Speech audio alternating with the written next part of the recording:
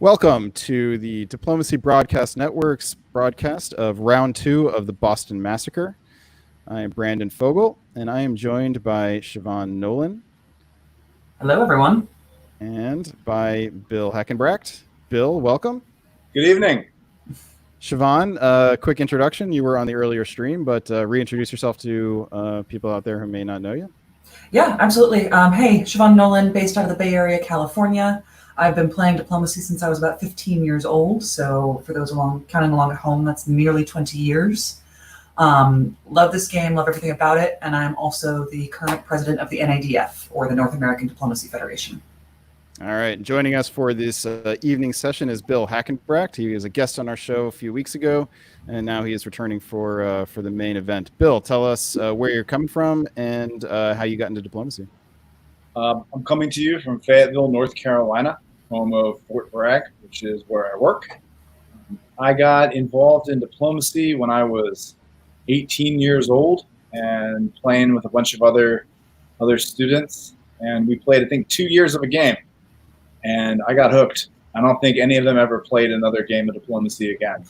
So this isn't for everybody, but if it's for you, you know it, and you just can't get enough.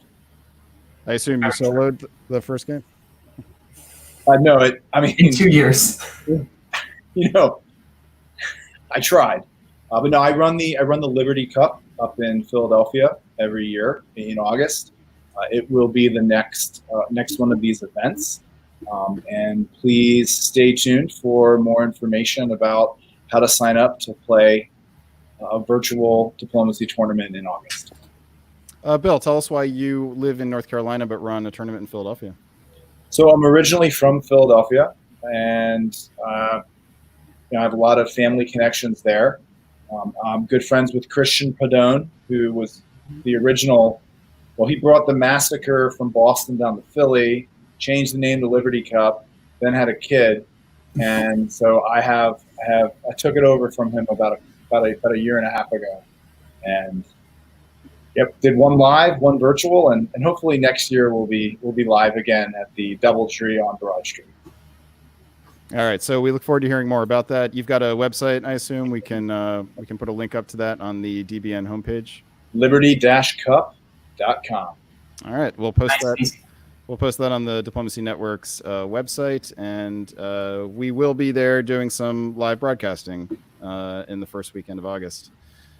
All right, we are here to talk about Boston Massacre. Round 1 is now finally in the books. We took 6 games to their conclusion on the earlier broadcast. 1 game was left suspended and resumed during the start of round 2. So there were 7 players or 6 players who were still playing. I'm sorry, there were 4 players left on that board, and they played 2 games at once until they finished game number 6, Greenway. So Yes. Why don't we start off by returning to that game? Bill, obviously you didn't, unless you watched the earlier part of this broadcast, you may not remember all the particular details. I'm going to take us there right now. All right, here is how things stood when we left this game in spring of 1911. Maxim Popov, who is a 15-year-old in Iowa, playing Russia, and played in Dixie, made a big splash. I think he won Best Russia there. He did, yeah. Yeah, David had said, which seemed apropos given his last name. So he was steamrolling pretty swiftly towards a solo, and he was sitting at 17, needed 1 more, but also needed to hold on to what he had. And in spring of 1911, he took Smyrna from this nice little perch down here to armies in Syria and Armenia. Yep. But lost Edinburgh and had the fleet piffed, which obviously is never good if you're Russia. But gained Belgium.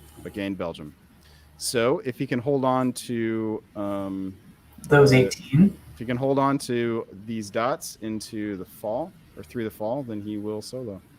And here's what happened in the fall. Yeah, Siobhan, you want to take it? Yeah, real quick. He did not hold on to Belgium, which not entirely surprising, which means if I'm counting this correct, he ends this turn on 17. That's right. Yep. And and France gets a build here, which Yes. is significant because they're this fleet squirts into Picardy, and Yeah, I mean, in theory, if he can hold on to everything else next year, he should be able to pick up Ankara.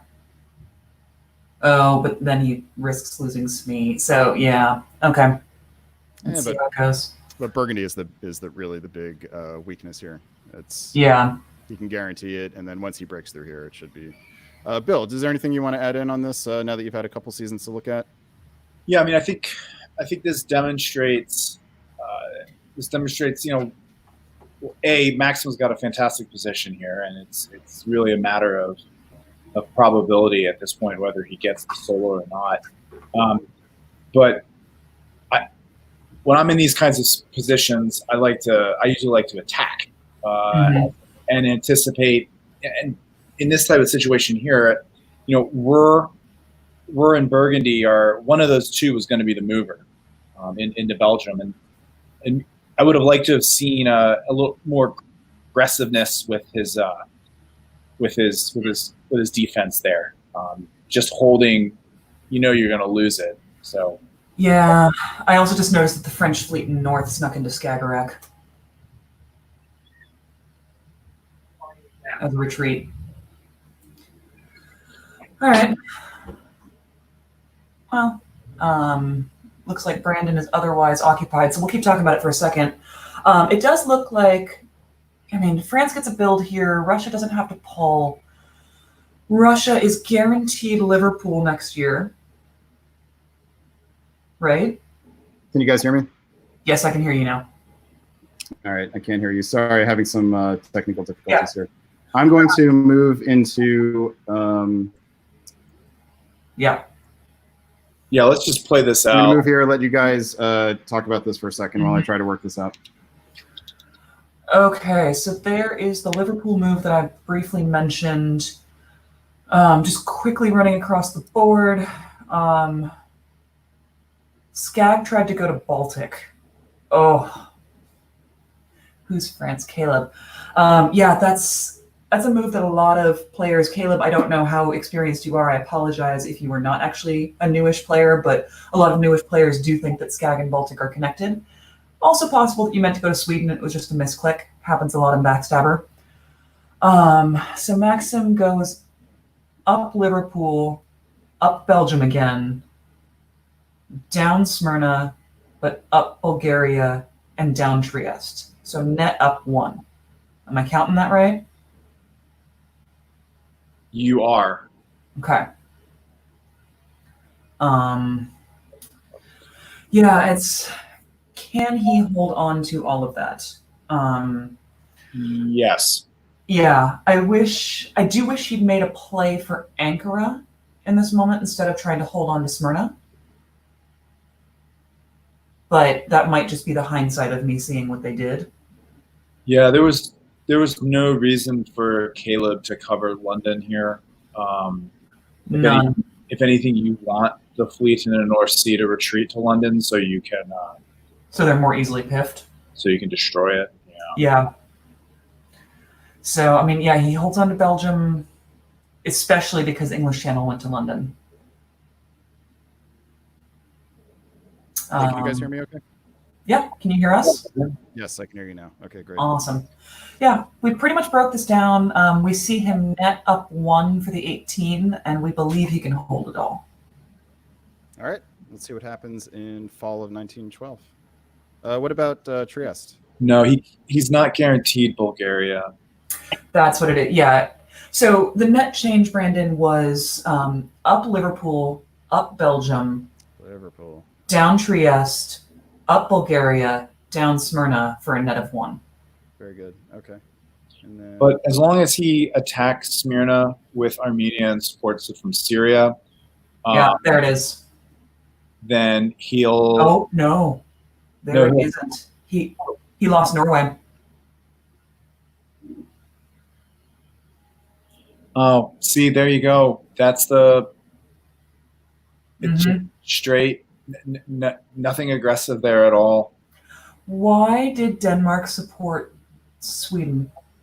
Oh, I suppose he wanted Denmark to hold so that that he couldn't support an attack on Denmark. Yeah, there were two on Denmark. So 2 on Denmark. Yeah. Okay. Yeah, but you can't beat the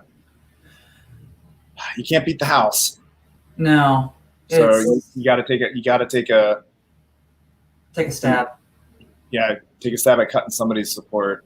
Mm-hmm. But do you guys? So for me, when I looked at this earlier, Burgundy seemed like the natural place to attack. You put armies through Burgundy, and this game's over.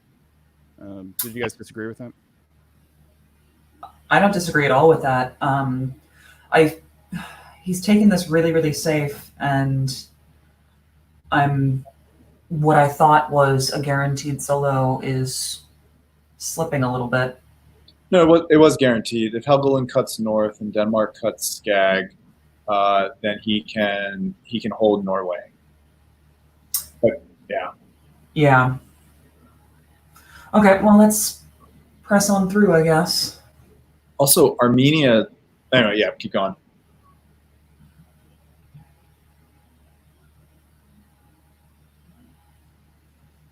Winter, he gets a build from a previous PIF. Yeah. I believe in Trieste.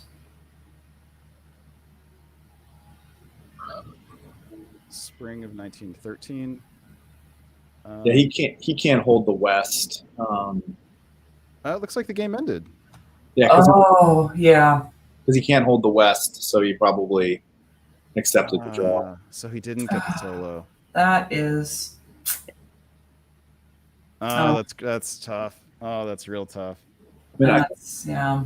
I think the kids call it first world problems when you have like so many units that You don't even know what to do with all of them. No, it's absolutely been there, and I know a lot of players that once they get over about 9 or 10 units get a little overwhelmed.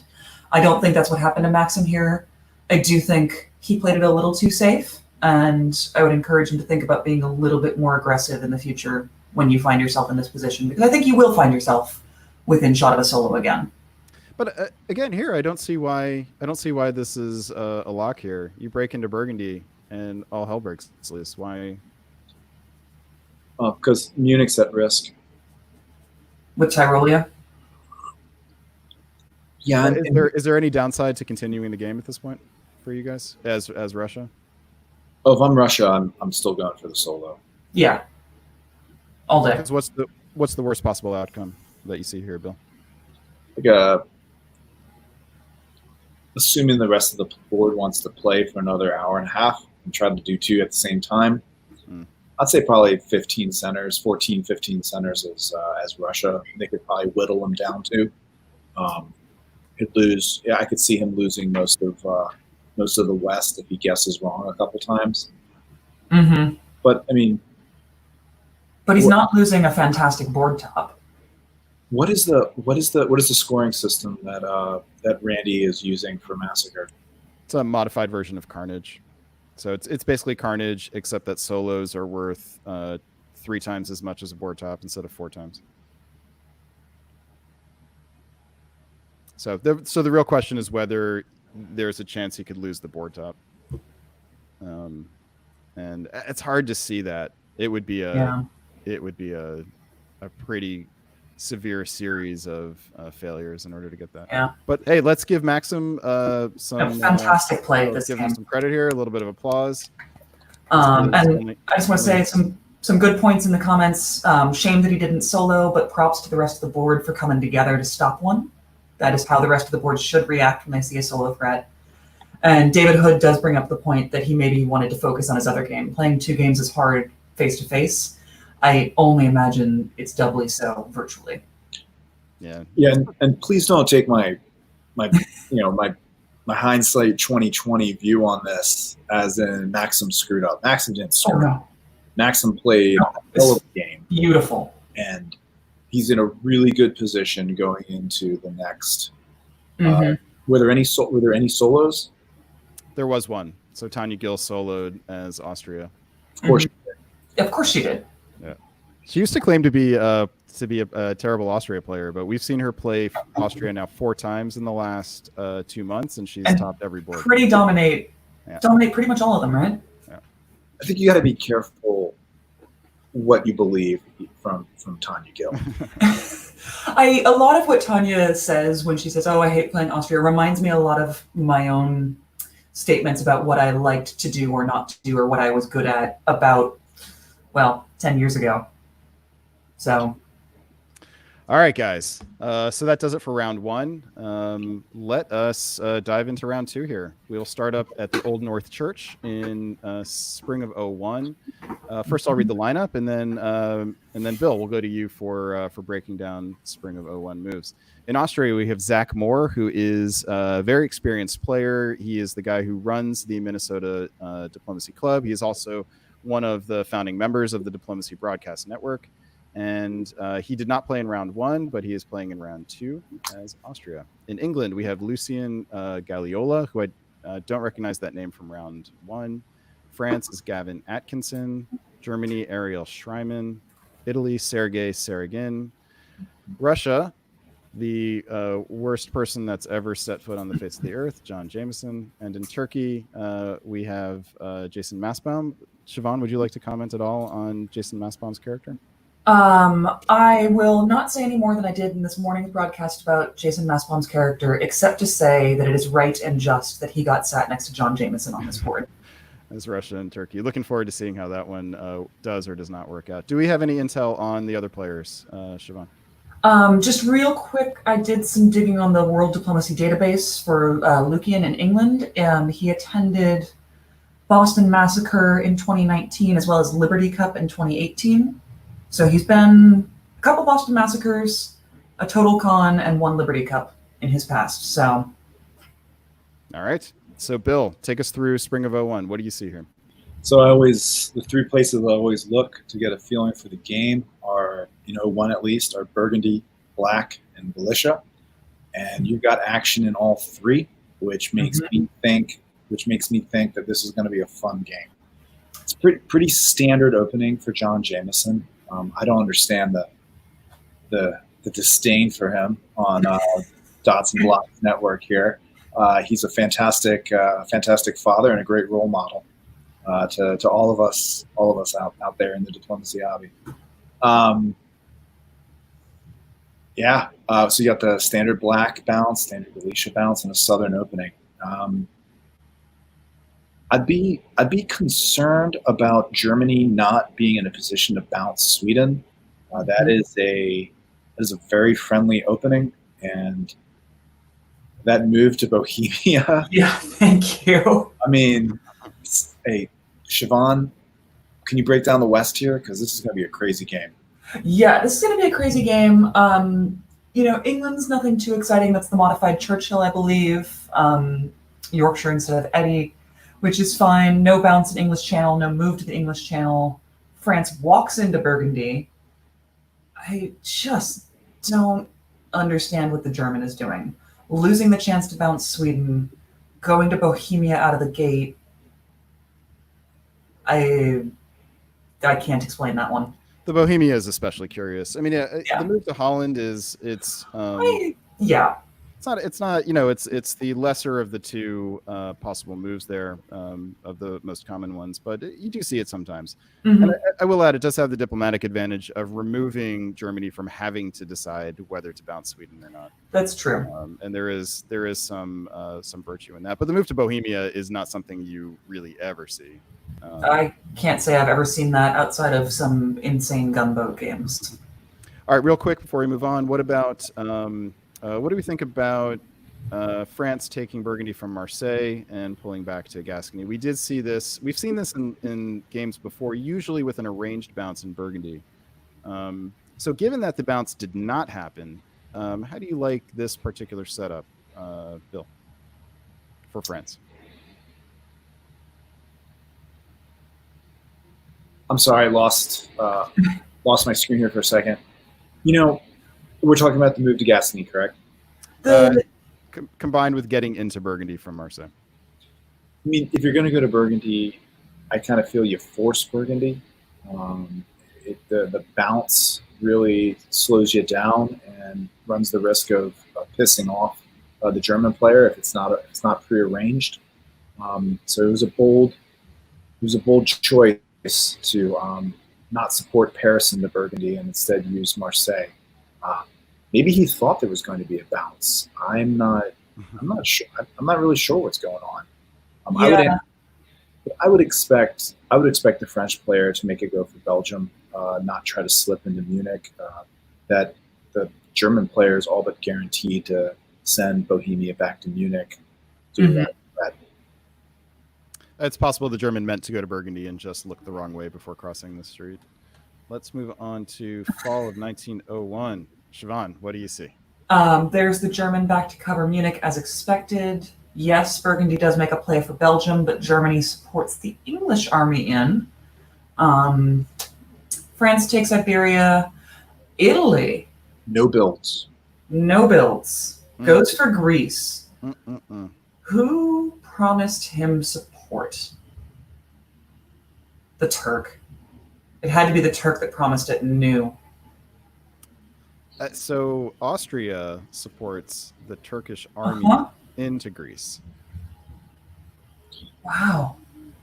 Bill or Siobhan, either of you. I'll let either of you take this. Why is this a really risky thing for Austria to do? Well, by not rebouncing in Galicia. Bottom line is, you can afford to have one enemy on your doorstep. You can't afford to have two. And right now, Austria just ticked off the Italian, and he's in a real bad position here with Russia having two armies on Budapest. Now, he's going to get a build. Sure. Which I assume is going to be Army Budapest, but now he's stuck in a defensive stance for at least the early game. There's got to be some. He's going to have to get to some talking and hope that and Jason don't tag team him in Serbia. No, he's absolutely got to negotiate fiercely to hold everything he's got.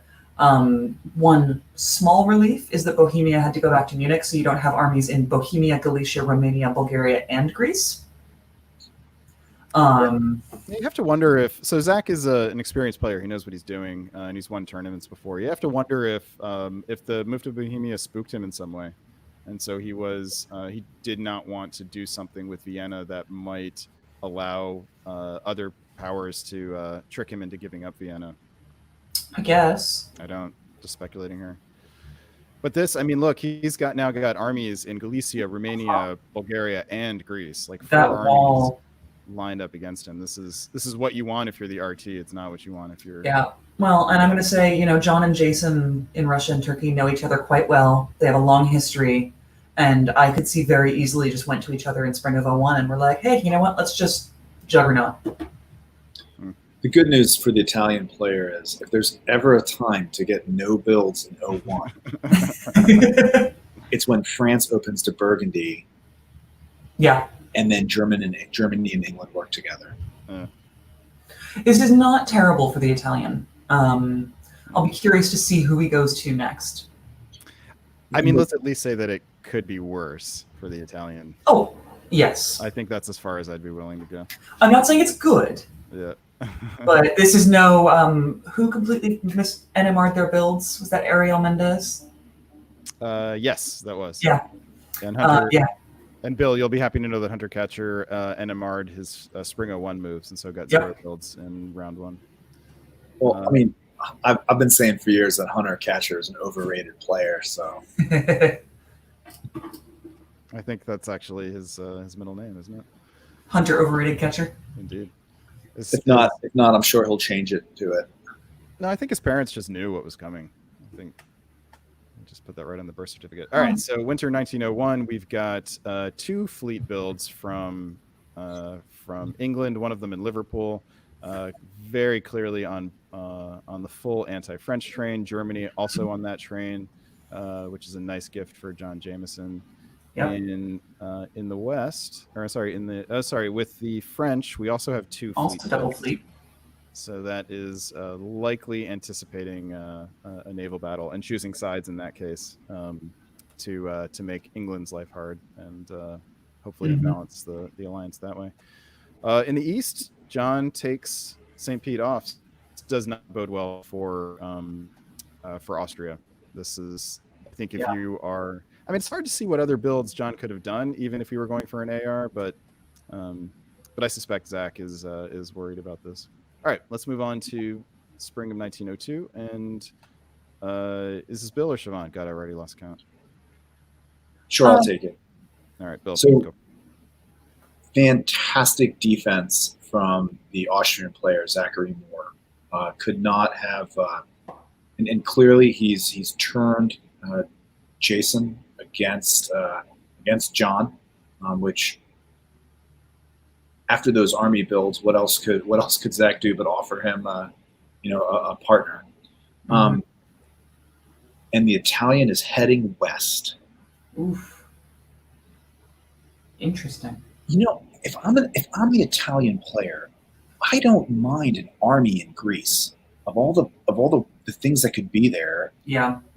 a Turkish army is probably the best. Almost as good as an Austrian fleet in Trieste. So Sergei's got a really, from starting off with 0 builds, Sergei's really in a good position here. Mm-hmm. And it's interesting to see that Germany went to guarantee Ruhr instead of taking the guaranteed entry into Burgundy, because they could have easily forced it this turn. That's It doesn't look like right, and England actually supported Kiel into Ruhr. That is very curious. Certainly inefficient if the goal is to attack France as quickly as possible. Yeah, and that might have been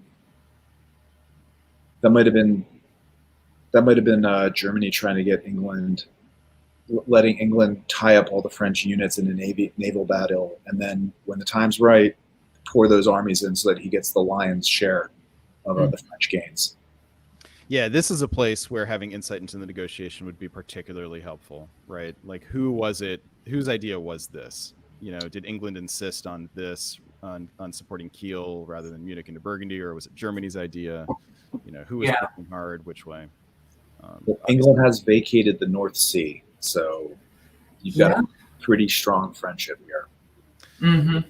Yeah, and unnecessarily, because London's just sitting there. London easily could have been the mover here. All right. Yeah, if it's me, I don't leave the North Sea, but. And why aren't England and Germany working together against Russia? I would look for that reluctance on England's part. It's either an NMR or either there's reluctance from England to see Germany gain too quickly. Yeah. Huh. Very curious. All right. At the very least, it's an inefficient EG. And at worst, it's a dysfunctional EG. All right. Let's move on to fall of 1902. Siobhan, you're up. Okay. Zachary Moore continues to fight back, forcing Galicia. Jason Massbaum gets no centers out of this year, but has bought himself an ally, which is great. Any chance to kill John Jameson is a good day. The French attempt to piff Belgium, where English armies usually go to die, but this time they survive with the help of Holland. Again, Denmark is tapping Sweden, and England wants nothing to do with it. And he's pumping the fleets out further into MAO. Yeah, let's take a moment to appreciate what Zach Moore has done here. From a position that really did not look very good coming out of 1901, he now has Romania, the build from it, as well as Galicia, and has managed to keep the Turk at bay. And seemingly, it'll be interesting to know what was going on over here in Venice. Yeah. But his position is very tenable now. There's a lot of possibilities to go for. Yeah. Here. Bill, what do you? Anything you like from this turn? Well, unless Zachary thought that he was going to be able to slip into Venice, this was a bad move. Now Italy can still build the army in Venice. It doesn't really change that much from the Austria-Italian relationship there.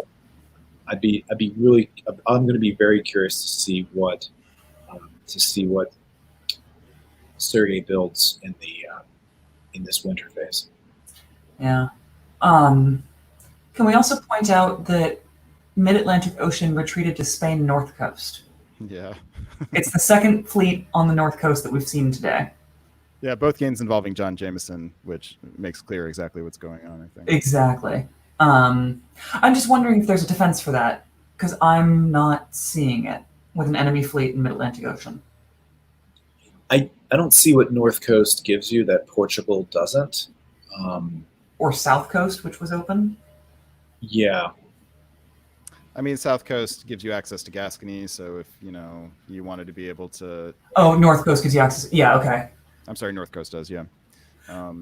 But it feels like he can slip into West easily, unless the Italian's on board with the Frenchman.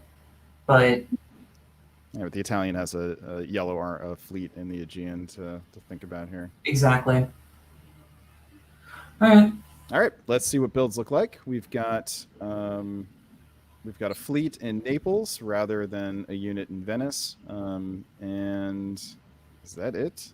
Army Vienna. Army Vienna. Oh, Jason moved the fleet out. Yeah. So Fleet Naples was kind of the only right call. Yeah.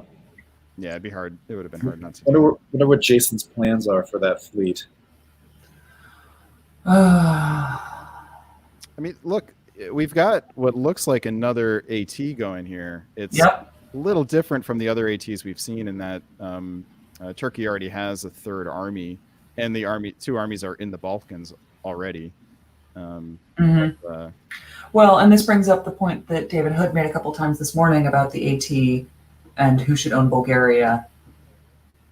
And it probably shouldn't be the Turk. Yeah, certainly not with an army in it. But I also think if Zach were going to go against Italy here harder, it's hard to see Austria attacking Italy strongly here. Just not. Yeah. Okay. What do you guys say we stick with this for another year and then move on? Works for me. All right. I'm hoping Jason. All right, Siobhan. Spring of 03. Whole lot of red arrows in the southeast. Austria moves one unit, and that's Vienna to Bohemia. Turkey moves none of the units. Italy takes Marseille with help from the German unit in Burgundy. MAO takes Portugal. And that's kind of all the movement. There's a whole lot of arrows around. Belgium tried to go to Picardy? Yeah. Belgium and Holland are trying to get away from each other. Yeah, and Picardy was supported by Brest here. Yeah, I mean, France is having a hard game here. There's no doubt about it. Yeah. Italy's use of Tunis is curious here. Yeah. Tunis to West. No, I think Italy's going to get 2 builds. Spain and Marseille. Do you think he'll get Spain as well? Do. He'd need help from the English to do it, which is not. It's not guaranteed with Leon and Spain North Coast, but we'll see. If he had confidence he was getting into Marseille, then actually this does make some sense. Okay. Yeah. All right. Let's look at fall of 19. Well, so let's talk a little bit about the AT here, and interesting set of moves here. Clearly, the focus on Germany is a little bit surprising for me, but clearly prescient. So there must have been something in negotiations that made Zach think that Germany was going to be a problem here. In the fall here, would you expect another movement against German here, or would you expect the Austrian units to help the Turks take Sevastopol? I think they're going to want to take a dot off John. I would expect Seb to fall. I don't think he necessarily wants to attack the Germans so much as keep the German from interfering in the fight. And holding him off for a season will do that. Yeah. Interesting tactics here, right? Like, it's not, Seb is not guaranteed. So, no. And they could guarantee Seb if Rum were the mover and Gal hit Ukraine, but it doesn't feel like that's what would happen here. Well, then Bulgaria should then backfill Romania. Yeah, I mean that would be the way to guarantee it. Mhm. It just doesn't feel like that's where they're headed with this. Which would, if they don't do that, then that opens up John to some options if he wants to take a risk, like Yeah. Ukraine, Romania, something like that. That would be really fun. All right, let's see. Indeed. Ukraine to Romania. They don't take Sev. Self bounce in Vienna. Italy does not keep Marseille, but does take Spain. I was right. He did get Spain. Yes. Not in the way I thought. France ends this year with only Brest and Marseille. Yeah, this is. Oh. It's just a tough. Oh, Gavin, that's rough. We feel for you, Gavin. Yeah. Turkey starts creeping up into Albania. Fine, I guess. Where exactly are you going with that? Maybe. I don't think Austria needs it to support Trieste. So is he just getting frustrated with the lack of movement? So did Sevastopol offer black support into Rum? Or is that support? I think it offered Armenia support into Rum. That's right. See, now if I was Jason, I would have taken that support. Yeah. Every day. Yeah. Explain why, Bill. Well, look at the available. If you keep working with Russia, if you keep working with Austria, excuse me, your gains are Sevastopol and maybe Moscow. If you start working with Russia against Austria, there's a lot more available dots. Romania, Serbia, Trieste, and you'd probably be the first one to Budapest as well. And then, as soon as you become those dots, you're now the most effective Austria-Turkey alliance I know, which is all the dots belonging to Turkey. Yeah. Yeah, especially with Greece, with having this army already forward like this. Oof. I mean, Greece could have walked into Serbia while Armenia took Romania. That would have been two right there. Yeah. You would have taken them down to Sev supports the move into Rum. Bull supports the move into Serbia. Any worries about an early leader syndrome problem in that case? Not if you're Turkey. No. Yeah, because what are they going to do? Yeah. Okay, let us check out the builds here. And we have an Italian fleet in Rome, really the only thing he could have done. But this suggests that he and Austria have worked out some differences. And might be some cooperation in their future there. France gives up on Brest. That probably means that Marseille is lost as well. And we got a couple more armies in the north. So EG looks like pretty solid here. Yep. All right, we will come back to the Old North Church in a little bit, but now let us go to the State House, where we find Melinda Hawley in Austria, Tommy Anderson in England, George Linkert in France, who I feel like we've seen him in France many, many times now. A few times, yeah. Germany, I'm going to try this, Leah Letourneau. Sure. Italy is Chicago's own Wes Ketchum. Russia is former world champ Nikola Sahuge. And Turkey is former independent presidential candidate John Anderson. And Siobhan, what do you see here in spring of 01 from the State House? The first thing that jumps out to me is, are we sure we're not on the same game that we just were? Because Germany's moves, including the move to Bohemia, France's moves, Gascony, Burgundy, the bounce in the black, the bounce in Galicia. It's the same moves. It's the exact same board. Let me see here if we have a little bit of a technical problem here. We have a technical problem. Okay. Because while not impossible, seemed unlikely. All right. Now what I really hope is... darn it. Uh-oh. All right. The worst thing is not that I duplicated the moves for both boards. It's the backstabber code. I put in the same backstabber code. The worst part is that these moves are for this board. So we actually... so all of the commentary we just did on board 1 is actually board 2. Yeah. So just replace all the names that we used. And we will go back to the real board 1. Sorry, Melinda, Tommy, George, Leia, Wes, Nicola, John. we'll come back. We'll pay you some extra special attention later. Melinda, you're having a hell of a game. Yeah. And John Anderson, the dinner bell's ringing, brother. Go for it. Oh, the dinner bell is. It's so different now that I know it's not actually John and Jason I in Russia know, and it Turkey, really is different. because they're players that I know so well. Then again, don't ever turn your back on Nicola. Mm-mm. No, that happened in round 1 this morning, and he benefited to some extent for that.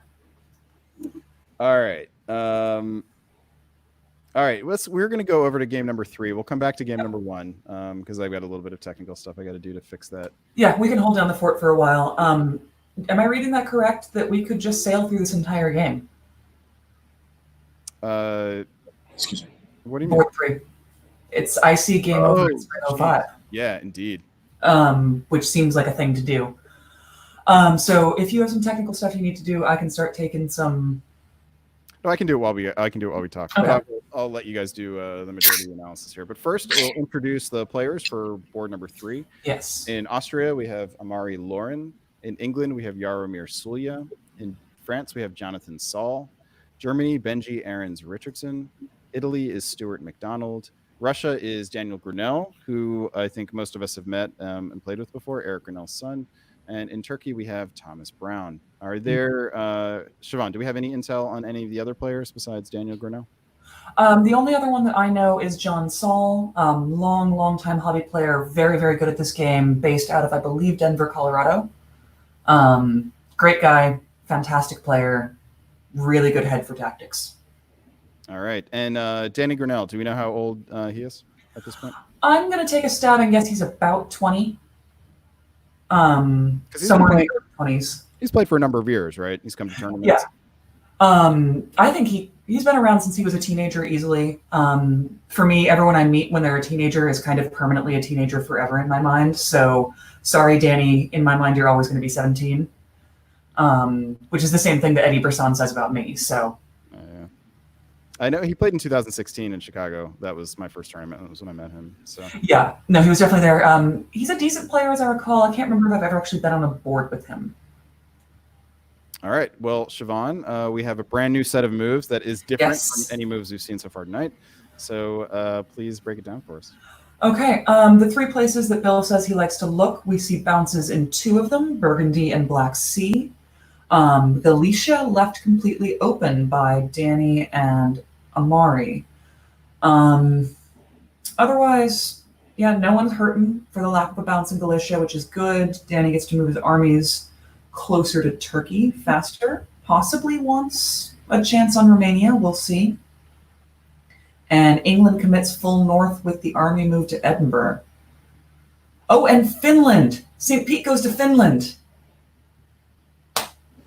Daniel Grinnell is taking a lesson out of, was it Brian Sheldon? Brian Sheldon and Matt Sundstrom both did it. And Matt Sundstrom, that's right. The Italian moves, committing both armies south. Interesting. I'm not entirely sure what to make of it, though he's going to get away with it because Trieste moved away, Vienna moved away, Munich isn't in Tyrolia, Marseille is not in Piedmont, so let's see what your plan is. It's not something you see every day, is it? Mm-mm. I almost never see this. All right. Let's move on to fall of 1901. And Bill, tell us what you see. So there are things you can do to make yourself appear non-threatening. Sometimes it's the Yorkshire pudding. Sometimes it's the Armenian bounce. Yeah. Sometimes it's sending all your fleets, all your armies to Naples and Puglia. I don't like it because I'm an aggressive player. But on the other hand, I think it's going to work out for Stuart. Mm-hmm. Danny's got some problems in the north. But it's survivable as long as he can somehow talk England into not taking St. Petersburg with that army. Yeah, that's the key. And you see here the danger the danger of leaving Galicia totally vacant. Usually, if I'm the Austrian player, I like to see Warsaw move to Ukraine and maybe Moscow hold. as opposed to, in this case, when Moscow's the mover and Warsaw is still there. Yeah. It opens up the door for this.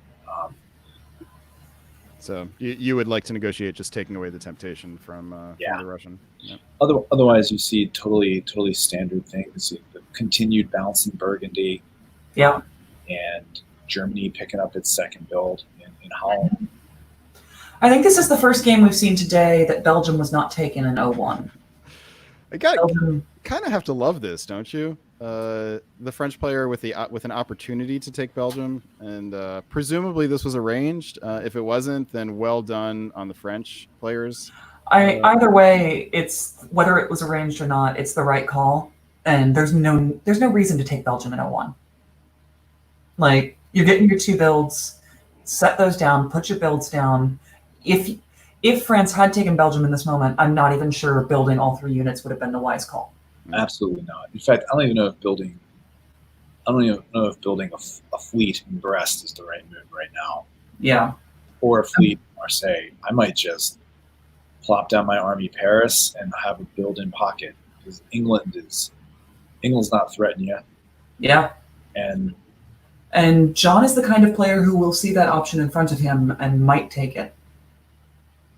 Is Bill, is your reasoning there that it's not clear to you who's a better choice of ally for you, England or Germany, and you want to give it a little bit more time to see which one of them is going to sort of make a mistake or create an opening or look like the better choice or worse choice for an ally?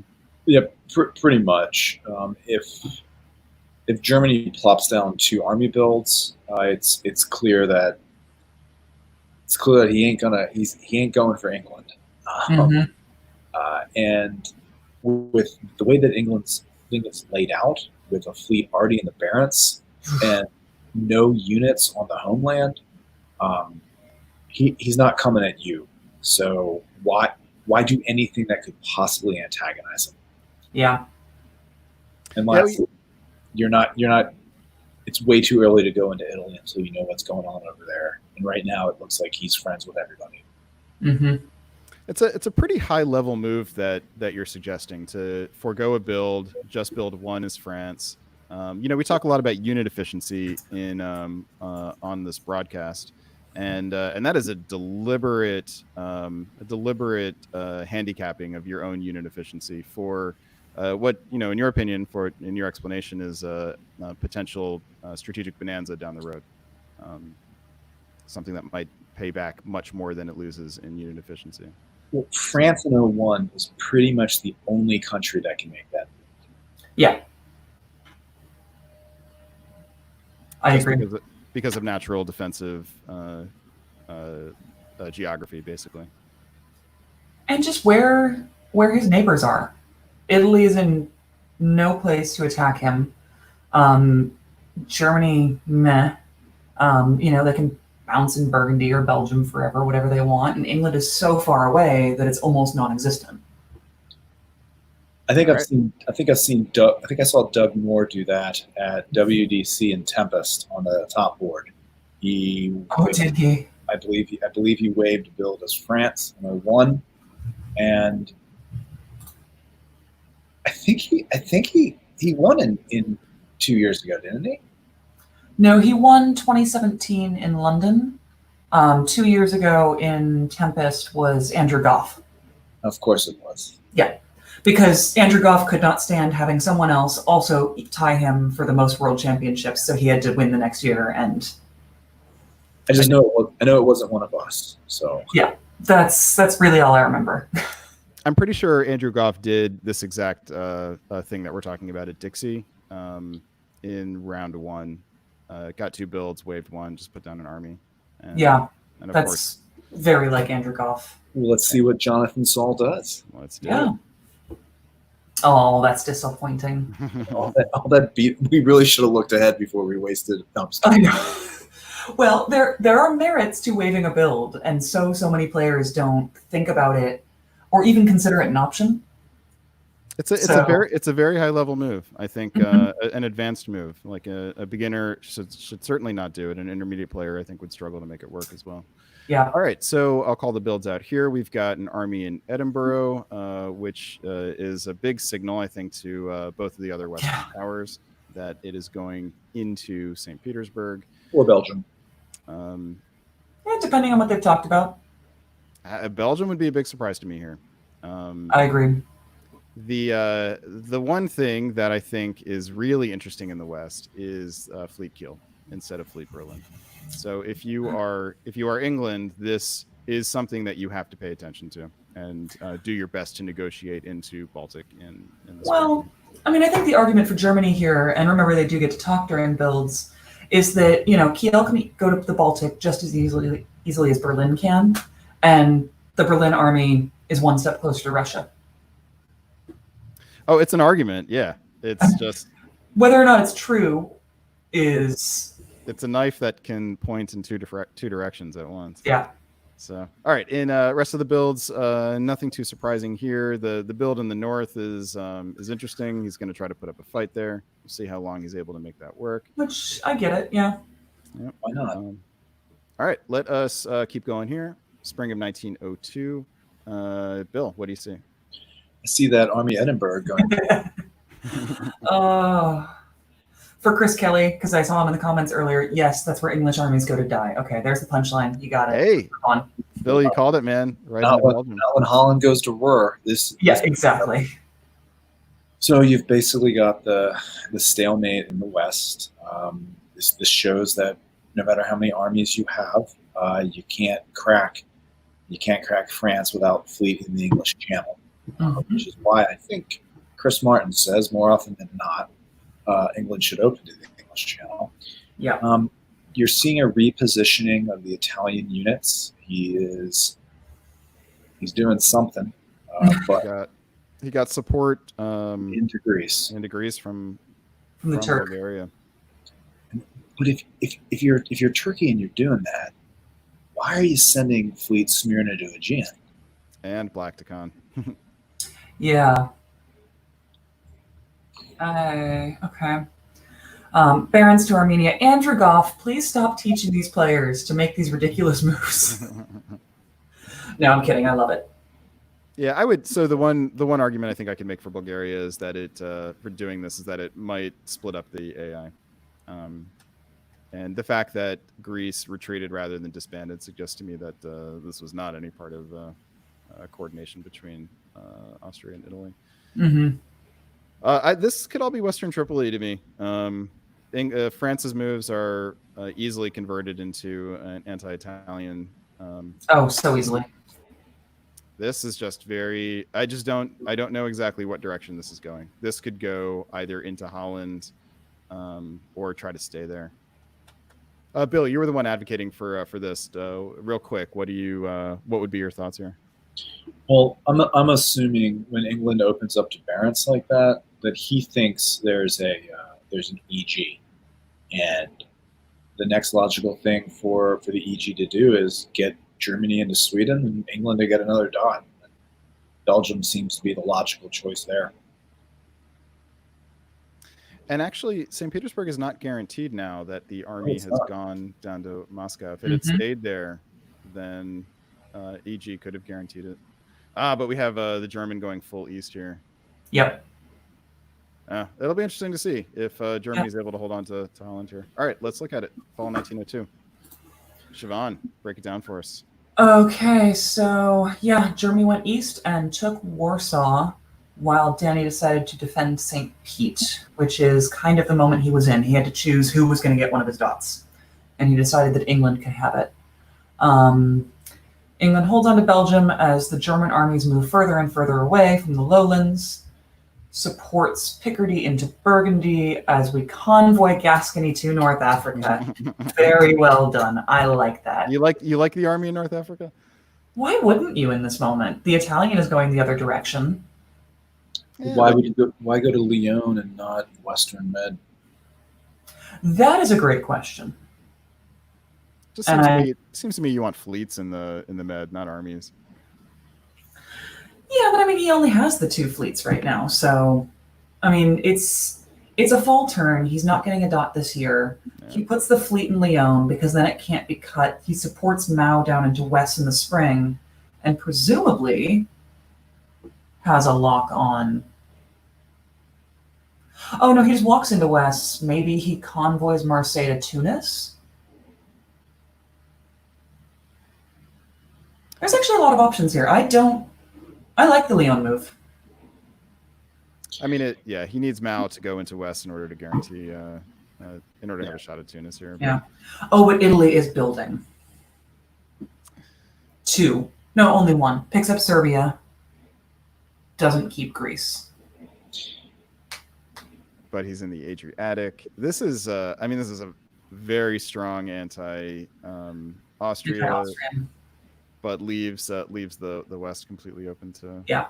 And I can see John Saul's gleeful little face right now. All right, let's keep pushing ahead. Winter 1902. The builds, we've got another fleet from Turkey and an army. This is a plausible follow-up for advancing against Austria. Eric, never put your phone number on the internet. Yeah, bad idea. All right, but we've got two more armies in Germany, another fleet in England, which is precariously positioned in London. Really could go a number of different ways. And let's push ahead here. Spring of 1903. Bill, tell us what you see. Ooh. Oh dear. Oh no. Well, I see why Daniel. I see why. I see the fleets going a different direction now. Mm-hmm. Though Bulgaria's south coast isn't the most strategic of. Did we have a French NMR? Yeah, I think that was the sound of pain that both Brandon and I made when this came up. It looks like an unintentional NMR. I'm looking at Corey has some board notes here. She's the GM. That's unfortunate, John. Yeah. No, but continue, Bill. Sorry. Yeah, I'm so sorry. Okay, so we have a successful defense by the Austrian player. Clearly, it's a IT now. Yep. And they are in a great position to run this board, especially if France is taking it. Yeah. Oh. Well, I mean, it's not the worst thing that Mao didn't go to West, which was, I think, what we would all presume would have happened had John gotten his moves in, considering the move from London to the English Channel and Belgium to Picardy. Yeah, if Lyon had been in West, obviously he gets Tunis here. Yeah. But he's losing Brest no matter what. There's nothing he could do to stop that. No. So, all right, let's keep going here. Fall of 1903.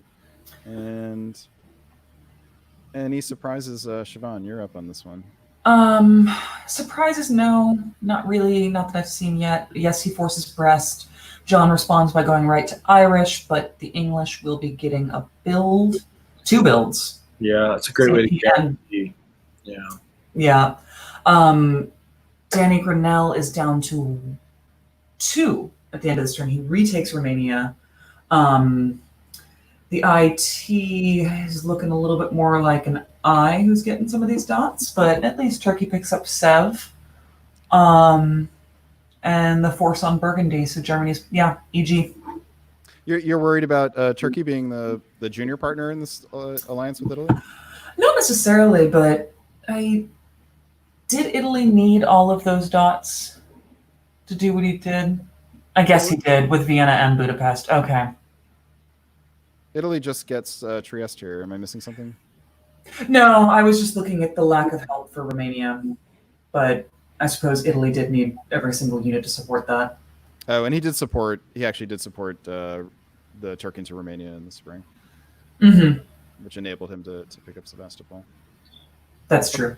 Okay, winter 1903 builds. 2 more fleets for England, and some disbands from Russia and Austria. Austria keeping Albania and dropping Budapest. Hard to see who he's hoping to help more with that.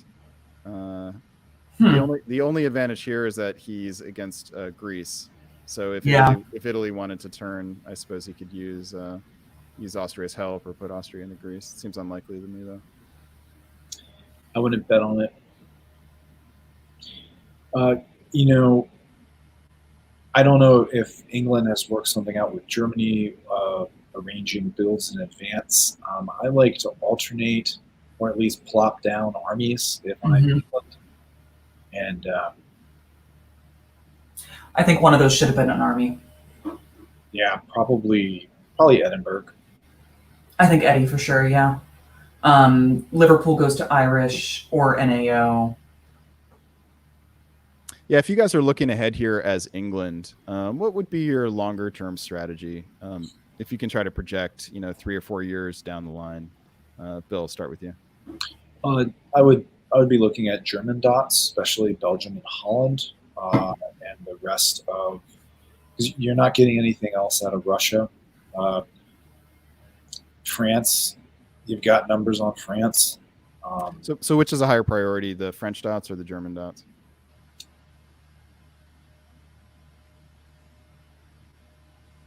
At this point, if you built that army in Edinburgh, German dots. Yeah. I think France is a wounded animal right now and can easily be turned to say, hey, okay, you know what? I got my couple. Let's do something about this German threat now. Got it. And with some decent negotiation, you could probably have while not friend, someone who would work with you temporarily.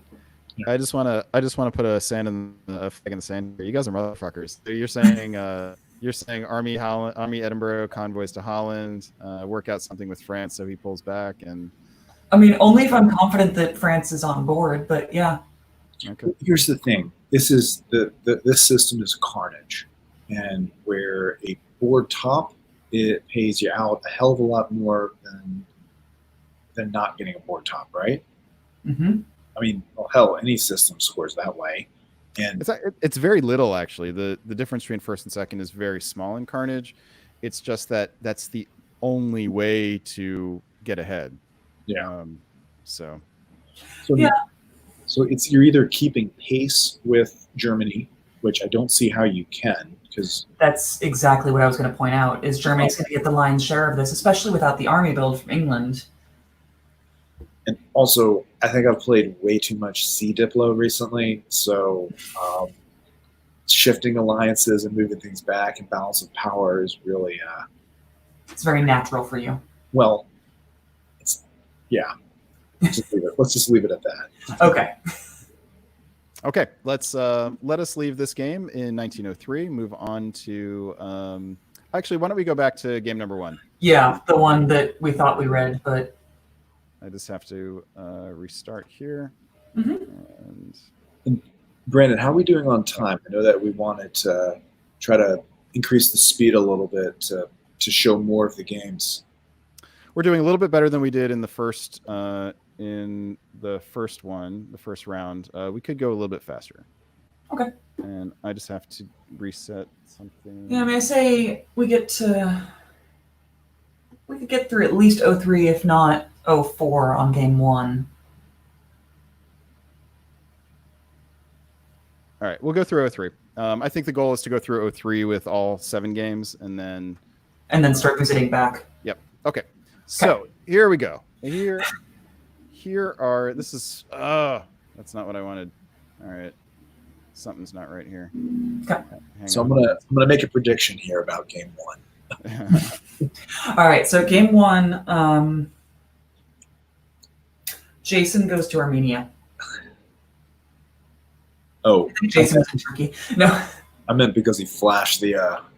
Oh, was that the actual game? Yeah. Did any of it register for you? It didn't for me. No. I wasn't actually paying attention. All right, we need to give that a second to download because that was the problem we went to too quickly. So let's go to game number 4. Mm-hmm. Here we have Austria is Michael D. Micheli. I hope I'm saying that right, Michael. In England, we have Karl Ronenberg. France is Samuel Feldman, the teenage wonderkind from Texas. Germany is Hal Schild. Italy is the tournament leader, Tanya Gill. who claims that Italy is her worst country, which is something that she was saying about Austria up until a couple months ago. Up until cough cough solo. In Russia, we have Aaron Gottlieb, and in Turkey, we have Rick Desper, who is a long-time hobby player, correct? Oh, yeah. Rick Desper is out of the DC area. I forget exactly where he lives. He's been playing with the PTKS, Potomac Tea and Knife Society, for years and years and years. Very good player, very nice guy. Love working with him. Solid ally if you can get him. All right, let's talk about Spring 1901 moves. Bill, you are up on this one. Well, before we jump into the moves, Randy has posted that nominations for Player's Choice are still open. Yes, so please send us in. Yeah, so for those of you who haven't put your nomination in yet, the opportunity is still there. A bouncing. Hold on a second. Can you say a bit about what Player's Choice is? Player's Choice is the most coveted title at any tournament because it's the individual that the other players voted as the one they most enjoyed playing with. And as we all know, there's only one Andrew Goff. So what else can the rest of us really play for other than the adoration and admiration of our peers? Yep. Except Andrew Goff is so nice that sometimes he wins the tournament and then it's just really not fair. That's just deeply wrong. Oh, the two cutest and cuddly things that come out of Australia are koala bears and Andrew Goff. Yep. It's very true. I said this before in the previous broadcast. I think of Andrew more as a magical elf than a cuddly teddy bear. Let us turn to board number 4. Bouncing Burgundy. Love it. Love it. But if I'm going to bounce in Burgundy, now the problem with this move is Paris has nothing else to do in 01 but go to Burgundy. And so you've telegraphed that opening and that move again. And Tanya Gill, who's that English player that won Worlds at Oxford about 3 years ago? Ooh, Toby Harris. Yeah. So in his expert's guide on diplomacy for Italy, he writes, if you can work with the Austrian player, Austria and Italy make a fantastic alliance. And if you can't, become the Austrian player. And Tanya has taken a page out of that. And we'll see how far she goes. We'll see. At least in the Chicago hobby, it's very common for Austria to let Italy have Trieste, and I've seen this more and more in the tournament. If we end up seeing Ionian go to Aegean here, for example, I think that would be a tell that this is agreed upon. Yeah. And obviously, there's also the standard key openings that this could be a precursor to. The thing that stands out to me among Austria's moves is the fact that Galicia was left unopened in combination with vacating Trieste and got away with it. Yeah. So there's a level of coordination here with Russia that you wouldn't necessarily expect to see from Austria if they were working this closely in concert with Italy. So that's a potential warning. There's nobody in the Ukraine. Oh, and there was no move. So Galicia's empty and Ukraine is empty. Yeah, this is not something you see very often. The northern opening from Russia combined with the hold in Warsaw. Wow. We don't know anything about Aaron Gottlieb, right? The Russian player. No, not a thing. We can tell he's trusting. Yeah, indeed. Which is an okay trait to have, but sometimes is painful. All right, let's look at Fall 1901. And Siobhan, you are up here. So Russia still gets Romania. Nobody tried to bounce him out. Austria even supported him in. Italy holds on to Trieste with no attempt from Austria to retake it. Ionian takes Tunis. English army goes to Belgium and takes Norway.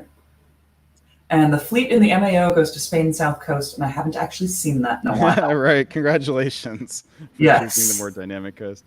One other thing here, Munich goes to Silesia. Munich goes to Silesia, yes it does. Yeah. Well, I guess if you're going to piss off Germany, you might as well go full to the wall. Russia. Germany's going to piss off Russia, yeah.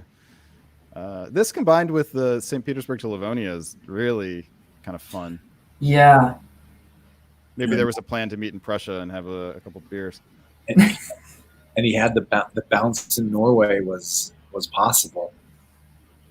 Yep. Oh yeah, So many things were possible here. indeed. All right, let's keep on going ahead. We got winter 1901. England gets 2 builds, which is always nice. England and Italy both getting 2 builds in the same game. Always interesting.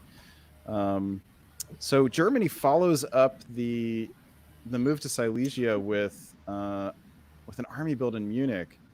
I could have seen Fleet Kiel, Army Berlin here, but I guess with Army Burgundy there were fewer options there. Let's see, we've got Army London and Fleet Eddy, which obviously is French friendly, and the French builds 2 fleets, which could be Western Tripoli and could also be I have my eye on you, England. All right, spring of 1902 is let's see, Bill, I think you're up on this one. Well, I think you did use the word Western Tripoli. And this is what one looks like. But it's not going to go very far. You were right, Brandon. Perhaps it wasn't quite the snake in the grass move by Tanya, but one that was arranged so that she would be able to get those 2 builds. yeah. I have seen that myself a few times as well. From Austria, I never willingly accept it, but I did once and it worked out well for me. yeah, I did once, and Adam Siegel took all my dots. Never accept anything Adam Siegel offers you. Oh, I mean, Siegel. Yeah. No, I played that with Jan Kluwe once, and it was fantastic. Was this at the Masters? That was Masters in 2015 in Gulf Shores, Alabama. I know. That was, it's a shame we haven't had one of those in a while. I know. But let's talk about this spring moves. All right. Well, you clearly have the center of the board, the eastern half of the board, working in concert there, between Italy and Austria, holding back Turkey, and get in position on Germany. This is what you need to do in order to break open that triple. Find the weak spot and go for it. Yeah. And it looks like they've found it, and that is some inefficient moves by the West, some unfortunate bounces in Bohemia and Norway. It's gonna slow these guys down. I have to say, I kind of like this. If this was the plan, if this was why Germany moved Munich to Silesia in order to put it in Prussia and eventually convoy it to Sweden, I don't know if I love the ultimate positioning there, but I like the foresight in planning that far ahead. What do you guys make of Budapest to Romania? Does this expose anything concrete for you, or too hard to know? It's difficult to know.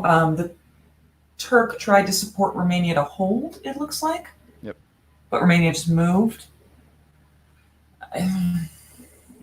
Clearly lack of trust between there's a lack of trust, and I think Rick Desper's a little frustrated at that lack of trust. All right, let's move forward. See fall of 1902 and Siobhan.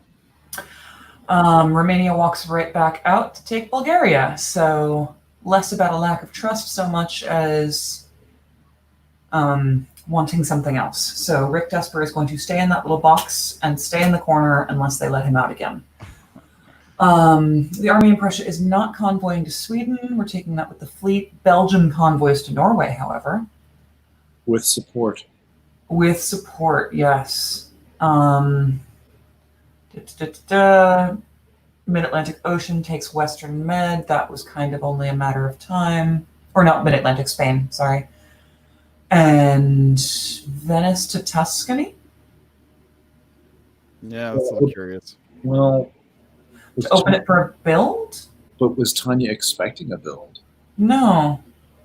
There was a potential convoy of Marseille to Tuscany, which is a personal Oh, okay. favorite of mine. Oh yeah, nice call, man. No, yeah, you're right. Very nice call.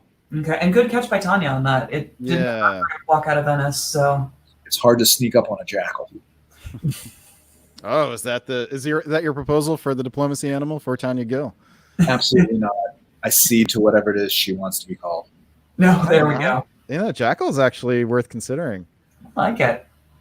It's strong. It's strong, and Tanya is strong and also crafty. So They work well. They work well individually and as a group. There we go. All right, it's on the table. Okay. Rick Desper has to be kicking himself here because this is he had the capacity to hold Bulgaria with 3 if he just wanted to play defensively and until something else broke in the alliance. He has a good defensive position here, so he must have gotten talked into something greedy here. And Yeah, that's unfortunate. So well done diplomatically, I assume, on Michael DiMichele's part. Mhm. And let's keep on going here. Winter 1902 on the builds. We've got Austria plopping down another army, Germany plopping down another army, and that's about it. That's all she wrote. So we got big army bundles in the middle of the board. All right, spring of 1903. We are back to you, Bill Hackenbracht. Wow, fantastic.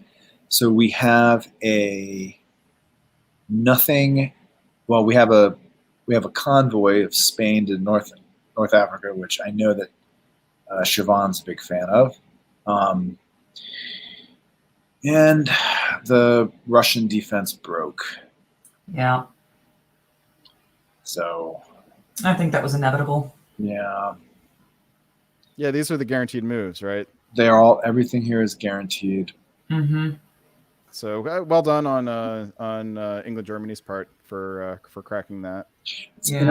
It's understandable that Tanya wouldn't force Piedmont, but You think it's the wrong move? no, I don't. I think Okay.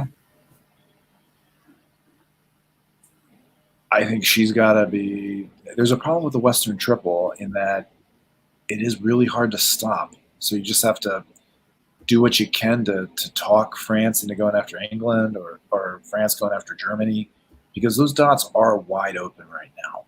Yeah. Yeah, that's the way to do it here, right? Is whichever one catches an edge, just get them to turn. And in England is the one, isn't it? England gets a build here. If anyone's going to turn, England moving on France. So here's a place where the keeping of the fleet feels really savvy, actually, just as a deterrent to England. All right, let's keep on going here. Fall 1903, Siobhan, you are up. And Mid-Atlantic Ocean moves. And a whole lot of red arrows. Oh, here Tanya forces Piedmont, but loses Tyrolia as a result. Piffs Tyrrhenian Sea to rebuild it. Yeah, she pulled it. To build as Venice, maybe? I guess.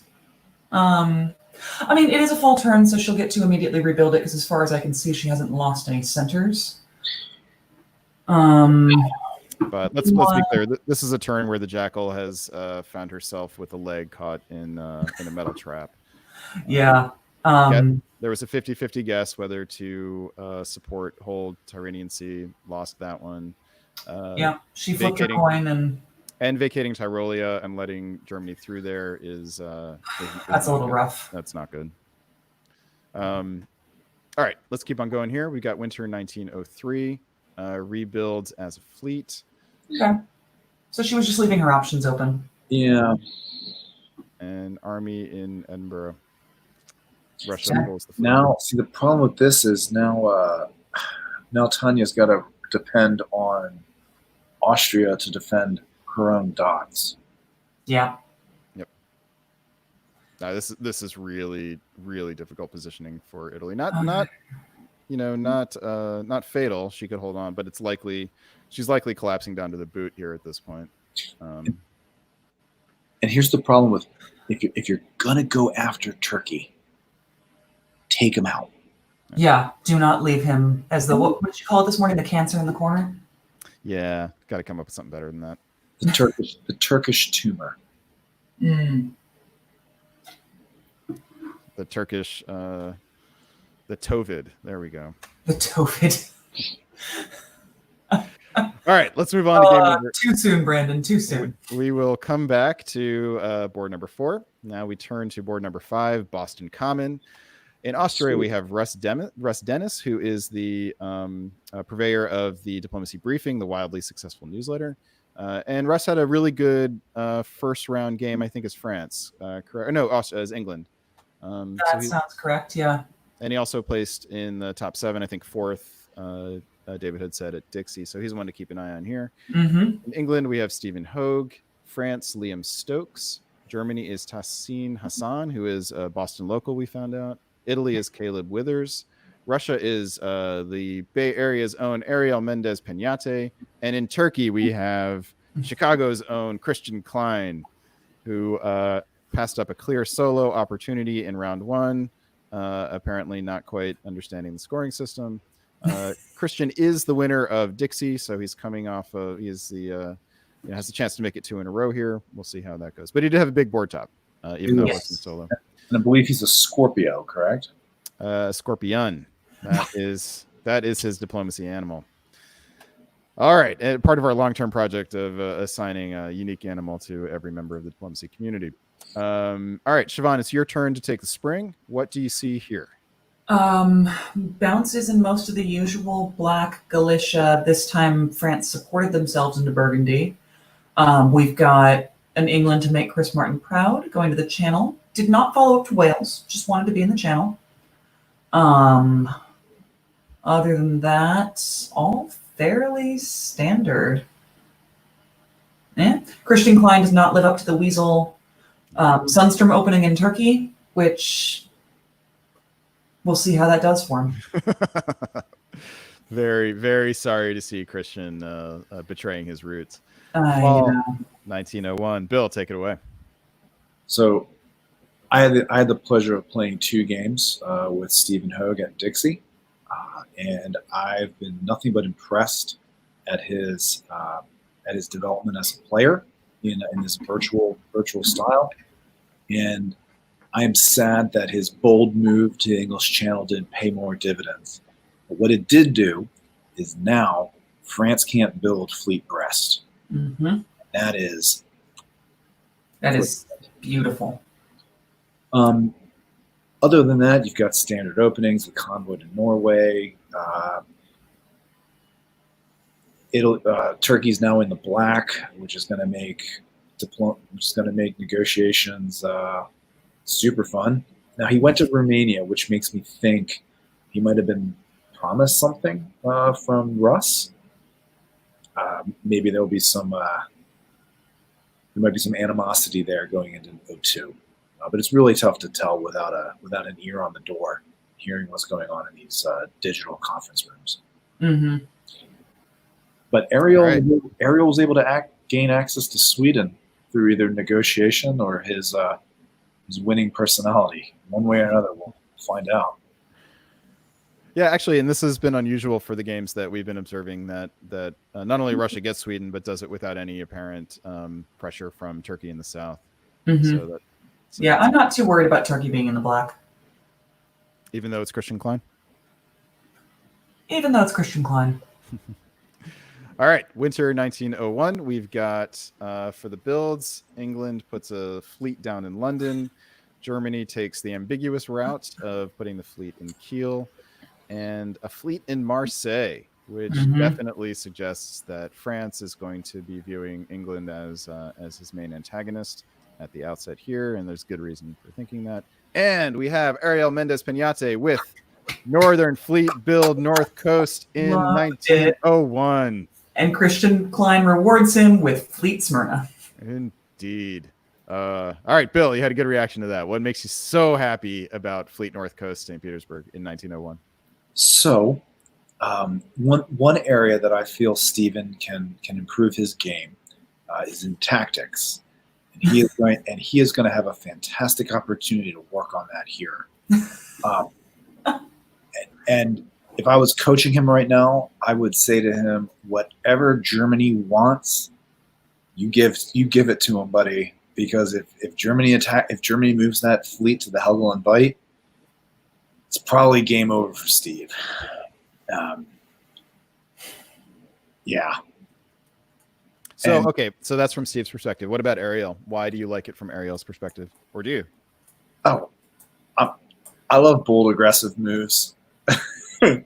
I think Ariel picked the perfect time to do this, especially when you see that England's engaged with France. That really creates an opening.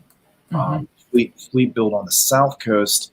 That's all that's going to do is antagonize Germany, and kind of how we discussed earlier that the sending both armies to Apulia and Naples, or the bounce in Yorkshire, you're presenting a posture of non-aggression. I'm sure you can come up with a clever animal analogy for that later. But I guess the armadillo up in Russia here is he is presenting as unthreatening a posture towards Germany as he can. But he's still maintaining that protective shell in Warsaw. So an armadillo would build Army Liverpool, I think. So that's very true. I think we may have it. But this is a very un-armadillo-like move, which is your point. All right, let's keep on going here. Spring 1902. Siobhan, you are up. Spring 1902, Ariel makes use of that fleet in St. Petersburg to take Norway right off the bat. England has issues with the German going to Helgoland Bight. So the French fleets march their way. Well, not even really. Just, I'm going to take Iberia. I'm going to hang out here. I've got nothing to worry about from Italy behind me. And some movement in the Balkans as Russia takes Bulgaria, and yet another Turk is stuck in his little box. This feels very nice for Ariel. He's got a problem of it would have been nicer for him if if the Norwegian army had been disbanded. And yeah, but this is very interesting. All right, let's keep going here. Fall 1902. Bill, take it. Well, England. Let's see here. Does England does not take Norway? No, nope. Thanks to the Denmark cut its gag. German army or fleet. Yeah. Oh, wow. They made all the right choices there. Yeah, this is a spectacular set of moves by, or a spectacular successful set of moves by Russia and Germany together. Mm-hmm. So in face-to-face diplomacy, sometimes another player will hold his pad a little bit low while his orders, and it gives you the opportunity to make these kinds of moves. Mm-hmm. I'm doubly impressed at the level of coordination and luck between France, Germany, and Russia here. Really, really well done. Moving over to the southeast portion of the board, there's now an Italian army in Albania, when clearly the Austrian thought he was going to the Aegean. So yeah, there's trouble brewing in the Balkans. Yeah, there's trouble brewing for the Austrian with Russian armies in Romania and Bulgaria and an Italian army in Albania. Yeah, and the fleet goes to Apulia. Clearly, clearly Italy is going for the knife dive here. All right, let's keep going here. We got winter 1902. Sees France with a really nice rebound from a difficult 1901. And now is sitting at 6 and in a very comfortable position. Goes for the safe army build in Paris and chooses a third fleet here, which definitely signals that he is going after the British Isle. And other than that, we have a choice of disband, and Ariel has to put down an army. That's his only choice here. That was the only choice. There was one other choice. Okay, yes. Well, there's always the option to waive. All right, let's go into spring 1903. Siobhan, you're up. So yes, it looks like the English player has decided to keep the units that will be most annoying to our dear friend, the Russian, which is going to work for a little while. Ariel's got some work digging him out of Sweden and then wherever he retreats to, and so on and so forth. Let's see. France will be guaranteed Liverpool. Germany convoys onto the island. France also takes London. Yeah, this is brutal. I mean, Germany supports an attack on Eddie in the fall, and that's it, right? Yeah. Yeah. So it's Well, Sweden. Oh, yeah. Okay, so the whole Sweden-Norway dance. If Germany is willing to help Russia back into Sweden, then it's done. That should be a big if. Yeah, we're going to see. We had seen some coordination between the Russian and the German, though. So, other than that, not much happening down in the east. Apulia goes to Adriatic, and then a whole bunch of red arrows as Italy tries to take Greece, and Turkey tries to take Bull. And Aegean still supporting Ionian, or Greece still supporting Ionian to Aegean. There is something to say about follow through, and Russ is following through on his offer of assistance here. Yep. We now have, I think you mentioned there's now an Italian fleet in the Adriatic, There which is. is the exact wrong place you want to be when there's a French fleet in the Gulf of Lyon. And especially when that French player is about to get 2 more builds and be at 8. Be at 8. And have and have no more northern dots to go for unless he turns on Germany, which would it'd be peculiar to do that at this moment, right? I think if you're France, you would want Germany to move the units further away so that you can get the jump on them.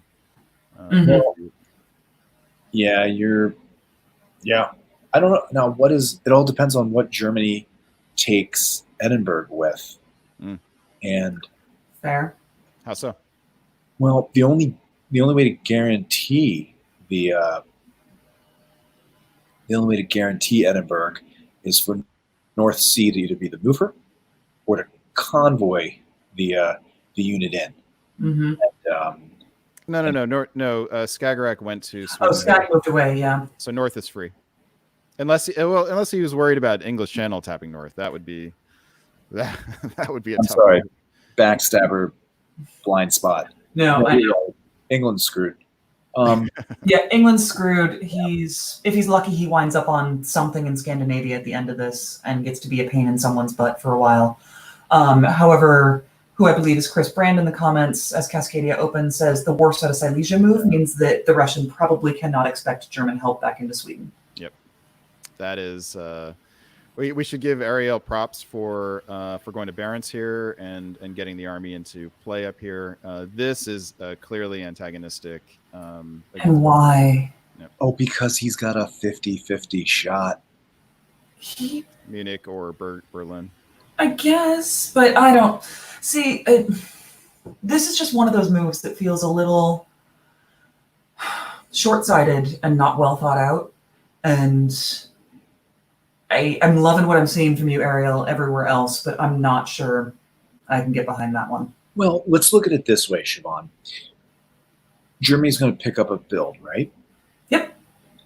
Where's his next build coming from? It's got to be Scandinavia. And who owns Scandinavia? That's a very good point. So keep some chaos in Scandinavia. Yeah, okay, I'm with you. I just like bagging on Ariel. It's really tough because Germany has the same choice that France has, which is to go one way or the other, and it does seem like these Scandinavian centers would be tasty. But Ariel's this one unit can't necessarily do very much, and Turkey's still a problem down here. If it's me, I probably want to find a way to use this unit in the south somehow to either advance against Ukraine, or either advance against Turkey and get him out of the way with, or turn on Austria here. There's a real danger for Ariel of getting himself spread out. No, I'm not disagreeing with Siobhan because she's wrong. I think it was a move. I think it was too soon. Yeah, and that's kind of what I mean about the short-sighted and not well thought out. To again reference Toby Harris, there's something called the dead zone between Prussia and Tyrolia. And when you go into it too soon, bad things happen. Yeah.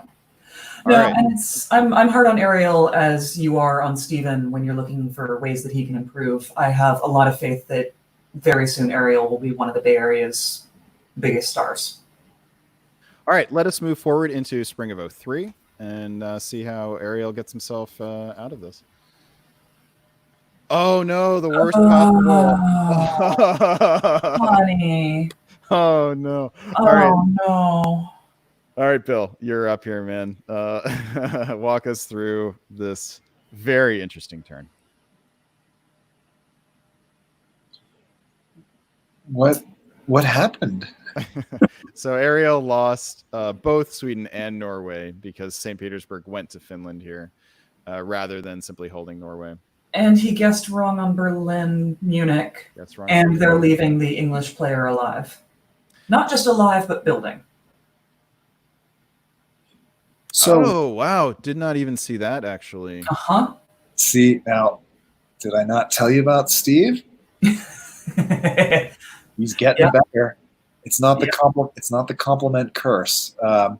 No, it's a rough break for Ariel. But let's take a look down here in the south. I think you finally see some things breaking in that Russian-Turkish alliance. Austria just lost Greece. It's going to be in a bad position to hold Bulgaria. Mm-hmm. Yeah. This breaks my heart. This is rough. Yeah, I think that I think a more bloodthirsty player probably would have had this army in Galicia and would have turned on Austria here. Yeah, I mean, he winds up not having to pull because the fleet in Norway. He still does have to pull. I missed one. But real quickly, Irish not taking Liverpool here. What is the long-term strategic advantage for France doing this? Siobhan, can you see it? He doesn't need to put down 2 builds right now. What's the point in it? In theory, it's there later. It gives him some time to sort of redistribute his units, only put down 1, not look quite so threatening. Russia's going down to 6. France will be on 7, and Germany will be on 6. So don't make yourself a target if you don't have to. So playing the long game. All right. Winter 1903 builds. Fleet Liverpool. Well done, Stephen Hogue. There's a chance that France didn't know that Germany and England were working together in Scandinavia. Fair. And because otherwise you take Liverpool, and then that keeps England at 3.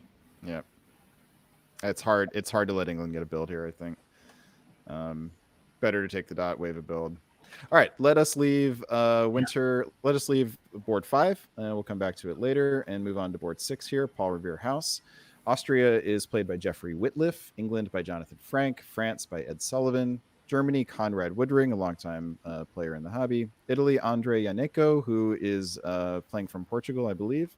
Russia is Kleiser de Graaf, who is playing from Belgium in the middle of the night.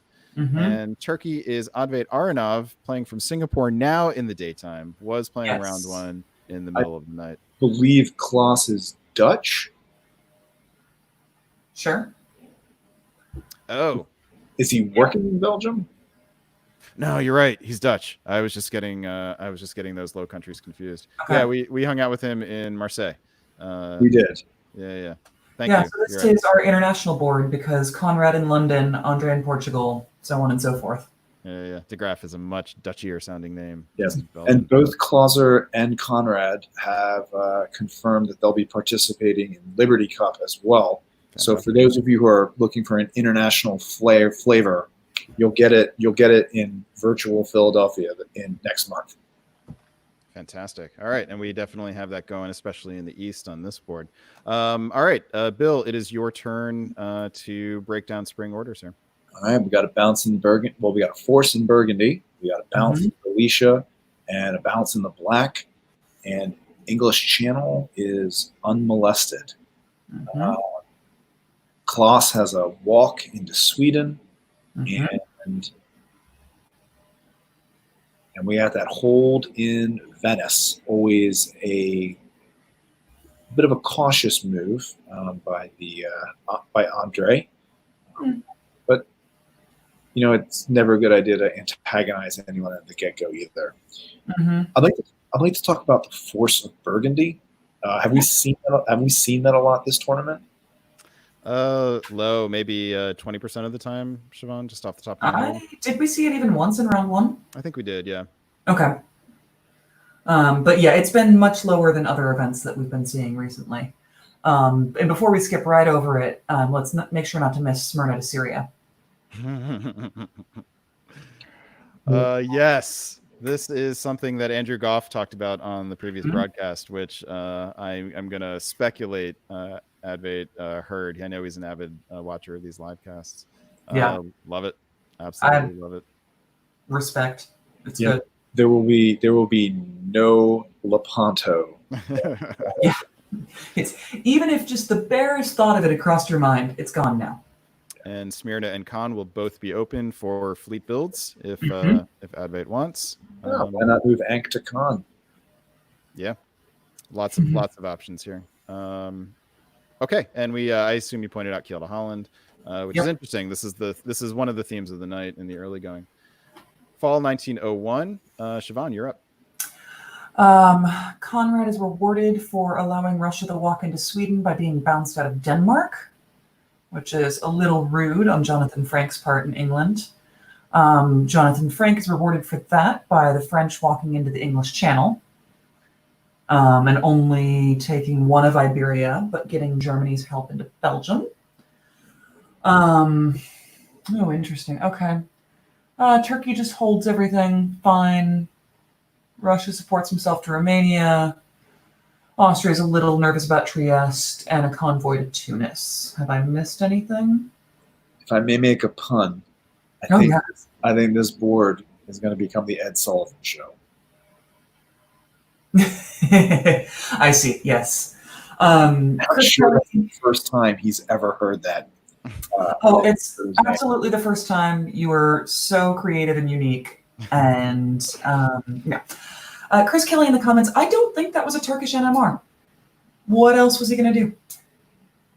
Oh, that is deeply fascinating. Let me see if there's anything in the... No, there's nothing in the board notes. Literally nothing could support itself. If he's just posting himself as I just want to get my one build and be unthreatening. I don't think it's an NMR. Ankara either goes to Khan or Black. I mean, he missed the opportunity to order them all to Albania. Yeah, Ankh, leaving it in Ankh feels awkward. Okay, that's fair. All right, let's go on to winter 1901 here. We've got the fleet build in Smyrna, a bunch of armies elsewhere in the east, save for the fleet in Naples. In the north, we got some stuff bunched up here. We got an army in Berlin rather than a fleet, which is very interesting. Germany is saying he doesn't really care about Scandinavia, which is an unconventional way to play Germany. Conrad Woodring is a longtime player, so he's got a plan here. He's an unconventional player. Is he? All right. And by the way, we've got a guest analyst coming up in a little bit who is one of the most unconventional players on the tournament circuit. Looking forward to talking to him. We will have the big reveal when he comes on, who he is. All right. Let's move on to spring of 1902. And Siobhan, you are up. Yeah. Germany takes Denmark this turn with Russian support. Meanwhile, the English player is trying to punish the French, who just sort of chugs along. Moves to Burgundy. Not a whole lot else happening. In the meantime, Russia, Klaus just starts shifting. Whether he sees that as a weakness on Turkey's part and just says, okay, here I'm coming. Maybe it wasn't NMR. As Klaus finally moves his fleets to meet the Italian in the Aegean.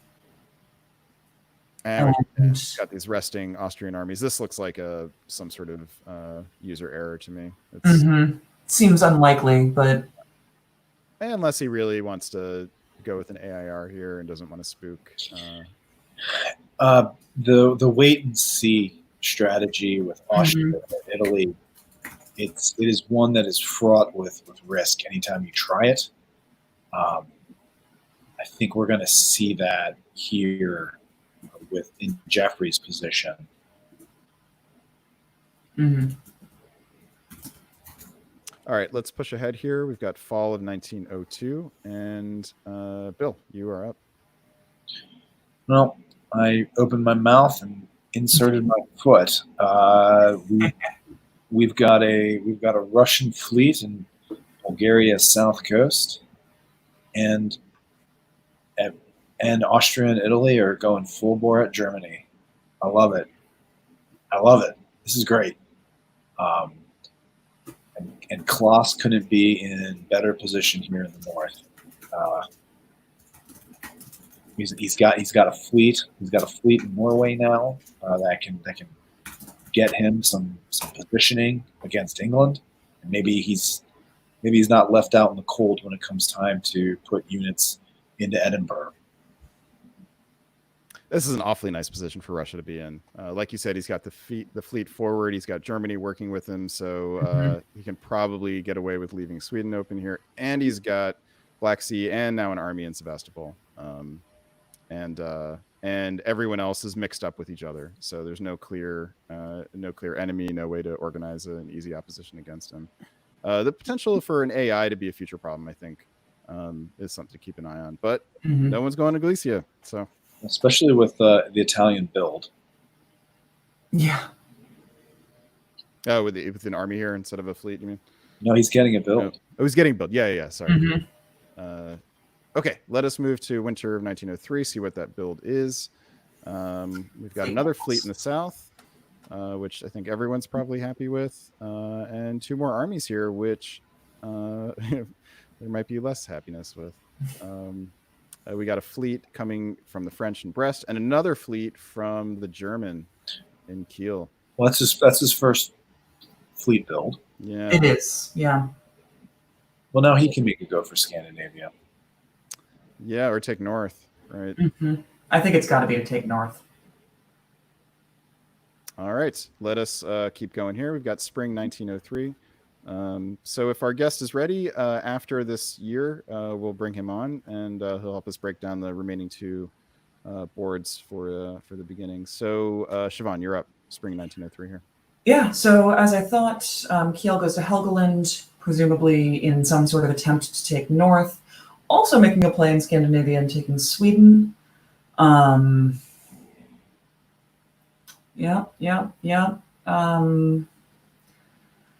I guess the French are guaranteed Liverpool in the fall if they want it. Which, sure. Meanwhile, pushing the rest of the fleets down and around. Russia takes Ankara, and Turkey. It's been nice, but you're not long for this one. No, he's not, and he did not go for. Yeah, he's done. Let's move west. Yeah. Denmark taking Sweden. Very interesting. Yeah, France is in an awkward situation here. He's got Brest is open. He's going to have to defend Belgium. If he doesn't trust the English player. Hard to think. Well, the English player would need the Germans' cooperation. A little hard to see that happening. Well, the German player just supported him in the North Sea.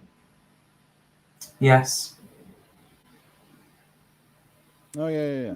I was thinking North Skagerrak might be potentially anti-German, but it's not. Yeah, No. but Germany is. But Germany's in Helgoland here as well. Oh yeah, I mean it would be awkward. Wonder if we'll see a convoy from Spain either to North Africa or Brest. Probably this fleet's probably heading south. But. No. Here's a question. Yeah. Do you offer support of north into Belgium, but in reality you're taking North Sea with your fleets?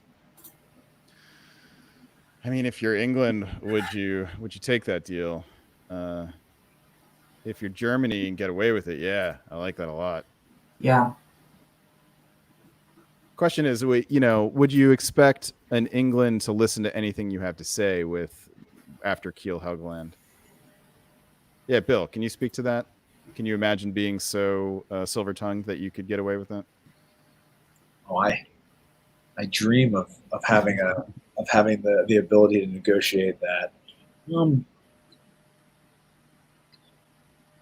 I think at this point, if you're Germany, you just gut England for everything you can. There's no upside To keep him alive. No worry about France sort of getting the upper hand on you. I mean, you can worry about that, but the second France does that, the Austrian-Italian alliance makes their way into Munich, and then he's got a whole other kettle of fish to worry about. Yeah, I mean, so Germany's got Denmark lightly defended. Mm-hmm. There's going to be he's going to have some guesses to make. I'm going to be really interested to see what this fall turn looks like. Yeah, it'll expose a lot about what's actually going on up here. And Klaus's position continues to improve.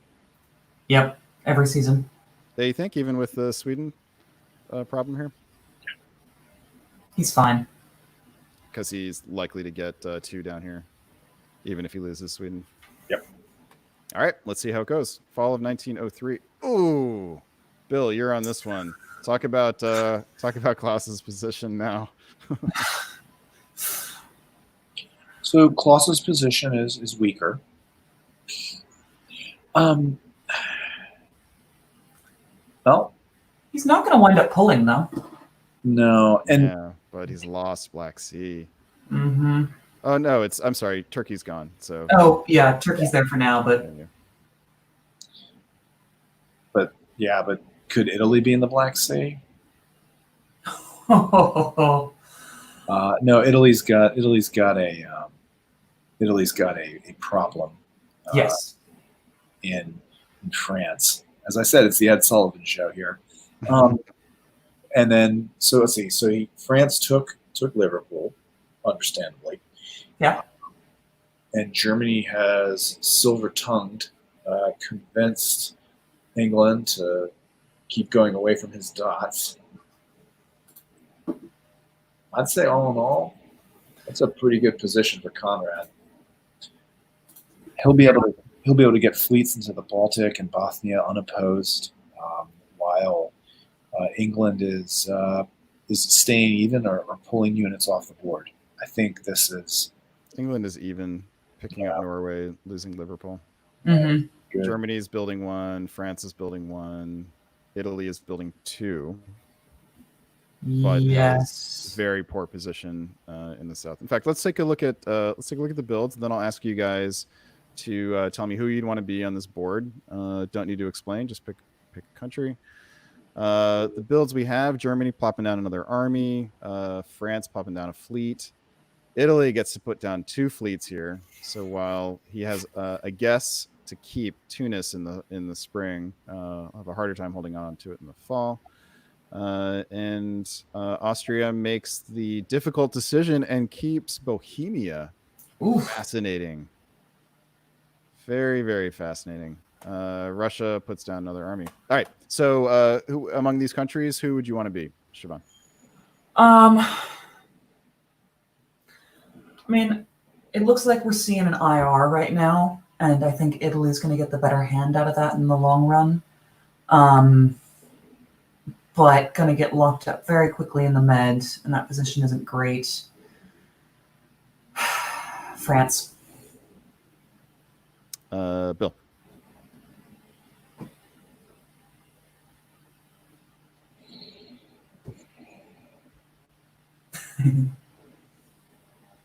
You said it was the Ed Sullivan show. Interesting that you're hesitating. Yeah, I'd want to be France. Yeah.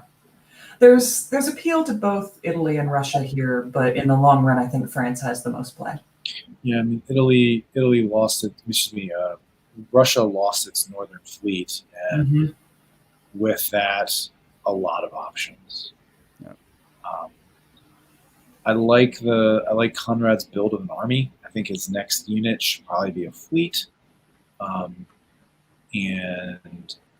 it'll be very interesting to see where he goes next.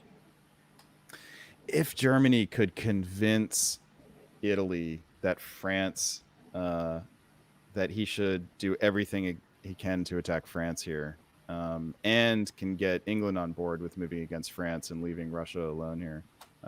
Germany has options here, but he needs France to get gummed up with other problems. I don't think that's that tough of a sell, Brandon. And who wouldn't want to be Conrad Woodwing? I mean, he's a man of taste, of class, living in London. mm-hmm. I mean, he's doing all right. Yeah, I think if I were Germany, I would rather have seen this army build in the south, but in Sevastopol. But I get it. Yeah. All right. Well, this board has a lot of play, and we will see what happens when we come back to it. For the moment, we're going to joining us, Brandon. We have former world champion and who I like to call the master of the what the fuck, Chris Brand. Welcome to the live stream, Chris Brand. Yay! Thank you for having me. I am loving the quarantine look. Yeah, I haven't had a haircut since like about 4 months ago now. So basically, since you hosted Cascadia. Yeah, I have shaved since February, but only once, I think. Can we shrink the board down to where Chris Brand is and bring Chris Brand up to the big screen? Just so we can have a good long look at that. You don't want to inflict that on everyone. There he is. Wow. Oops. Let's see. Yeah, I don't think my hair's been this long for 40 years. So all right, here we go. Yeah. Chris. There's a bit less of it on the front than there was 40 years ago. Chris, you are coming to us from Vancouver, correct? Yes. And on the outskirts of Vancouver, but yeah. All right, and tell us a bit about your history with diplomacy. Gosh, I come from a board gaming family, and I think my first experience of diplomacy was probably a 3-player game with my brother and my dad, which is absolutely horrible. Don't recommend that. I did then play in high school. We used to have games in a lunch hour with like really short deadline, and it's quite surprising how much you can get done in a lunch hour if you really want to. Then I had a long dearth when I couldn't find anyone to play with. And then when I got an email address, I discovered online play. I played on the judges and that kind of stuff. And then I emigrated to Canada from England, in case anyone's wondering about the weird accent. And at some point there, I learned somehow that there was a tournament happening in the local area organized by Mike Hall, and I showed up there, and I had a good tournament. I think I came third or something. I got a solo, and everyone's like, "Oh, you must have played a lot in England and everything." And that's when I learned that there was actually this huge face-to-face hobby in England at the time. So I completely missed out on when I was in England. What is it about the game that caught you? Can you say more? I like the lack of luck. It's all about like strategy and tactics and people. That I used to play a lot of games of Risk and the like with my brother. My brother used to have the luck of the dice. He's the person who would attack you when he's outnumbered and would still beat you just because he got lucky. So I was turned off from any games where there's luck involved from a young age. So diplomacy definitely appeals from that point of view. So go ahead. Yeah, it's just there's so much to it as well. It's one of those games where the simple rules lead to very complicated and fascinating situations sometimes. Yeah. So, Chris, on the earlier broadcast, we had Adam Silverman on, and we got him to talk to us a bit about the top board in WDC 2016. Haven't we done that to death by now? Which you were also on, but we would love to hear about it from your point of view, because things ended a little bit differently for you than the other players on the board. Yeah, that was it was a very interesting game for sure.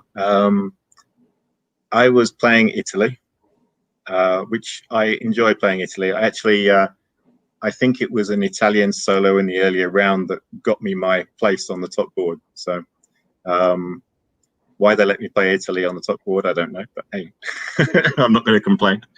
What do I remember? Dave Maletsky in Turkey ended up not doing particularly well, but I was the person he liked the most out of these neighbors. So that was definitely useful. He's a very useful person to be able to talk to and bounce strategy stuff off and things like that. His take on the board is always very interesting and very worth hearing. Peter Jürgen in Austria, I think I alternated year to year between stabbing him and convincing him that it wasn't going to happen again, and then stabbing him again, and then convincing him it wasn't going to happen again, and then stabbing him and then convincing him it wasn't going to happen again. That worked out quite well for me overall. Andrew in Russia, I've always played well with Andrew. Sort of having him the other side of Peter was definitely a useful thing from my point of view. Yeah, Andrew and I get on very well generally.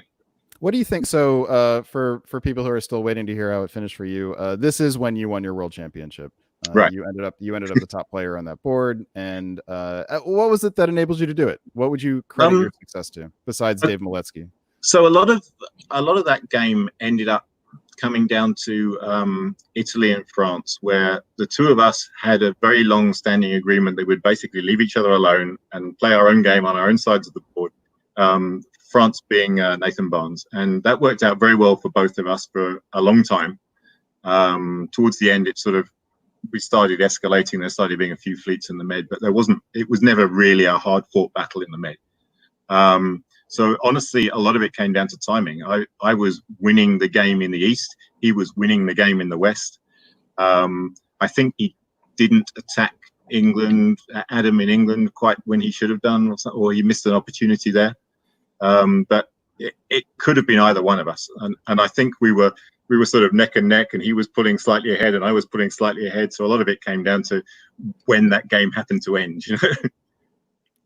You're very modest. It was more than a game of musical chairs. You definitely did a lot to help yourself to that victory. So, I take credit where it's due, but it wasn't all skill by any means. Well, congratulations on that world championship. And what have you done lately? I've been running a tournament in Vancouver for 4 years now, I think. When there used to be a tournament, a very good tournament in Seattle at the WAC there. They stopped running that, and Mike Hall retired and moved out to Ontario or somewhere. He used to run tournaments in the sort of Vancouver area. So I decided that we needed a tournament up in the northwest corner of the continent. So I stepped up to organize that, which has been going very well. We had, I don't even remember how many players last time. We're up into the sort of 30-something players. So it's become sort of established, and people look forward to it apparently, and it's a good tournament. I can vouch for that. I made my first appearance at Cascadia this past January. Enjoyed it very much, but came up short of the tournament title to our very own Siobhan Nolen. Congratulations, Siobhan. Yep, I did. Cascadia champion. All right, what do you guys say we take Chris Brand on a tour through some of the games we've been looking at? You ready to call some games here, Chris? Sure. All right. Oops. Come back. Let's see if I can do this. I cannot. All right, there we go. We did it. All right. We had just finished the first 3 years of game number 6. Let's move on to game number 7, which we haven't touched yet. Playing in Austria is the Australian Peter McNamara, who played with us in Chicago a couple weeks ago. And in England is Michael Lotfi, spelled it correctly this time. In France is Hunter Ketcher. who needs a diplomacy animal. I think let's give that some thought. Germany is Alan Levin. Italy is Eric Grinnell. Russia is Zhengdong Wang. I hope I said that correctly. And Turkey is Maxim Popov. Remains in the East. Maxim was playing Russia in the game that we finished with at the beginning of this. That was playing, still going while the first few years of this turn were happening. So that might be worth keeping in mind. All right, Bill, take us through spring of 1901. So, looking at Burgundy, Galicia, and Black Sea, is this a NMR from Russia? It's got to be. Let's. It see. has to be. Yeah. There's no other explanation for Spring 01. Well, it's so unfortunate. And you hate to see that, especially when you're playing France. But things broke well for Hunter here. He walked into Burgundy, and England's headed north, and Germany's most likely gonna go for Sweden. Yeah. Actually, this is actually pretty bad for Hunter. Let me rephrase that.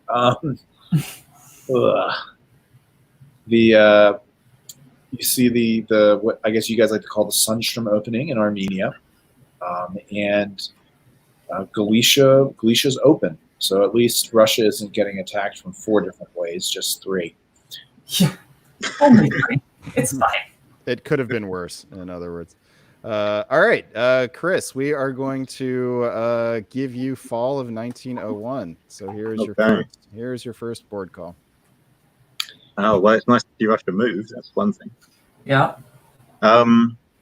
Actually, the first thing that strikes me is the Turkish move, because, I mean, they could have gone for Romania. Well, I guess having put the army into Armenia. Yeah, okay. So Turkey's moves are fairly inevitable given the Russian NMR, because they had the army in Armenia. They can't get Sevastopol because presumably Moscow is going to support it. So might as well just support it attacking Romania. So that makes sense. That's good for Russia because it puts them in a place where you can't attack Russia quite as easily. But Russia's got all sorts of problems in the north, you would expect, because England opened north. And Germany walking into Sweden, picking up free bill. No messing around in Munich. Burgundy went to Belgium, so France also gets. Puts the fleet into Portugal, which is interesting. You see that go either way. Some people put the army into Portugal where it's stranded for a little bit. Some people put the fleet in there. Convoy to Norway. Italy takes Trieste from Tyrolia and pulls the army up to Venice. So hard to think that was arranged with Trieste going to Vienna. Or why did Trieste go to Vienna? That's weird. That's a very strange move. Well, presumably this was a 50-50 guess. Okay, yeah, he was expecting an attack from Tyrolia on one of them and guessed. Exactly, yeah. This does not look prearranged to me. No. Yeah, I would be... Peter's Austrian. Okay. And Eric Grinnell is okay. I think we have confirmation that this was not prearranged. But I'm not going to write Peter off yet because Peter's an extremely good player. Yes. Well, I mean, Eric's very good tactically as well. So this should be an interesting battle to watch here. Actually, I think is what it comes down to. And we've seen a number of positions that looked very difficult for Austria. I think Zach Moore's comes to mind. Although actually we had that wrong. That ended up not being Zach Moore. So we still don't know what Zach Moore did as Austria. We'll get back to that. Yeah, we'll come back to that. Okay, let's keep pushing here. Winter 1901. I'll call the builds. So we have some live chat here from Kirk Vaughn wondering why wouldn't the French player go for Munich, especially with Germany looking to have so many uncontested neutral builds? I think that's a good question. What do you think, Chris? Well, with Tyrolia being there, the last thing you want to do is go to Munich and bounce with the Italian. You would hope that they talked about that.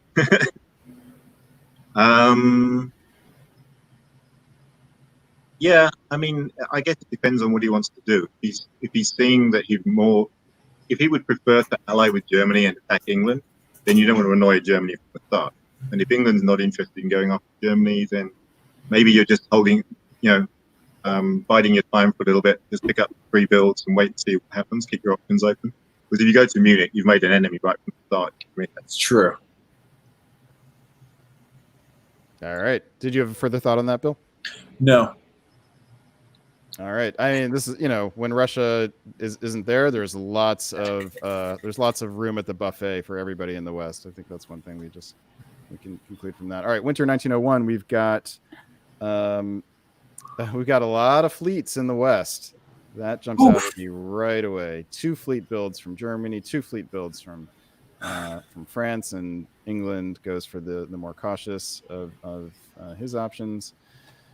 We get Italy dropping an army here, which you would expect as a follow-up to an invasion of Austria. Mm-hmm. And Turkey goes for splitting the difference here. 2 fleets here would not have surprised me. This suggests that he thinks he may get further headway into Austria. All right, let's keep going. Siobhan, you are up for spring of 1902. Okay, and Turkey does get some headway into Austria. Just walks right into Serbia, no support needed. Walks right into Aegean. That's pretty fantastic. Austria spends their time, meanwhile, taking Trieste back. The army in Rome drops down to Apulia, presumably for a convoy.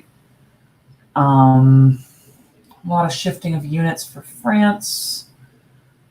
But as we've said before, those fleets could technically go either way, so that's not really, aside from the bouncing channel, not really all that telling. A lot of bounce. Bounce in Helgoland, bounce in the channel, self-bounce in Burgundy. Germany's trying to go every direction at once. Eric loses his army in Trieste, so yes, that is piffed. So he's down to a net 1 build. Which maybe is why the German moved to Tyrolia, so that they can guarantee that it would be piffed. Why do you think the German would want to do that? Bill, do you have any idea? Well, if he knew what was happening with Trieste, that's a fantastic opportunity to get that piece off the board. And he's not. Russia's in the fantastic position of not having antagonized anybody in 01. Mm-hmm. So, which is something you can accomplish when you NMR. Yeah. And so he really doesn't view a threat from Russia, and he's working with France against England. So why not head down to Tyrolia and have a say in what happens down there? Yeah. Hard not to like Maxim here advancing without having to rely on anybody. It's pretty great. Or as Peter wrote in the comments, he asked Germany to move to Tyrolia. Okay. That's good to know. Peter, thank you for that. Okay, let's move forward. Fall 1902. Bill, you're up.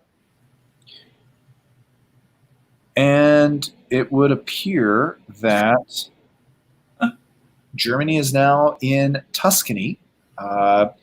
Italy, Venice, you mean? In Venice, excuse me. Italy has recaptured Trieste. It just did a little turn. And oh, good Lord. Well, this is fantastic. A lot of bounces. There is a misorder here. Apulia went to Greece, and Ionian ordered convoy Apulia to Apulia? Ionian or to Apulia. It's hard to know exactly, but not to Greece, which is where he meant it to go. Well, it wouldn't have mattered any. Wait, it would have gotten in because Aegean supported the move. Well, sometimes you make mistakes. Yeah, indeed. And England is not getting a build, right? So France will be able to walk right into Liverpool. In fact, England is pulling Norway, losing a dot. Yeah. So Sometimes when your move to Trieste in '01 isn't prearranged, like we saw with Tanya in a couple boards back, and I think you mentioned it on the broadcast we did a couple weeks ago. When you make that early aggressive move, you really set the tone for your area of the board, and you encourage and you make it easy for people to team up on you, which is what we're seeing between Germany and Austria here against Italy. And now Italy finds himself Eric finds himself in a difficult defensive situation. So Chris, we'll spend a little bit of extra time on this game while we ease you into this. What do you, if you had been Austria, what do you make of Austria's reaction to Italy's incursion? He's clearly helping other people to the detriment of himself. Yeah. What do you make? I mean, he got off to a bad start with losing Trieste. I think it's a fairly common reaction as Austria is, if someone moves in on you like that, then you punish them. Basically, you show them that, hey, Italy, the only person who gains if you stab me there is Turkey and Russia. And then you make that come true. You make sure that Italy doesn't gain from it. And if that means that Turkey and Russia do, then okay, so be it. But particularly with the luck of being able to stay in Greece, this is going okay. Well, yeah, that's the weird thing. Yeah, who comes out the best in Serbia supposed. Yeah, it's hard to tell exactly what the final position. I mean, honestly, I'm looking at Russia and seeing Russia now picked up 2 and is ending all of 02 on 6, having Enemard in spring 1901, and that's a pretty good recovery from there. I don't know why Norwegian stayed. He went Barents to Norwegian in the spring and then just sat in Norwegian in the fall. Seems very weird. I mean, if he'd supported Norway, he would have held Norway. If he'd gone to Clyde, he could have defended Liverpool. Yeah, this is a pretty tragic non-order. And it looks like Norway supported St. Petersburg to Finland. Maybe he thought there was going to be a self-bounce or something. But it wasn't moving, so it was available for... yeah, if you're going to hold, you might as well support something, particularly in that situation where you don't know for sure what's going to happen in Norway. All right, let's move forward here. We've got winter 1902 sees Russia get some builds. Congratulations, Zheng Dong Wang. Puts down 2 armies. Germany manages to get a build out of the south in 1902, which is well done, Germany. Puts down an army Munich, and France doesn't build but gets really nice position, while Austria cedes the naval portion of the sphere to others to deal with. Spring 1903, Chris, this is your turn. Yeah, so Austria continuing the same plan, basically, which is what I would. I mean, the fleet he keeping Greece was just luck anyway. He wasn't expecting to keep Greece, so that's fine that goes. It's interesting that Turkey pulls the army down there and then allows the Italian to follow up into Serbia. Wonder to what extent they were to it. IT were obviously working together earlier, so that may well have been arranged. And then the fleet comes up. Presumably, yeah, so he's positioning to recapture Venice. But France has come along into Piedmont as well, to interfere a little there, probably. Presumably to help out Germany, but we'll see. And then a second German army down as well, Munich down to Tyrolia. This is, France and Germany are being fairly aggressive here, but taking advantage of the situation in Austria. Yeah, go ahead, Bill. I think you'll see Piedmont going to Tuscany with support from Venice, and I think they're going to work their way down the boot. You've got 3 units on Venice. They might just need to hold Venice for the fall. Yeah, because we got fleets Adriatic and Apulia and an army in Rome here. Yeah. It would have been an interesting question to ask after 1901. Who loses most from Russia's failure to build? England would not necessarily have been at the top of our list, I don't think, and yet it's pretty clear that England is the big loser from how the early game shook out. Of the 7 dots that got taken by the West in 01, 6 of them went to Germany and France. Mm-hmm. Yeah. There was an early prediction that it might hurt France the most, but that is not looking to come true. So, yes, let's keep pushing forward here and see how this works out. So, fall of 1903 gets us to Siobhan. Yeah, so there's a whole bunch of red arrows around England and France in the Channel, but Germany does take the North Sea, letting North slip back into Skag. Always love that retreat. Yep, Piedmont's there to support Venice. Mao's dropping down to West. That's good.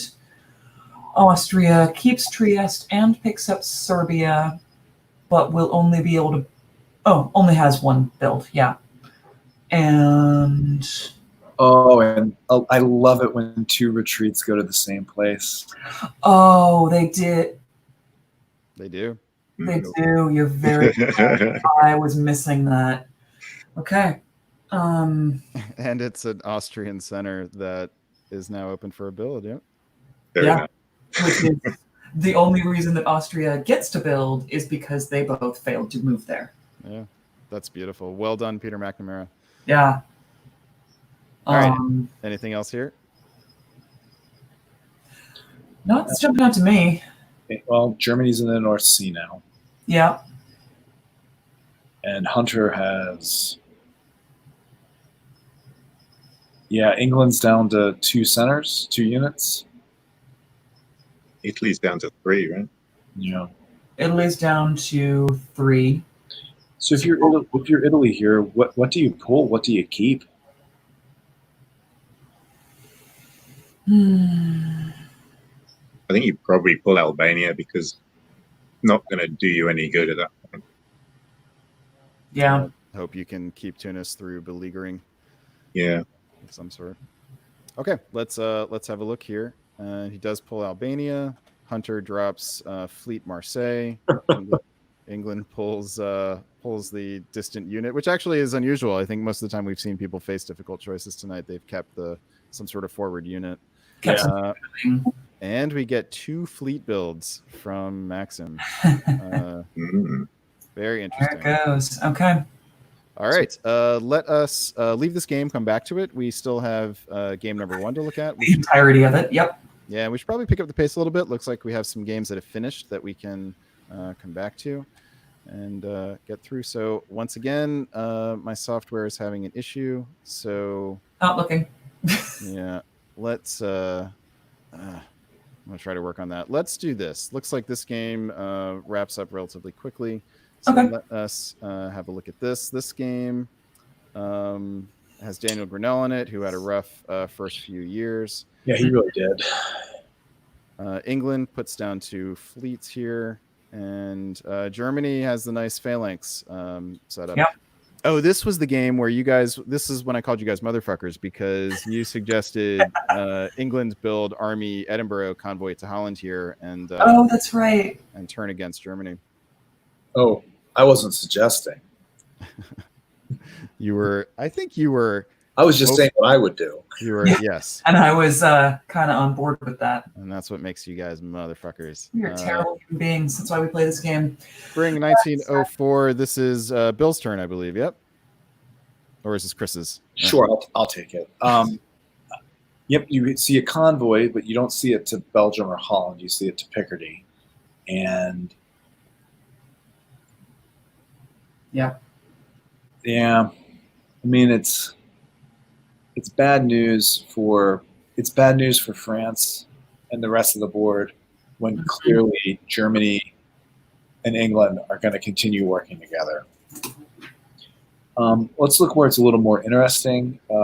In the southeast, you have Austria supporting Russia into Budapest, just when Germany is essentially taking over the original Russian position.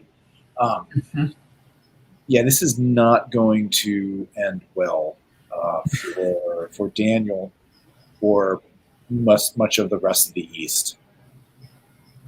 Can Turkey? I think Turkey can hold off Germany, though, can it? He's pretty much got an impenetrable position there, if without the West sending fleets around, right?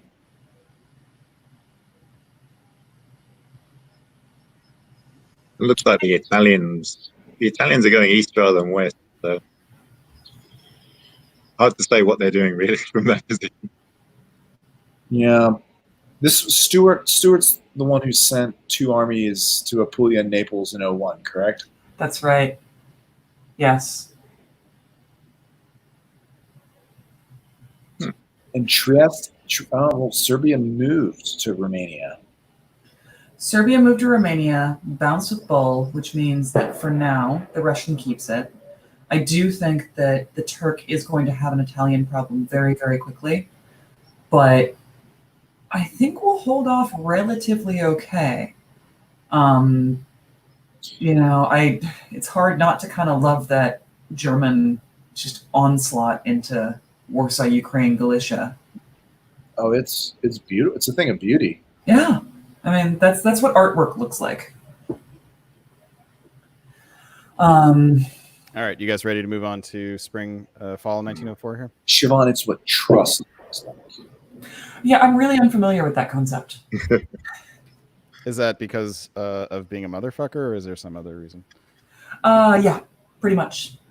Well, you can never trust a 2-year-old, right? No. Or Adam Siegel. All Or right. Adam Siegel. Yeah. Is that your experience as well, Chris Brand? Sorry, I missed that. I was reading the chat thing. What was the What was the comment? Can you trust Adam Siegel? Oh no. Hi, Andrew Goff. Bye, Andrew Goff. Thank you for the birthday wishes. All right, let's move into fall of 1904. And Chris Brand, take us away. Turkey still fails to take Romania. Really should have got to Romania by now. Yeah. The Black Sea supporting. Oh, I suppose he needed support. Yeah. But it's really unfortunate. So does that mean Turkey ends up on 3 without anywhere to build the new one? No. And then Austria's pulled up into Trier. Mm-hmm. Stays With help from that Russian army that's sitting in Budapest, which is always nice. Yeah, the Italian doesn't really do anything. It's just that's almost all holds there, right? Yeah. The League is Ionian for no readily apparent reason. And he is disbanding. Yeah. Yeah. Yeah, I mean that's a pretty nice Italian position, but do something with it, you know. Yeah. Don't just sit there and wait for everyone else to decide what happens. I mean, yeah, the obvious hindsight is he could have taken Budapest if he wanted it. Yeah. Which would have let Turkey have Romania, but at this point, Right. I don't know that I would have done that. I think that's a complete hindsight. But yeah, it does seem like there's something better that could have been done here. And Germany pushes down against France. Yep. England doesn't get into Paris, but France loses Marseille anyway. Yeah, they're just steadily grinding France down there, basically. Mm-hmm. The Baltic fleet comes back to Kiel because it doesn't have anything to do anymore, basically. Yeah. That's a good defensive move because then you're protecting a bit against that English stab in or something. You've got a fleet that doesn't need to do anything, so why not move it to where it can cover Holland? I would probably be looking to move that into Holland next time if I was Germany.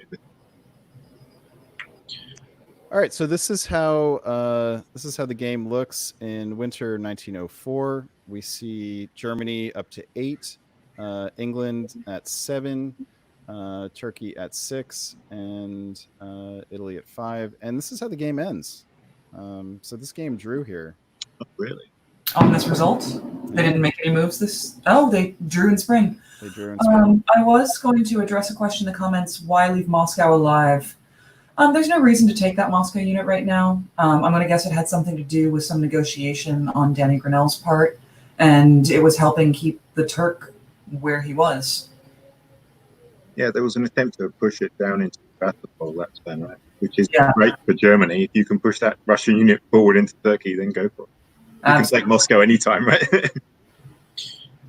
That's so if you're Germany, do you take this draw? That's my question. Actually, if you're Germany or England, so start off with Germany here. Chris or Siobhan? I would No. not be wanting to draw as Germany here. I mean, England's got full fleet and is still tied up with France. You're well across the stalemate line, and you're pushing on Romania. I mean, Yeah, you can pick up. There's no way as England, unlikely but possible. What would you rate Germany's chances at 18 here? I mean, if I'm Germany, I can push Munich. I can use Munich, Marseille, Galicia, and Warsaw. They can all push down into sort of Austria, Italy. You don't need to pick up many dots from there to be able to then just mop up England later, right? So, Bill, how about you? What's your take on this? Sorry, go ahead. You got this is 18 staring you in the face. So how would you go about doing it? I'd offer it Italy. Well, Italy and Austria are still at each other's throats, right? Yes. So I'm working with Russia against Turkey and trying to move my solo from east to west, essentially take over the Russian position, and a Russian-German assault on Austria is not going to go in Austria's way. There's too many Mediterranean fleets for them to play effective defense, and it is a quick defeat for the folks in the south. Mm-hmm. And there's a lot of speculation in the comments as to whether it was just fatigue that got to everyone, but yeah, where's Benji signing in from? That is a great question that I do not have the answer to. Yeah, David Hood, if you're listening, can you find out where Benji is from and get back to us? Okay, let's. So there's a possible solo here. Obviously, a lot that would need to happen in order for us to get that. At least a solo chance passed up.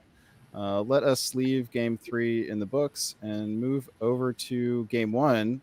Finally, reset this. If this doesn't work, then we'll go back to the drawing board. That's the board that Jameson and Massbomb are on, and much respect to the other 5 players on that board. Does it really deserve our time? So Benji is joining us from Israel. He's a British player, and so it's the middle of the night. So I don't know what time it is in Israel, but I know it's not 9. I know it's not 11 p.m. at night. Yeah, I'm just going to say that the West Coast is great, and it's only 8:30 over here. Yeah, he was probably coming up on like 5 o'clock, 4 o'clock, 5 o'clock in the morning. Mm-hmm. And I don't know, maybe he's a dad, and maybe they do Father's Day in Israel. I don't know. Who knows? But yeah. So yeah, let's just toss that out real quick. Happy Father's Day to all the fathers and fathers-to-be out there. Bill, you are now on that list. So. Yeah, I think it's like 6-something a.m. in Israel, so I could understand fatigue being a factor there. Hey, Benji, hell of a game. Oh, great game. Board top against some fantastic opponents. Mm-hmm. Chef's kiss. Yeah, love it. And Chris, do you have a big Father's Day planned? Losing to your wife in Splendor or any other activities? I've got my daughters coming over. We're going to do a backyard something or other. I'm not sure exactly what. Depends on the weather. Yep. Vancouver, June is not the greatest of times, but yeah. Yeah, my wife's on a 5-game winning streak with Splendor, and I don't see it ending anytime soon. So, nope. Yeah. There may be a game of Splendor at some point this weekend. In which case, yes, I'll lose to my wife. That's just in the rules, right? That if you're playing against your wife, you have to lose.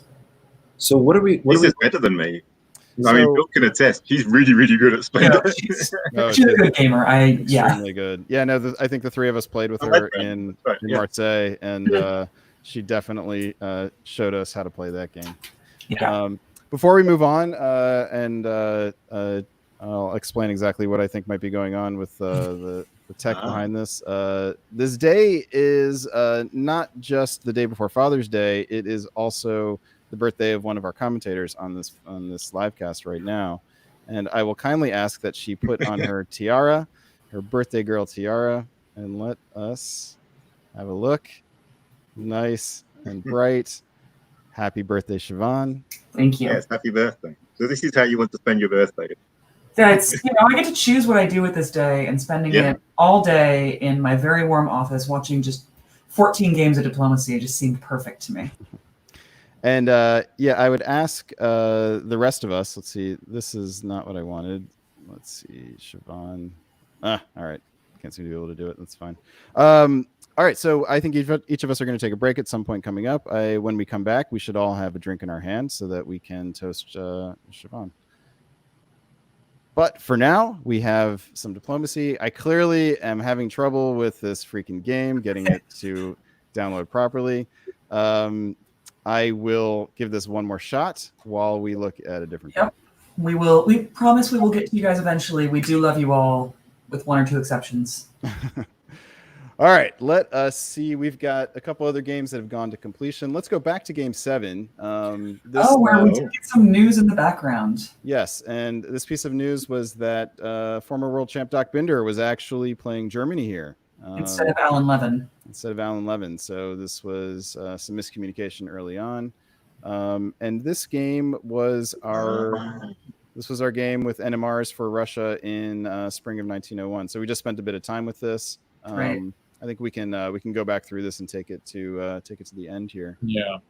Let us, since we're familiar with this game, we can dive right into spring of 1904. And Siobhan, you are up. Sure. Okay, we've got a convoy to Edinburgh. Yep, that's cute. England is on their way out. Michael Lafayette was well fought, but not your day. Russia loses Galicia, retreats to Sev as Turkey supports themselves to the Black. But Turkey does get to retreat to the Tyrrhenian Sea, which is always a little bit fun. Tried to convoy Greece to Tunis, which wouldn't have worked anyway. Am I missing anything else that's big? Yeah, if you're Italy here, why don't you let them beleaguer themselves in Tunis while you get into a more defensive position there? Italy didn't want to dislodge Ionian in this case because Ionian is helping them defend Tunis. But now it's lost. Yeah. But it's a spring move, so maybe Tunis is gone anyway. Maybe they can defend it themselves now from Ionian. Well, let's see what happens in fall of 1904. Bill Hackenbracht, you are up on this one. Certainly. Well, the Turkish player is now working with the German, which is not a good sight for our Italian friend. But let's go to a more interesting part of the board, the middle. Yeah. We see a repositioning of units. Germany is starting to head east into Russia. And those early gains from Mr. Wang are coming back, and he's just lost Sev to the Turks. Mm-hmm. And Maxim, well done. Yeah. He's getting his fleets out. He is getting position on the Russian player. Now, if you're Maxim here, would it make more sense to support the convoy into Sev? I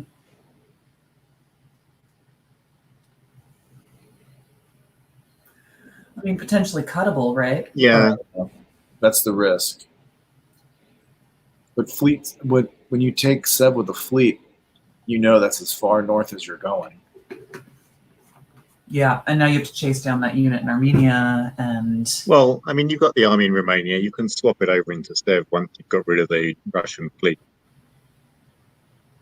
it's not terrible. And this way, it does guarantee so. Mm-hmm. That's true. Sometimes you have to, take the dot when you can and worry about which unit you want there later, right? Yeah. Efficiency is lovely, but dots are better. Yeah, it's definitely a trade-off. In this case, is Russia getting a dot up north?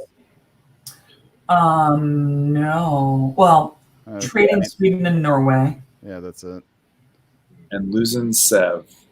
Yeah, so down. So pulling one and Turkey's building one.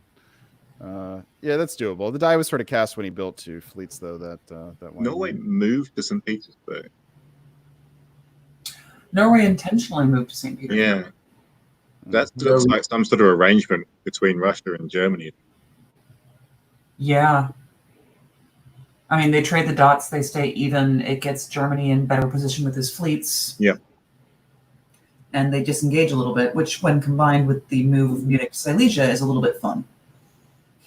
Yeah. All right, let's push into winter of 1904. I will call this for you guys. The French puts down an army and a fleet, looking pretty strong. This is Hunter Catcher. That's right. We don't have an animal for him yet, right? No, not yet, but it needs to be some sort of prey animal, just so that we can do the hunter prey. Very good. All right, and interesting. Turkey puts down a fleet here. Going all in with the AT. As Russia picks up that problematic fleet in Armenia. All right. Let's see what happens in 1905, spring of 1905. And Bill, you're up. All right. I have no idea what the Turkish units did. Everything supported St. Pete to Serbia? Okay, that's sure. Yeah, whatever. Okay.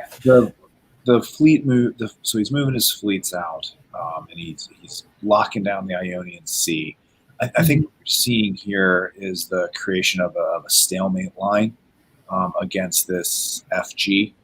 They did not break against each other, and I mean, I guess maybe we might see a break coming up. There is an opportunity for France to take a couple dots off Germany, but it's now or never for that. No, I really think this game's accelerating towards a stalemate line. Eric Grinnell will survive to the end of the game, but it's carnage. It's carnage, so it doesn't really matter. Yeah, I mean, survival always matters, but in some systems more than others. Yeah. All right, let's look at fall 1905. And Chris Brand, you are up on this. Yeah, this looks like they're sort of whittling down the smaller players, right? You've got an FGT working towards a 3-way that's probably never going to quite get there. Because I agree that Eric's probably going to survive, Peter's probably going to survive, and Dong's probably going to survive as well, right? So, well, no, be careful here. France actually looks like stabs Germany. There is a stab there. France takes Holland, gets support from Apulia into Venice. And as Germany walks out of Sweden. Okay, so this is the break of the FG. Yeah, you're right, I missed that. And Eric actually supported Hunter into Rome, and that was thwarted by a combination of Germany moving to Rome and the Turkish Ionian moving to Naples. This looks like a dramatic. This is a good move from France. Actually, this is a pretty solid stab by the looks of it. Yeah, we have to presume an NMR for Russia again. Oh yeah, it was a fortuitous NMR. He manages to hold Sweden.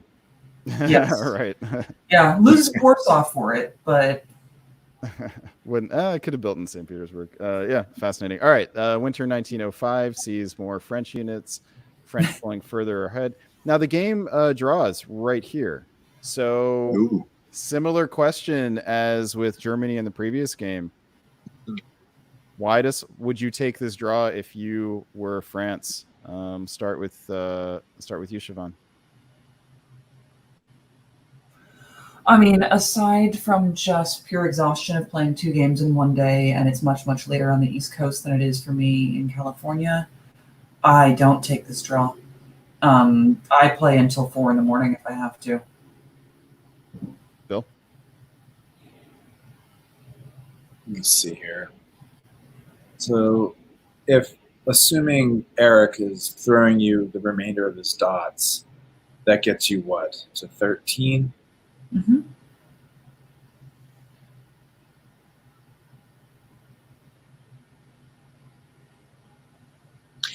Yeah. Yeah, go for the solo. I mean, why wouldn't you? You've got the 3 fleets in the north, so you can take basically all the coastal provinces in the north sooner or later, right? Well, you can walk through Munich, Kiel, pretty much. You're guaranteed either north or Kiel in the spring. Yeah. And you're guaranteed north by the end of the year, no matter what. Yeah. Hard to see why you would take this draw. I think you've got the western half of the board. Yeah. You just cut the line right down the middle, and how'd Hunter do in his first game? Hunter did okay in round 1. Yeah, I'm surprised to see Hunter agree to draw here. That doesn't seem like the Hunter I know. Yeah. Well, I do see in the comments that Russia's NMRs could cheapen the emotional victory. Sure, maybe the emotional victory is less there, but as we mentioned in the round 1 stream, no solo in a tournament truly happens without some kind of shenanigan. Somebody's throwing something, somebody's messed up somewhere. If you have the opportunity in front of you, I say go for it. Peter claims that Turkey could stop the solo. All right, yeah, how do you see that?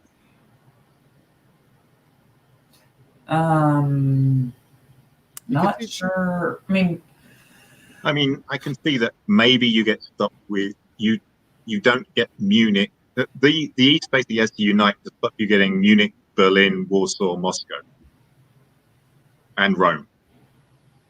Which, yes, it's possible, because I think that would give France 17 at that point. 11. Well, I think 17. Yeah. You're if you're retaking Venice, you have to also retake Naples and Rome. I mean, let's just say for the sake of argument they do that. Then the question is whether they can secure the East, can secure Munich or Berlin. Yeah. Before France can, because as long as France has Tunis, once they get Munich and Berlin, then it's just a matter of time. Right. I would say it's at least worth trying, because you've got all those 4 powers in the East got to coordinate in order to hold you off, and there's going to be some guesswork up if you play the center, right? Yeah. Yeah, I think if you're France, you bounce Tiroli and Piedmont, you get Lyon down the west, and then, or you get Lyon to Tuscany, and you trade Venice essentially for Rome, and because you can't hold Venice, and then your last 7, because you're at 11, your last 7 are Edinburgh, Kiel, Berlin, Denmark, Norway, Sweden, and St. Petersburg. And if you get Munich, great. And if you don't, you have the 18. But Eric's got to help you in the south.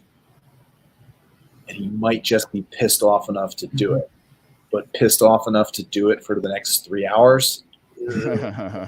Yeah, no, I hear you. Just real quick, Lucian in the comments, we are actually aware of that error that we made where we called the board for the wrong players / the wrong moves, and we are actually attempting to go back and fix that error. Yeah. Let's see. I'm going to give it one more shot here. Let's see if I can do it. So we're done with this board. We finished of the 8 boards we have listed here. We're done with 3 of them.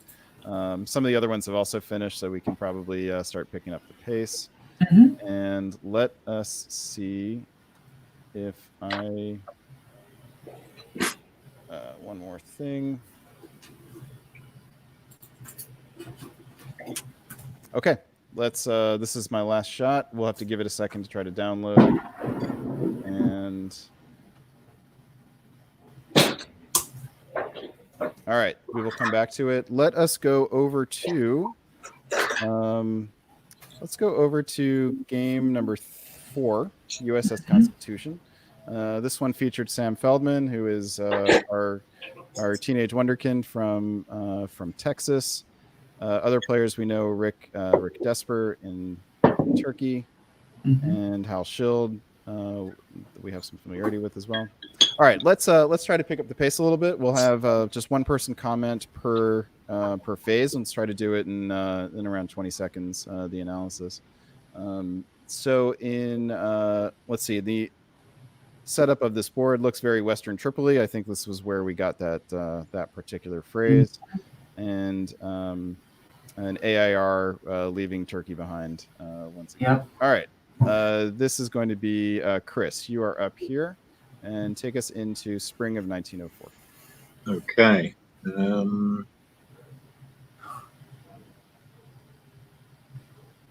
Yeah, I mean, the north of Russia is basically England England with Germany's help pushing down the armies down into Russia. Marseille gets into Piedmont. Silesia gets into Galicia. That's going to be awkward for us. Even though Austria made it into Bohemia, I think I'd rather be in Galicia. I think Galicia is the better place.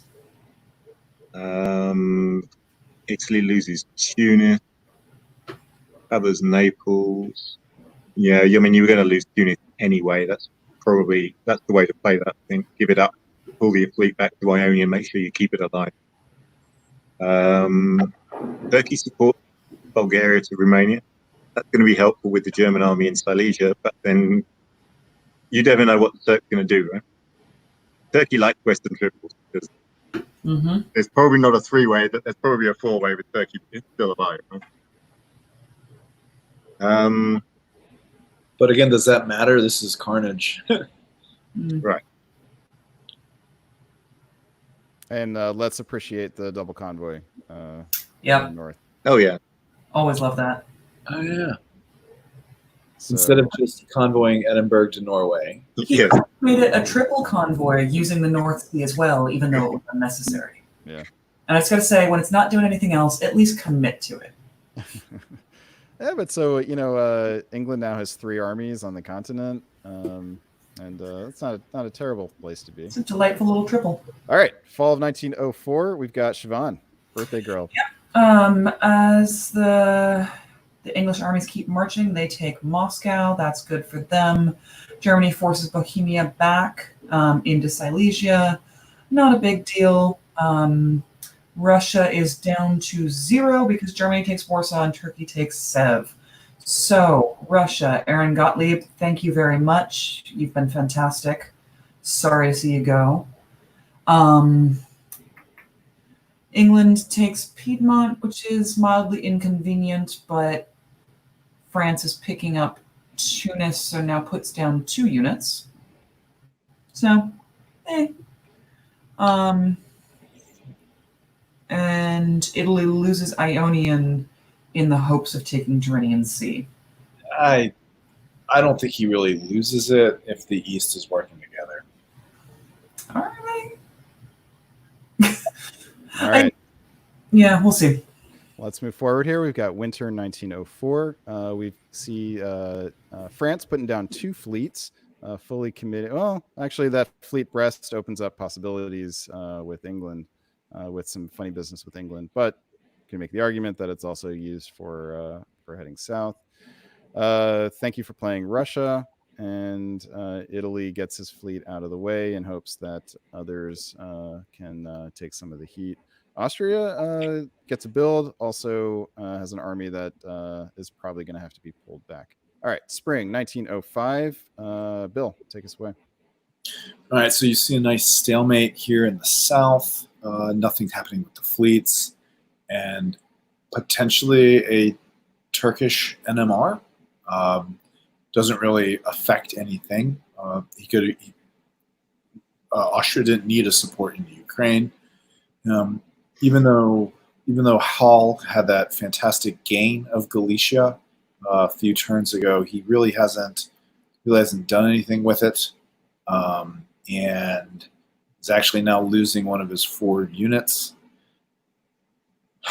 And Edinburgh is now in Holland. And I don't know if what we're about to see here is a quick takedown of Germany as we head into the end game. I've seen some comments that this round might be timed. Is that accurate? Not that I know of. And we still have. Actually, it looks like. That's great. I did not know about that. If that's true, I'll find out. I'll get some answers. But it looks like all the games have finished. Yeah. Regardless, England is as two dotted. Russia for now stands a great chance of taking Sweden from him and Belgium. So he would be at.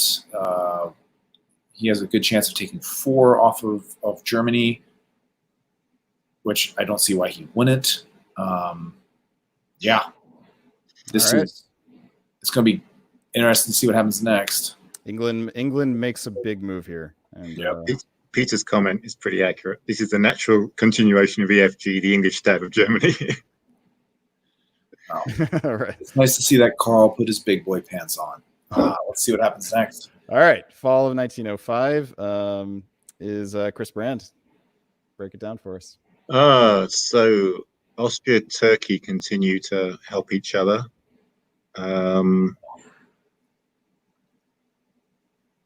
Which prevents England from taking Warsaw from Germany. Germany does lose Sweden, indeed, but doesn't lose anything else. Munich goes to Burgundy. That's fascinating. I don't know what to make of Munich going to Burgundy. That's a very interesting move. And Italy's got Austrian help still too. So they're working together in the Mediterranean, and the English. France pulls a load of the fleets back and goes up into the Irish. Looks like it's punishing England for the stab of Germany, I guess. So we had a Western Triple and you stabbed Germany, so now I promised I'd help out Germany if you did that. Or also, attack the leader kind of thing. But Munich to Burgundy, I don't know. Yeah, I don't know if I would have retreated that army in Moscow. I think I would have taken it off the board and rebuilt it in England. Even though you're getting 2 builds right now? Well, that would let you get 3 builds. All right, let's see what happens here. We've got winter 1905, and I will call the builds for us. We've got France putting down a rebuild from the disbanded fleet from the Tyrrhenian Sea, goes in as a fleet in Brest. England only puts down 1 unit. Why is that? Picks up Sweden and Holland.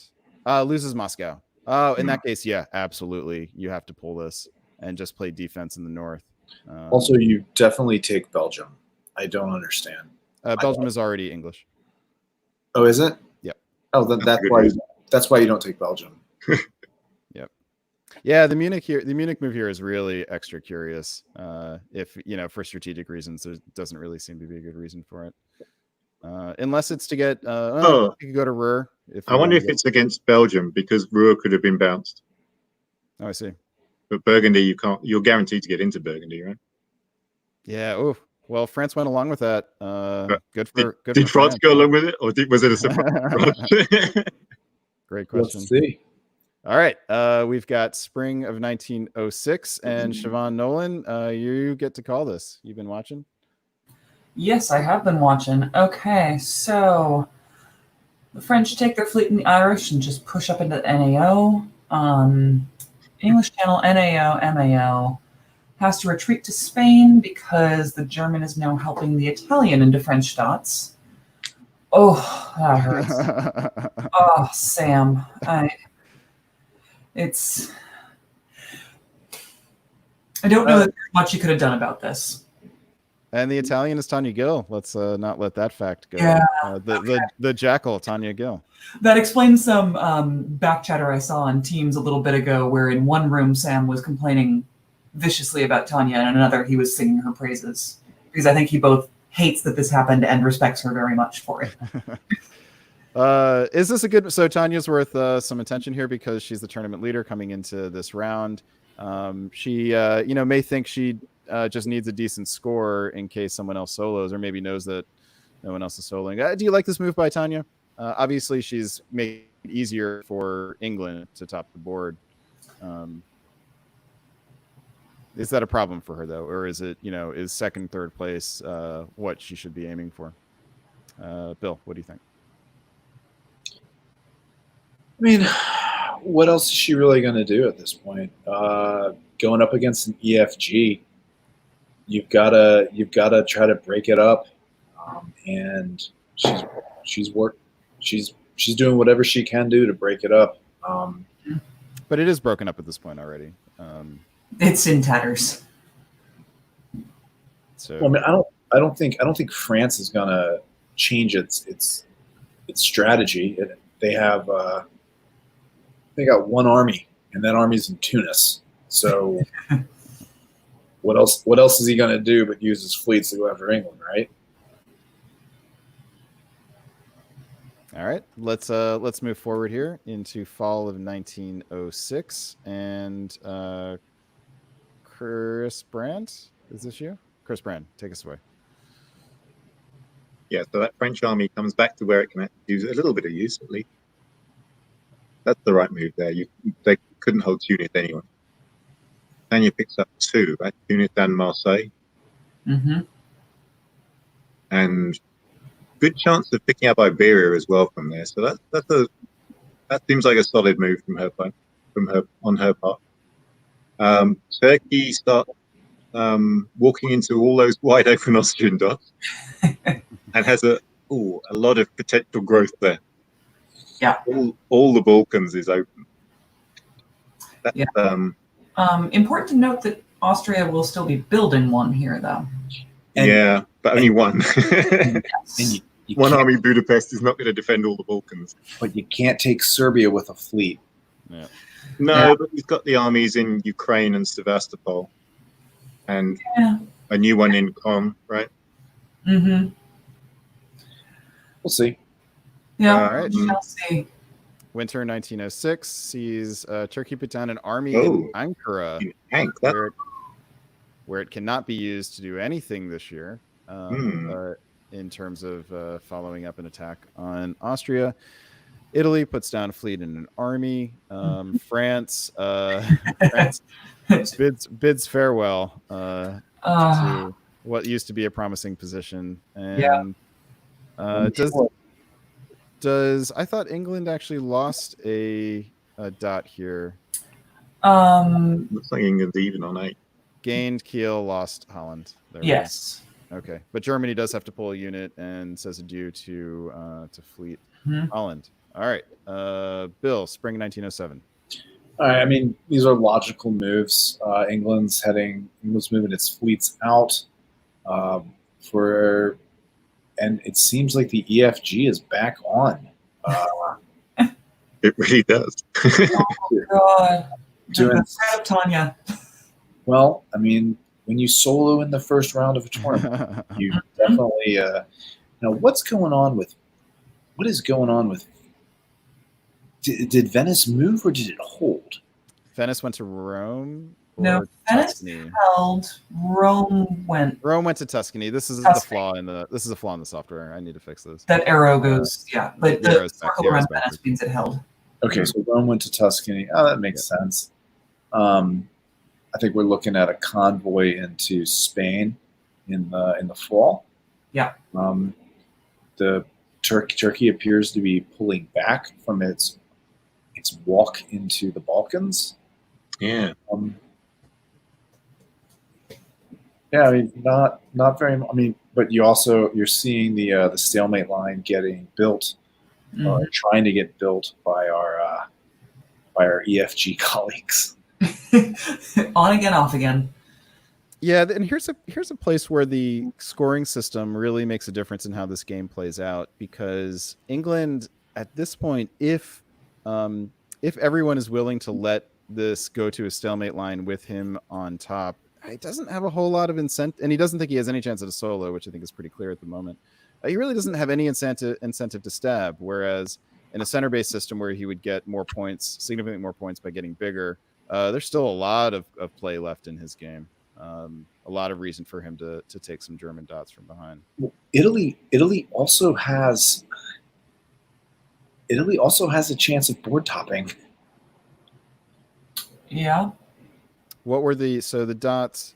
2 dots away from the board top right now. What would be the dots you'd be looking at, Bill, as the Italian? Iberia. So breaking into Mal's not going to happen, right? With those 2 English fleets coming down. But No. So Spain and it's not worth trying for Portugal. no, Spain and maybe Spain. Spain and hope that Germany takes one off of England. Seems But that's unlikely. not. But no, Carl's going to board top. I think Tanya goes for every dot she can get at this point. She got the solo in round 1, presuming no other solos, a solid second. Spain and Serbia. If you want another dot, it's Serbia. Well, here's the thing about the defense of this area in the west here. Mal actually has to go to Portugal here. If it stays in mid-Atlantic and Tanya gets fleets in west and NAF, then she can take Spain. She'll have to risk Marseille to do it, but might be able to get away with that. I'm sorry, she doesn't have to risk Marseille. Well, if there's an army in Burgundy, she will. But so, all right, let's go to the fall here and see. Oh. Okay. Interesting. The English do almost nothing, and you have to wonder if they just ran up against the time.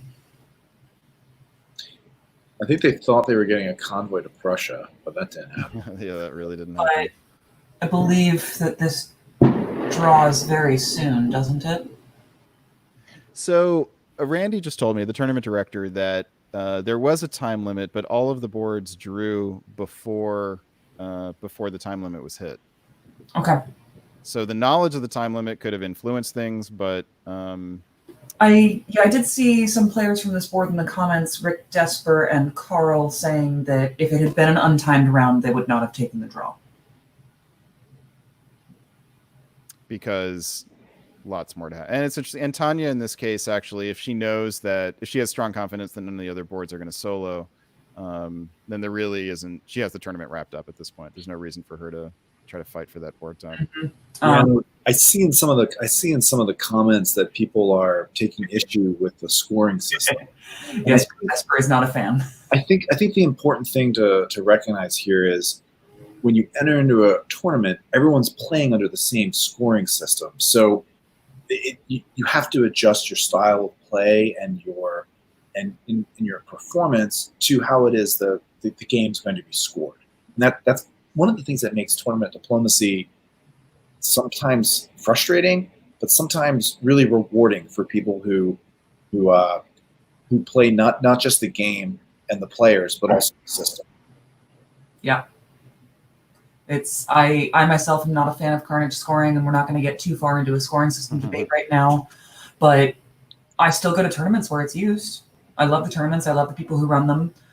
Carnage, obviously the namesake first and foremost, but you got to adjust your play for it. Yeah, so I like to liken the difference between scoring systems to the way the tennis plays on different surfaces. It's a similar game, plays pretty differently on different surfaces, and some people think that the clay surface makes the game really boring. Yeah. You could say the same about some scoring systems.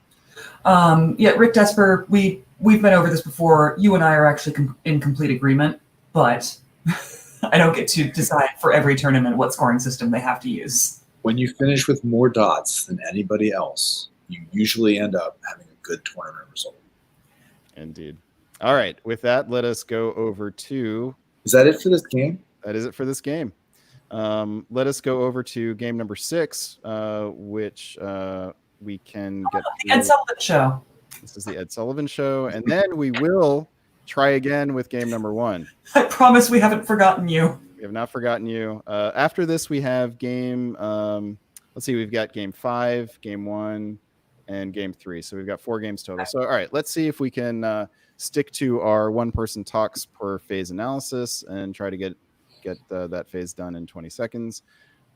We have all right. So quick reset on this game. This is the Ed Sullivan Show, and it seemed like but Italy was getting 2 builds here.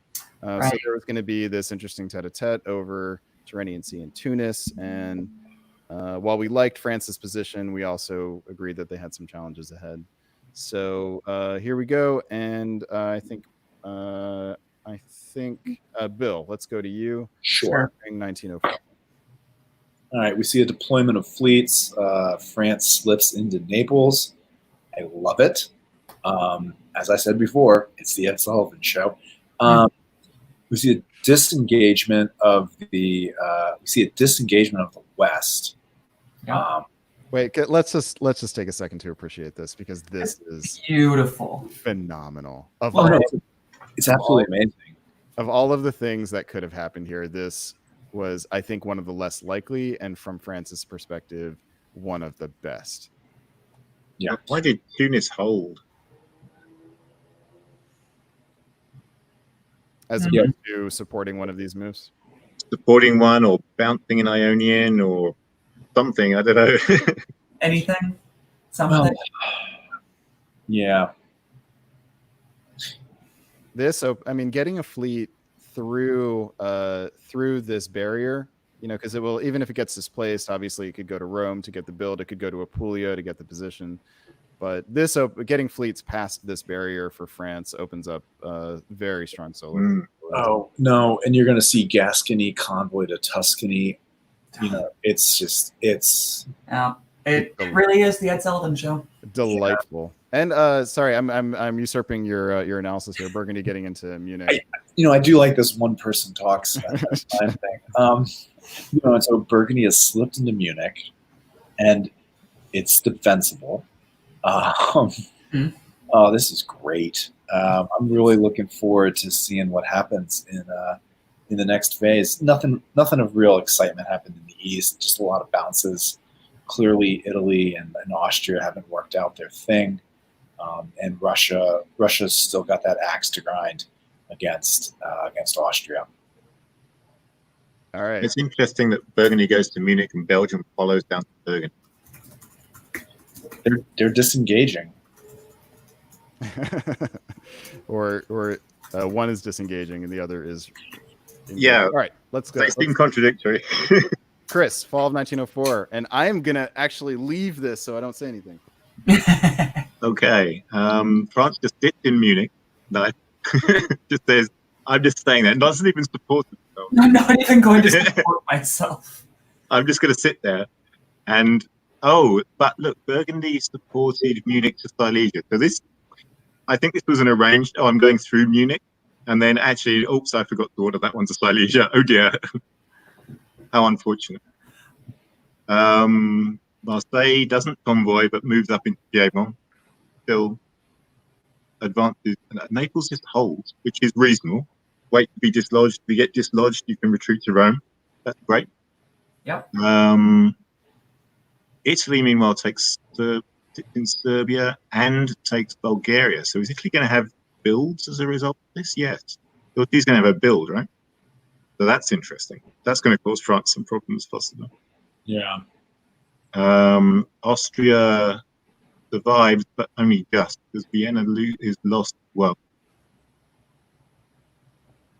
And of course, now we're done with Turkey, we can all just leave and go our separate ways. All right. Is that good? Shall we move on to Winter 04? I think so. All right. Winter 04. We've got France putting down another fleet in the south, which is delightful for him. Russia shoring up some defenses in the north. Italy getting what I assume was a rebuild. I actually didn't look at those. No, he took some centers. Oh, the Austrian centers. Serbia, Bulgaria, something like that. Okay, got it. All right, we are on to Siobhan for spring of 1905. Okay, so that Italian build comes into immediate use as he retakes Naples. But the French support the German into Venice. Smart. Trieste goes down to Albania to piff that army while taking Greece. Ed moves, the French move the English Channel to Irish. And I am mildly perplexed. I mean, maybe if they thought that the English were going to try and slide that fleet around and take Liverpool from them, but Why not go to London? why not go to London? Why not go to North? Why not? Well, London's better there, yeah. The English take St. Pete. There's some marching from the Russians. And the Russians look like they might prove to be a little bit of an annoyance for the Italians. All right, fall 1905, Bill Hackenbracht. And Siobhan looked into her crystal ball and called it. We now have a Black Sea in Bulgaria that will be able to walk into Constantinople in the following year. Who owned Vienna? That was Russia, I think. Yeah, okay, so he'll keep Vienna. And Italy gets another build. No, Italy loses Venice. Up at Greece. Oh no, he does it just. He's a poof. No, because he lost Tyrrhenian Sea, got evaporated. Okay. but he's still up 1 dot overall because The French play, though. The Avon supports Munich to Tyrolia, and Burgundy follows up into Munich. Beautiful. Right. Yeah, he keeps Munich. No, retakes Munich, I Oh, believe. he retakes Munich. Yeah. Munich was French. Yeah. But he loses Naples, so he's gonna have to pull one here. Does he? He loses Naples, so But he takes Munich. no, Munich was his already. Oh, so he didn't. Oh, Right. He was picked out in the spring. Right. Yeah, he's got a pull. Okay. All right, let's see what he pulls. And why doesn't he? Did he have one in the bank then? Oh, yeah. He did. Okay. Okay. See, this is why you waive builds on occasion, because people so often forget that you have it in the pocket. They're like, oh, he's going to have to pull. It's nice. I need to add that to the interface, actually. Put a little star here or something. All right, builds. We got the Italian maintaining much more control of the boot than I would have expected, given France's position before. England somehow treading water, and Germany sort of also doing the same. And Russia is growing here, and we now have a 3-way tie for first place. That is... I think Klaus kind of came out of nowhere. We weren't watching him too close. And Italy... loss. Italy somehow being at 8. This is really... No, Andre, I really like He's been playing a very good game since the French came down there. It's a very Chris Brand kind of Italy to play. Chris, take us down spring 1906. Yeah, pop that French fleet, Italy. That's what I would do. So yeah, okay, I'll buy this. This is a Chris Brand style Italy. So France has lost that advantage of having that forward fleet. Yeah. But that's just through weight of numbers of the Italian. The Italian kept building. I mean, yeah, working with Russia to try and push the Germans back, not managing it, but also take Tyrrhenian Sea. And the loss of Rome, I think he can probably withstand. That looks okay to me. I think that's probably a good trade to make in the spring. He can take Rome back. Yeah, that's what I'm thinking. In the spring, I think that's a good deal. France and Germany seem to have made peace with each other. Mm-hmm. And England is pushing up in the north, but I don't know what I suppose they're trying to push an army up into St. Petersburg at some point. Yeah. Looks fairly pointless to me. I don't see that going anywhere. Too little, too late. All right. Fall of 1906, down to Siobhan. So, yep, the army is absolutely going into St. Petersburg. Everything else is a little bit of a rhombus shift circle around. Fascinating. Blah, blah. That's boring. A lot of support. Okay, Moscow goes to Livonia. Fine. Bulgaria went to Rome. Now Rome goes back to Bulgaria. Italy has decided that even making a play for Rome is meh, but does take Venice back. So, We're not going to talk about the fact that Munich, Piedmont, Tuscany, that's a lot of hold orders. no support to anybody. Well, Is Tuscany supported Rome. Tuscany Did- supported Rome, which is How it did it? Okay. But Piedmont didn't support Venice, presumably. Piedmont supported nothing, Rome supported nothing, Munich supported nothing. Yeah, Venice was gone, I think, no matter what. If they used all, but still, why not? Why not do it? Might have been some strange negotiation going on. Make them choose between Rome and Tuscany. Well, no, if Rome and Piedmont had both supported Tuscany, it would have actually held here because Naples didn't tap Rome. Well, Rome can't Rome's a fleet. support Venice. Oh, because it's a fleet. Yep. Okay. Well, yeah. What do you guys make of the decision for Italy here to go after Venice rather than Rome? Must be something in negotiation here, because Venice went to Apulia here, so something must have broken down. The fact that Naples and Tyrrhenian both held is odd. I would have thought with the Naples support Tyrrhenian up to Rome and that Tunis support Ionian to Tyrrhenian, but there's got to be some reason why that didn't happen. Might have been worried about losing Tyrrhenian Sea.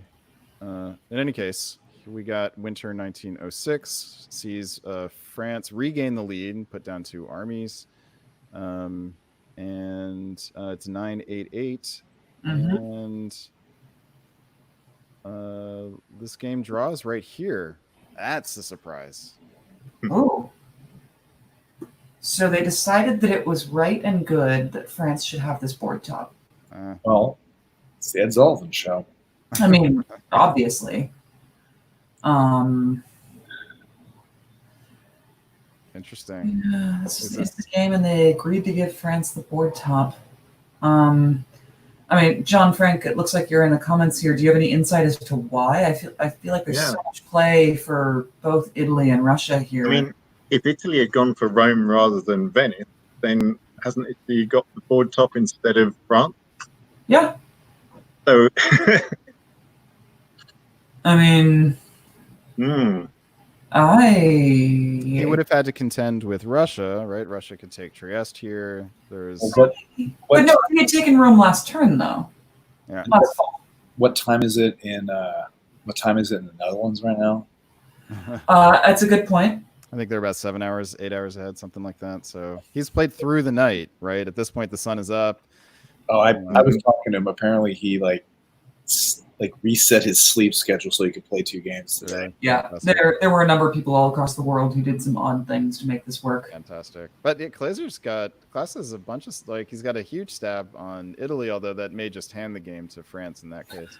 That's the question, but I'm with Chris Brand though. It's like, why not just take Rome last year and knock France down 1, and then you have the board top?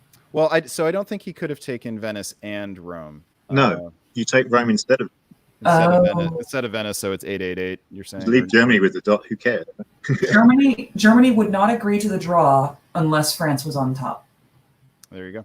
Oh. So Conrad just basically said, "This is my line in the sand." I wonder how pissed off Klaus made Conrad there. Yeah, that's I think Conrad already signed off. Conrad is in London right now. Is that what you said? Bill? Yeah. Yes, I think he's in the land of Z's right now. Yeah, no, he a couple hours ago said he was going to bed and said thanks for the stream.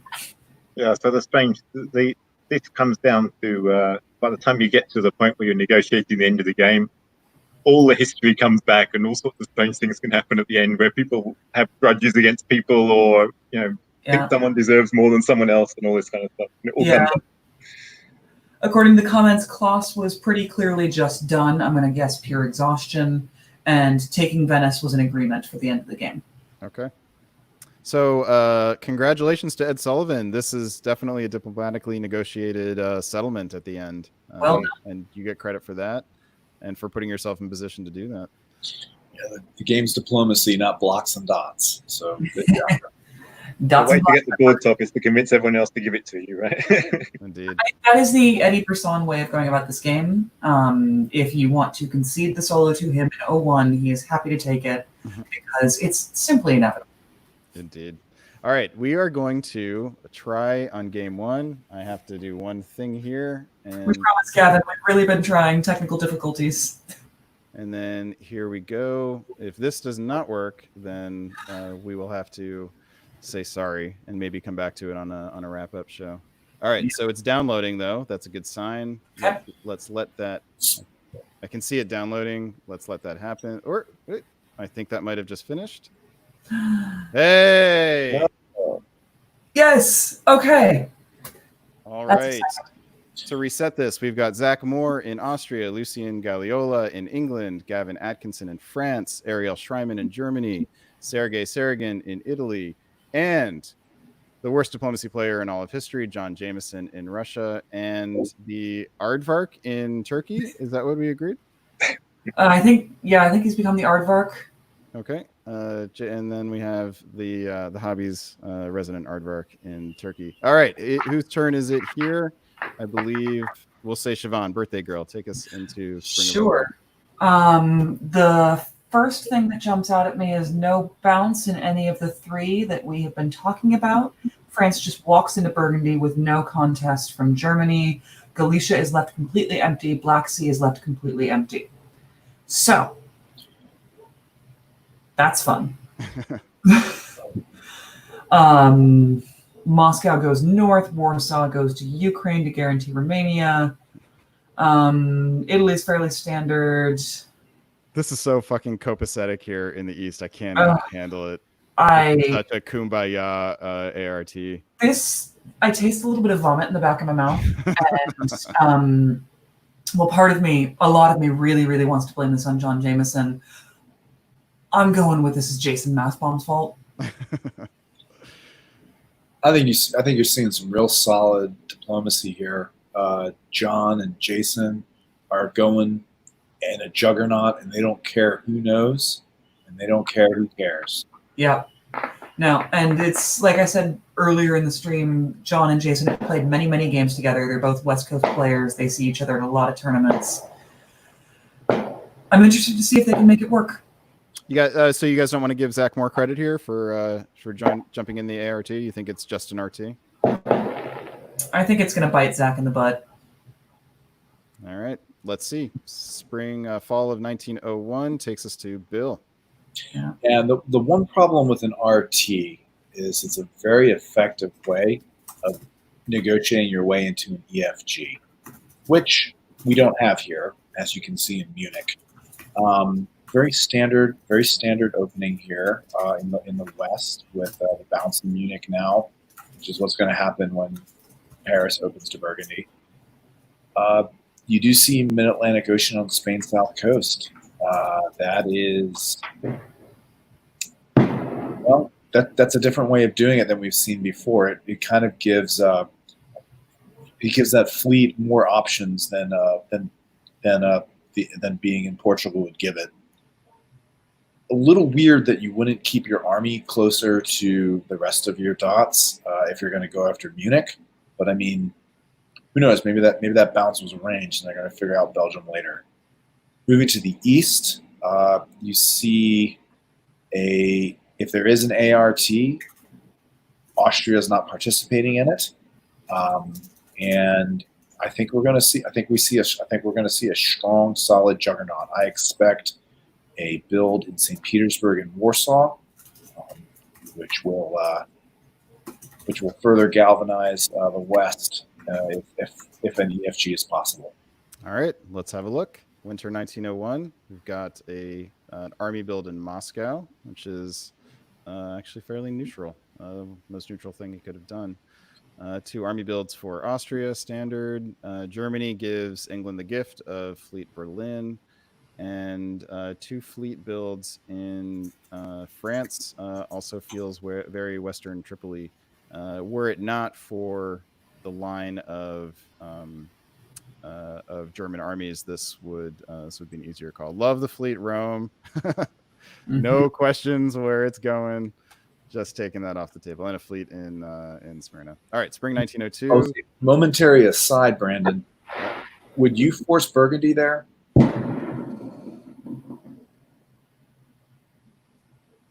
Given the strategic situation on this board, no, I would not. You would be fighting France on your own, and that's never a great thing to do for any power. Yeah, I would actually go with the Western Triple as Germany. I would ask for Belgium, and if I didn't get it, then I would need to find an ally to help me. All right, spring 1902. Chris Brand, what do you got? And let's try to pick up the pace a little bit. Otherwise, we'll be here all night. Western Triple. Those are all the kind of moves you would expect from a Western Triple on the west there. Fleets coming down into the Med, fleet into the Baltic, pushing Germany up into Sweden. Vienna goes to Galicia.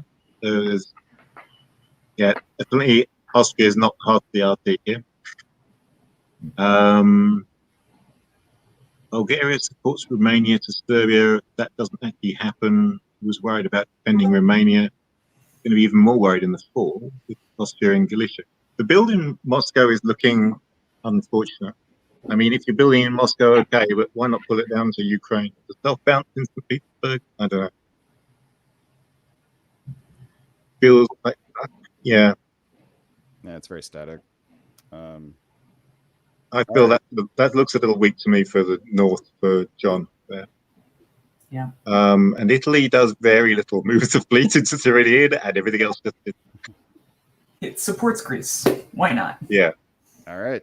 Fall 1902. Siobhan Nolen.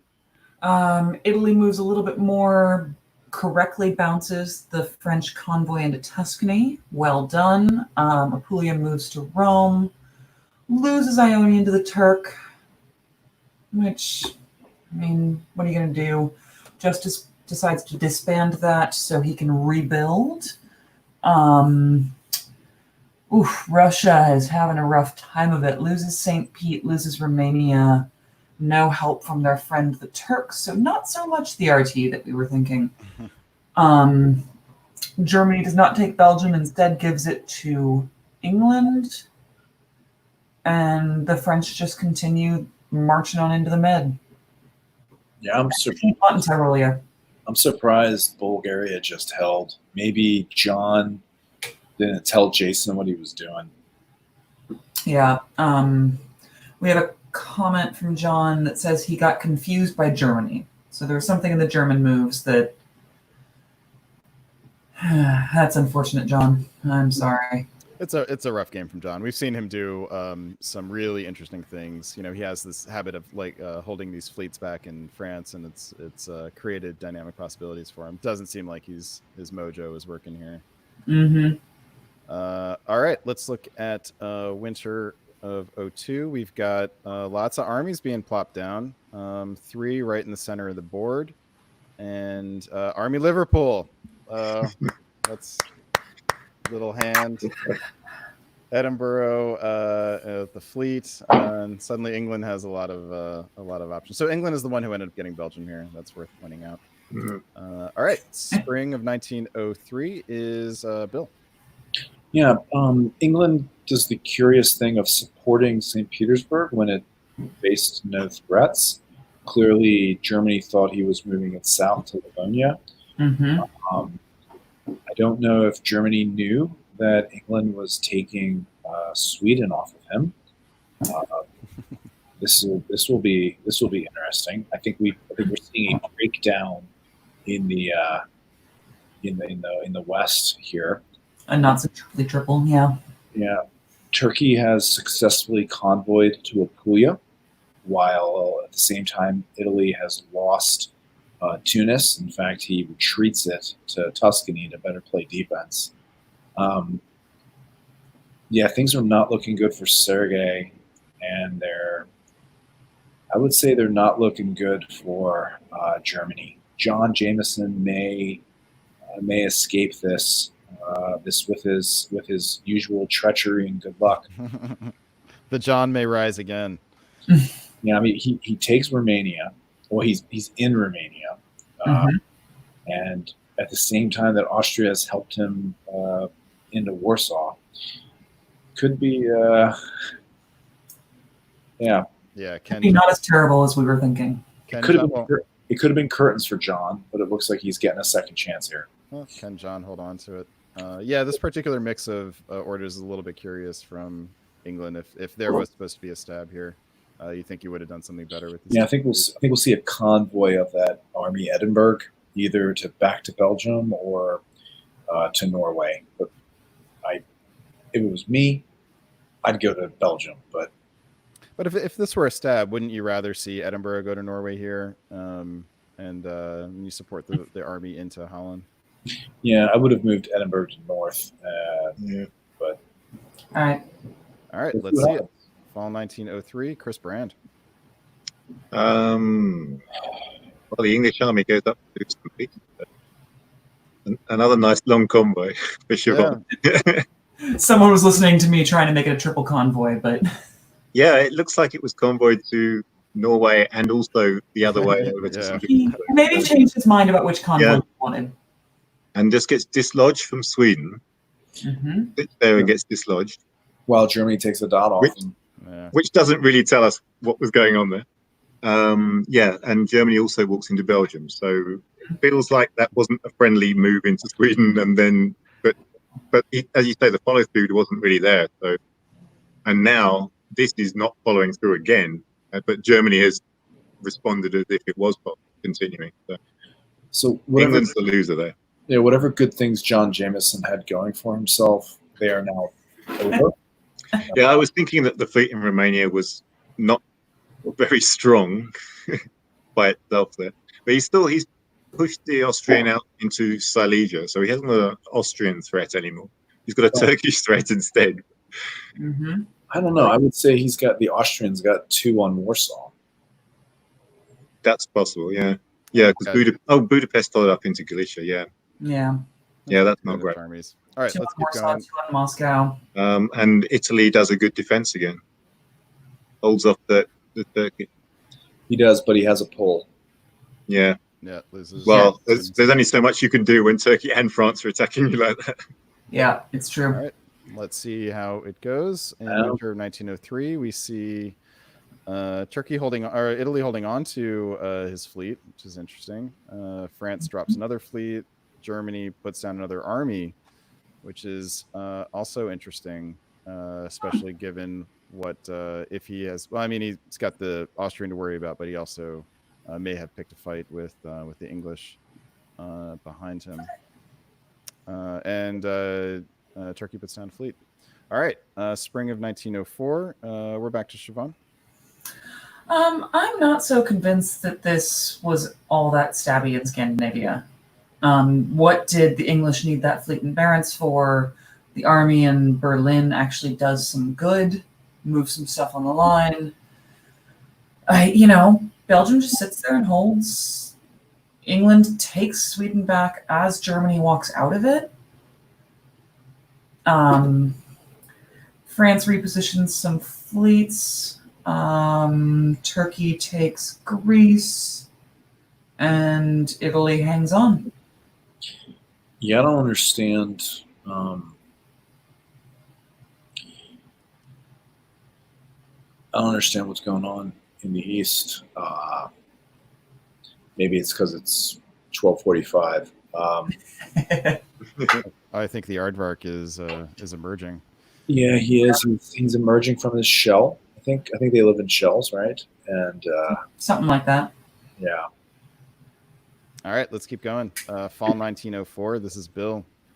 Sure. So we see the Denmark to Albania, Andrew Goff style move. Germany has forced Warsaw with English support. So John Jameson is now down to 2 centers. Austria has great position, but is pulling 1. And Turkey has decided to forego the continued bounce in Naples and instead get position for the long term. there's an agreed trade with Austria and Italy. Turkey and Austria. Turkey put Austria into Venice and took Greece in compensation. Right? Yeah, I think Austria's even here. Yeah. Yep. And All right. yep. All right. Winter 1904 sees Turkey get to put this yet another fleet down while sitting in Ionian Adriatic. England gets a fleet build and puts it in London, which opens up lots of possibilities on the backside of France. And John picks a direction. Looks like Romania is not long for that one. All right, we've got spring of 1905. Chris Brandt. Yeah, I mean John couldn't defend Moscow anyway. He was going to lose it, so might as well pull that army and take Romania. Yeah. That seems perfectly reasonable to me. And interesting that Turkey retreats to Serbia. I wonder how the Austrians felt about that. They popped the German army into Rolia. That looks to me like that was very carefully worked out to do that. Oh, and Turkey-Austria thing continues, pulling the Venice army down into Rome and following up with the Turks. There's some nice play in Italy there. That fleet, London, obviously worried France. North Africa comes back to the Mid-Atlantic. Yeah, I think any move against England's coming too late from France. But England actually goes north with it. Why they didn't build in Edinburgh, I don't know. You just boot them and bring a French fleet back up to your door. That doesn't seem very useful. Mm-hmm. Did we touch on the Turkish retreat to Serbia? I mentioned it. Yeah, I suspect that Austria wouldn't be happy about that. Yeah. But I mean, Austria and Turkey have been playing very well, and it's only spring, right? So it doesn't have to stay there. Sure. So let's find out. Fall of 1905. Siobhan, tell us how it does not stay there. Okay, what I'm seeing just a little bit north of that is Warsaw retreats to Ukraine, Silesia retreats to Galicia as Germany loses Warsaw to England. Germany plays for position in Silesia. Yep, John holds on to his 2 dots, makes it Bulgaria for Budapest. And play for Serbia. What? No, John does more than hold on to his 2 dots. Does he? Oh, Moscow walked out. Yeah. And there's no. Oh, he can build in Moscow. Oh my god.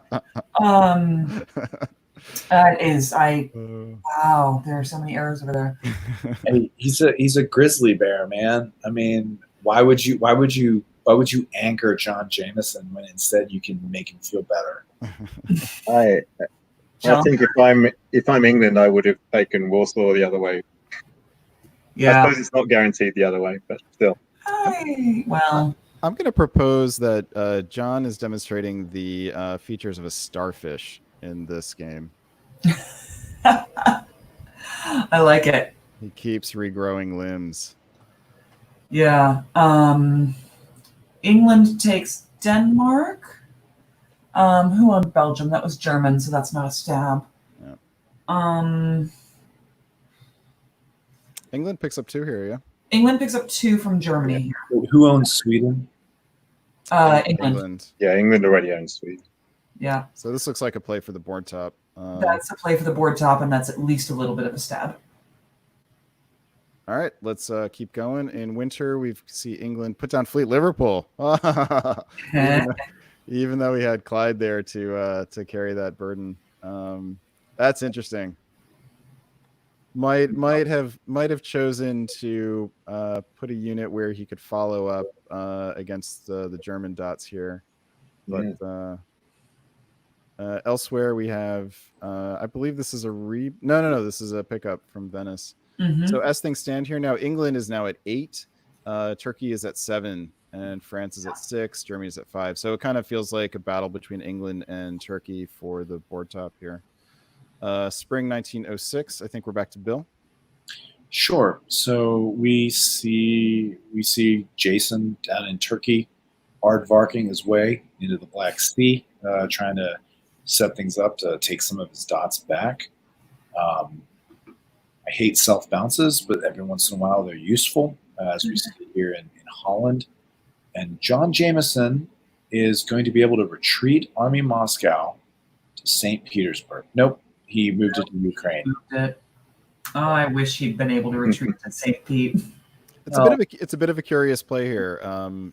Having a power, moving with the power of 3 doesn't seem like it was needed here. No, I don't even know if it was necessary to go into Ukraine. And then let's see, last nothing down in, for some reason, Piedmont attacked Venice, even though it's unable to do anything. Because why not? Because I think you moved to Tuscany with it. What are the English fleets doing? Uh, Norwegian, and Norway? That's ridiculous. I think You've got all the dots up there already.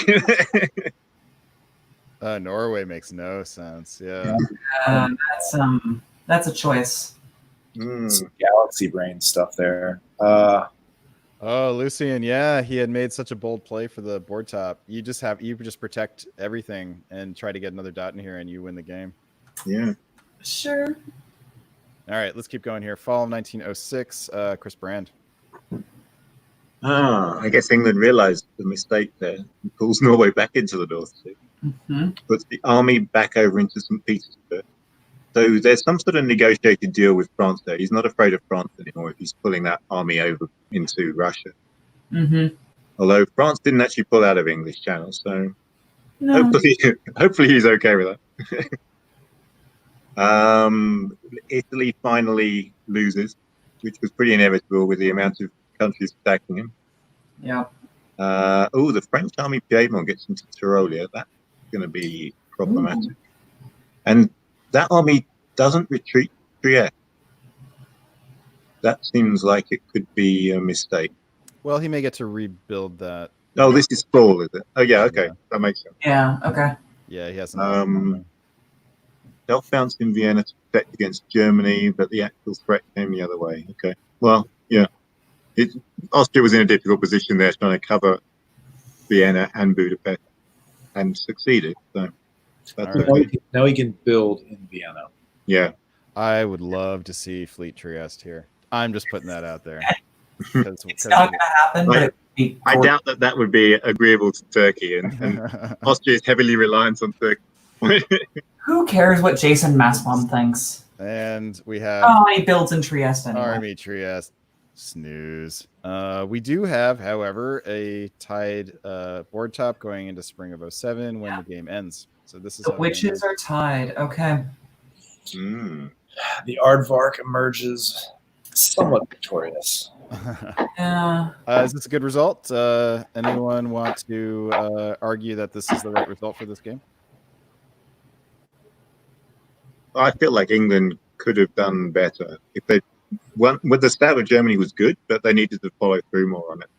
Oh, they took their foot off his neck. Yeah, they could have owned quite possibly Holland and Kiel at this point, right?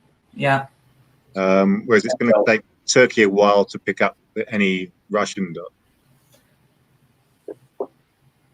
Yeah, I feel like England kind of gave this away. England should have cut the board, but let Turkey catch up to them instead.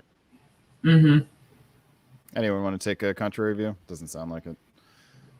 All right, let's give some props to the worst diplomacy player in the history of the game, who starfished his way to a 3-center finish. He just suckered his way onto the side of the tank and wouldn't let go. Exactly.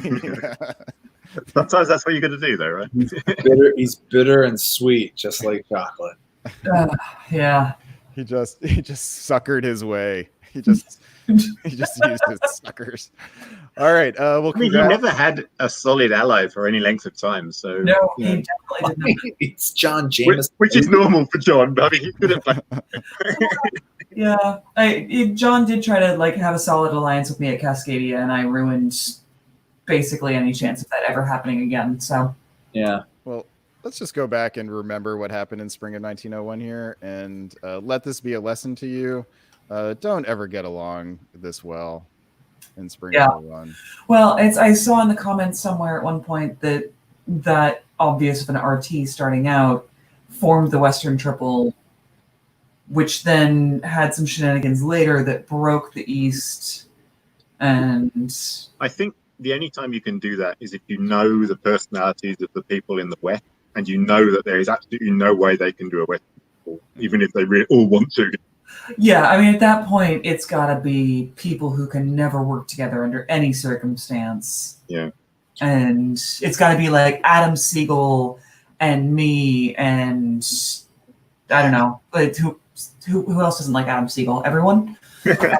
Adam Siegel or any other two diplomacy players. Exactly. I actually like Adam C. I only played one game with him. No, he's a great guy. I grew up with him in the Bay Area. I like him, just not on a diplomacy board. Just not on the diplomacy board. John Jameson, I see you. You know I love you. Come on. Oh my God, this is the nicest we've ever been to John Jameson. Like, maybe that's the problem. Exactly. He's feeling unloved because we're not mean enough. Yeah. Sorry, John. You are the worst person who's ever existed. All right. It is 1 a.m. Yeah. Let's power through this stuff. Let's power through this. I got to All right. 2 minutes. I will be right back. All right. We'll see you in a bit. All right. Bill, you're going to stay with us till the bitter end. Well, I had a giant cup of coffee and about 1.5 beers in, so let's do this. All right. Let us know if you need a bathroom break. All right. We have got 2 games left, it looks like. We've got State House number 2 and Boston Common number 5. Let us go into State House right now. To reset the game for us, this is with Melinda Holly and Tommy Anderson, George Linkert in France, former world champ Nicolas Sahu-Gay in Russia doing his crazy Nicolas things, and Chicago's own Wesley Ketchum in Italy getting over to Spain in 1903. And right, this is where we had some questions about what kind of relationship A and I had. And yes, and this, remember we talked about this. There was a question here about what how Nicola would defend, and clearly he did it well. He got it. Yeah, right. and you've got that Greece, the Turkish army moving from Greece to Albania. I think Right. the negotiations during this winter and into the spring are going to be pretty interesting between Melinda and John. Right. We thought these moves were Jason Massbaum's and John Jameson's. We actually haven't talked about them with these players. Remember that? So, right. We really liked, you wanted Turkey to stab here, I think. I did. That's right. Armenia goes to Romania. Greece Yep. goes to Serbia. Okay, excellent. So Bill, I'll do the winner builds here. We've got France evaporating. Sorry, George, and Fleet Rome signals intentions, and a couple armies in the north. All right, Bill, take us into spring 1904. There it goes. All right. I'm sorry, Melinda. You've been playing so well. Well, we have a unfortunate German NMR at probably the worst time possible. He really needed to take advantage of this lull and start heading against Nicola. And we do have some notes from the GM. The NMR here was unintentional from Leah or Lee. So a good rule of thumb here is even in face-to-face diplomacy, the first 30 to 40 seconds after orders are read, you just write your pieces down, and that way you can start filling in orders in case you're running up against a hard clock like this. And I think for people that are playing Backstabber in some of these tournament settings, I would say it's a good rule of thumb to just get orders in. Even as you're negotiating with people, at least having a set of orders in is better than an NMR. You're almost always better with any set of orders than an NMR. Yeah. So what we see here is we see Italy heading west, continuing to head west into France, and England jumping on England's no longer bypassing Brest. So any chance George had of continuing in this game is evaporating. He's gonna lose most likely gonna lose Marseille. Well, actually, he can hold Marseille, but anyway, it doesn't look good for George. Moving off to the east, Nicolas has lost Sevastopol to a partnership of Austria and Turkey, which makes me think that this Albania to Trieste isn't quite as anti-Austrian as you'd think. I don't think that's anti-Austrian at all. I'd expect to see I'd expect to see Trieste to Venice in the next turn. Let's have a look right now. And Chris Brand, you get to break it down for us.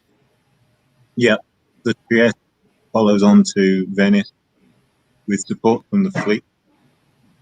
That's what I thought would probably happen, given the cooperation in Sevastopol. And push the Austrian army up into Ukraine as well. That's looking pretty good for Austria and Turkey to split Warsaw and Moscow pretty soon. But a German army comes down from Munich to Tyrolia. And also pushes Berlin to Silesia with the Russian help.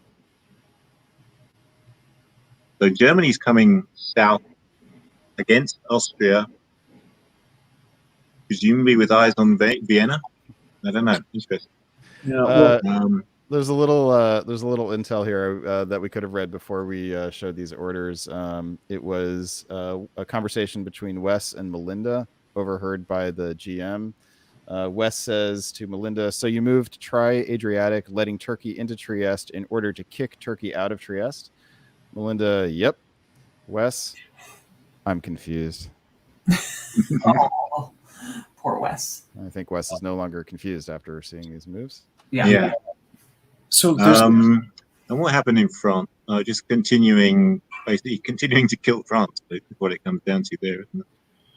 Not very successfully this turn, but that's only a matter of time. The German army comes down to Burgundy, will presumably steal the fate of those last French units. I think too often the German player waits too long to make that move against Austria, and kind of has too much focus on those Russian dots. But do you really see him moving against Austria with power here? He only has one unit down in Tyrolia now. Yeah, I mean, he's in Silesia and he's got the other army in Munich, so it's not a powerful move this turn, but it's got the potential to be next turn. And he is getting a build here, Germany. Oh, well, he's going to plop down Army Berlin, and it's going to be game time. So you've got a fairly powerful force on its way, but Tyrolia is like the advanced guards, which isn't going to do much by itself, except perhaps support some of the follow-up units in there. And force Austria to actually cover some dots. Of course, does England see this and take advantage? Yeah. England's build will be very interesting here. So let's have a look and see. Fleet London. Ambiguous, powerful, can go lots of different ways. We got the promised Army Berlin. Nicolas gets a what I assume is a rebuild here, indeed, from Ukraine. Yeah. So he had two that came off the board, lost a dot, so still got a rebuild. And two Turkish fleets. This is definitely a theme we've seen time and time again tonight. Most turkeys have not been eliminated and have had strong late game surges. Typical for Turkey, but when Turkey does well, and we've been seeing it happen again and again here tonight. One of the interesting things to me is that England put the fleet into Norway and didn't convoy the army over, which sort of says he's not really interested in pushing on against Russia. And then building the fleet London. Well, where is he going then? Yeah. Indeed. So Germany should be worried, in other words. You would think so. All right, let's find out. And Siobhan, you are up. Germany should not be so worried. England takes West, takes Mao, English Channel. Germany covers Paris from the possible Gascony. Italy takes Venice back. Turkey retreats to Rome. Nicely done. Russia loses Warsaw. There's a lot of movement from the Turk here. Yeah. I mean, take Serbia, probably not agreed upon, but maybe it was, since Austria was taking Warsaw.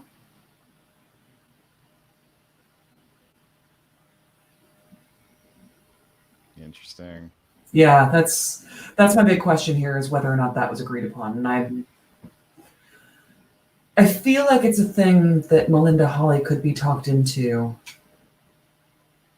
Yeah, I mean, Melinda's going to lose Vienna here. Yeah. I think she almost would have been better off supporting. I don't know. This is bad. That's not great. I do see in the comments, and Peter, you're very correct. Germany should be worried about the fact that Belgium didn't go to Burgundy to bounce that French army. Indeed. Or the fact that it's just staying there at all. That it's not doing anything. It's just there being a thorn in your side, or a potential one. Just keeping Holland warm. Yeah, I mean, somebody's got to keep Holland company at night. Walking to Holland and walking to Sweden in the fall. I don't think Tommy's going to stab. I don't think so, but it's there, He's got to be looking at it, though. He's gonna pick up Spain.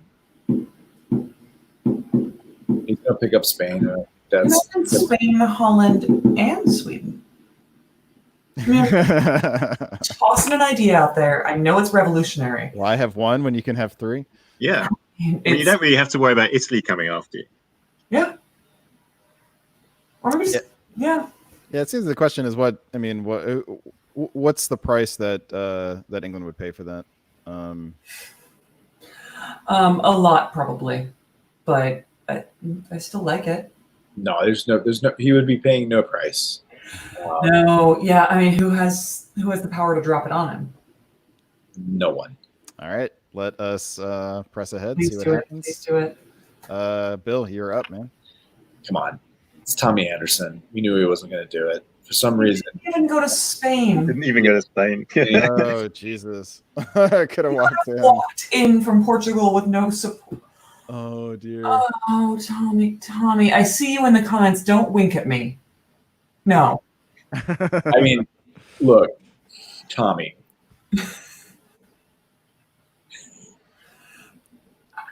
Perhaps we're not privy to the negotiations that were going on right now.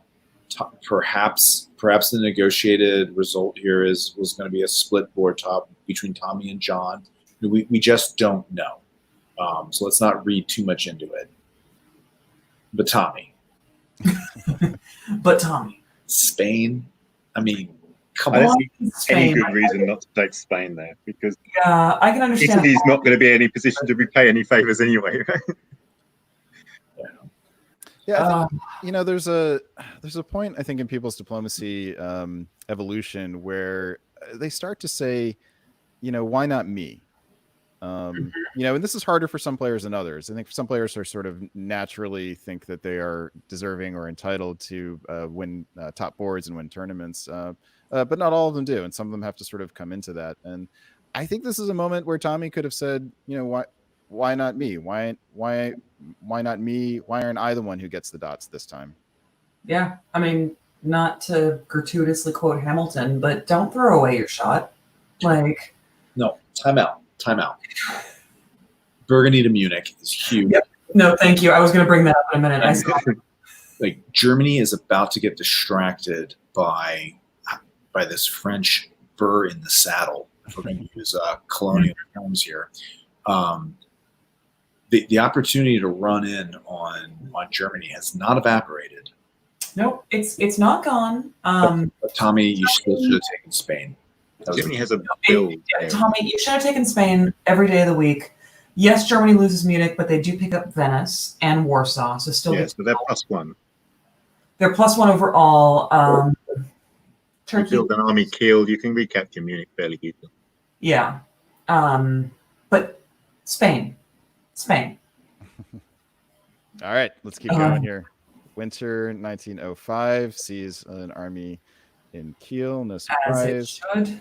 Army in Budapest, and let's give props to George Linkert for earthworming his way into some survival.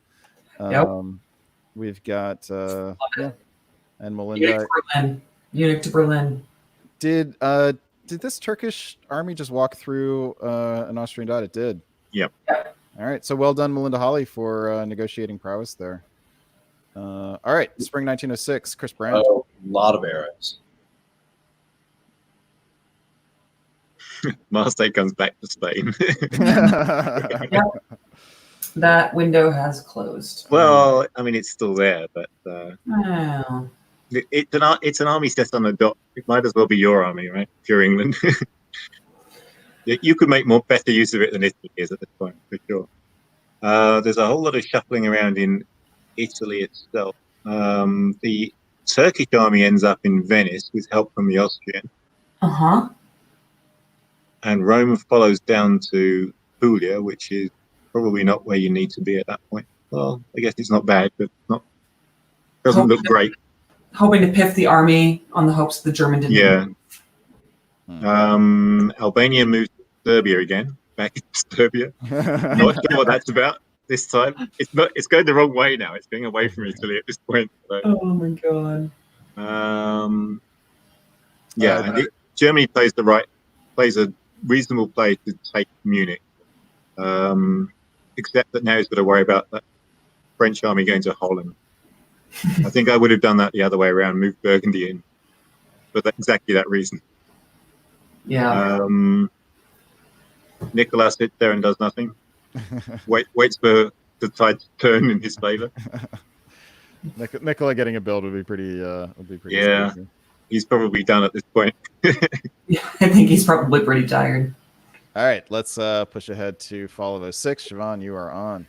Okay, the comment I would have made last turn, Tommy, thank you for going to North Africa instead of trying to bounce in Tunis again. You've convinced the Spanish army to convoy to Tunis. This is a multinational convoy. Or to Tuscany, sorry. That is nicely done. Ruhr does indeed go to Holland. So Germany is... Well, I guess Germany and France trade Munich and Holland, and George Linkert survives for another year. But this makes the German units heading the wrong direction. They're heading towards England. Yeah. It's chasing all the wrong things. I mean, I'm happy to see some movement and some coordination. This is another NMR, it looks like here. From Melinda. Oh, that's unfortunate. Yeah, which allows Vienna. Germany's going to get a Vienna entry, yes. Yeah, as Bill said earlier, if you're in a face-to-face tournament, always at least write down your orders. I usually have at least half of them ordered before I even talk to anyone.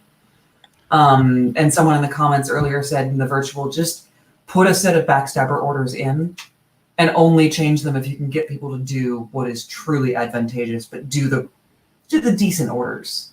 And at least you'll always have that. Now, Melinda is from Phoenix City, Alabama, which, if I'm not mistaken, is across the border from Fort Benning. Okay. It's across the Chattahoochee River from Fort Benning, Georgia, and the home of the Army's infantry school. And I would say that if she has any connection to Fort Benning, this was not the tactical infantry tactics decision to make here of an NMR. I think but up until this point, I think she's played a fantastic game. She's a great player. I don't see her as the type to intentionally NMR. Yeah. There are players who will. Yeah, no way, not Melinda. But Melinda will always write supports or move something. Corey, the GM, says she doesn't know what happened here.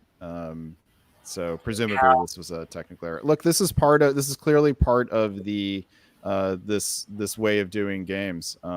So, I don't, we had some worry that that a solo that involves some NMR like this is somehow, less than, it's just part of this online game.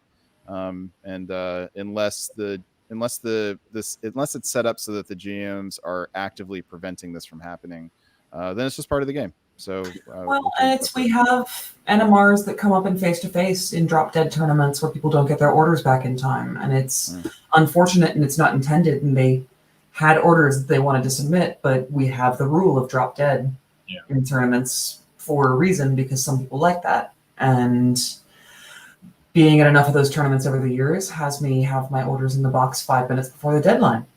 Of course. So hopefully as we figure out how to do these tournaments, we'll get this less and less. I mean, I think we've seen this 4 or 5 times today. It happened a lot today, and it was really unfortunate. Let's push. I would like to give credit to Tommy here. Here, I think the right thing to do was not to follow up Spain, because that army is now doing something useful for you in defending Italy, right? No, I absolutely have respect for this set of moves, and I'm happy that he moved. I'm seeing some comments that there were agreements in the negotiations. Great time to reiterate. We have no insight into that. We treat this kind of as just a gunboat game, and so sometimes we get too caught up in the pieces and what would make sense as a position. I'm going to push back on this a little bit. Sorry, Tommy. I know we're picking on you a bit. I think this is an example of a great deal to make and not honor. Take the army out, take Portugal. Again, this is a play for the board top. Take Sweden here. Why not?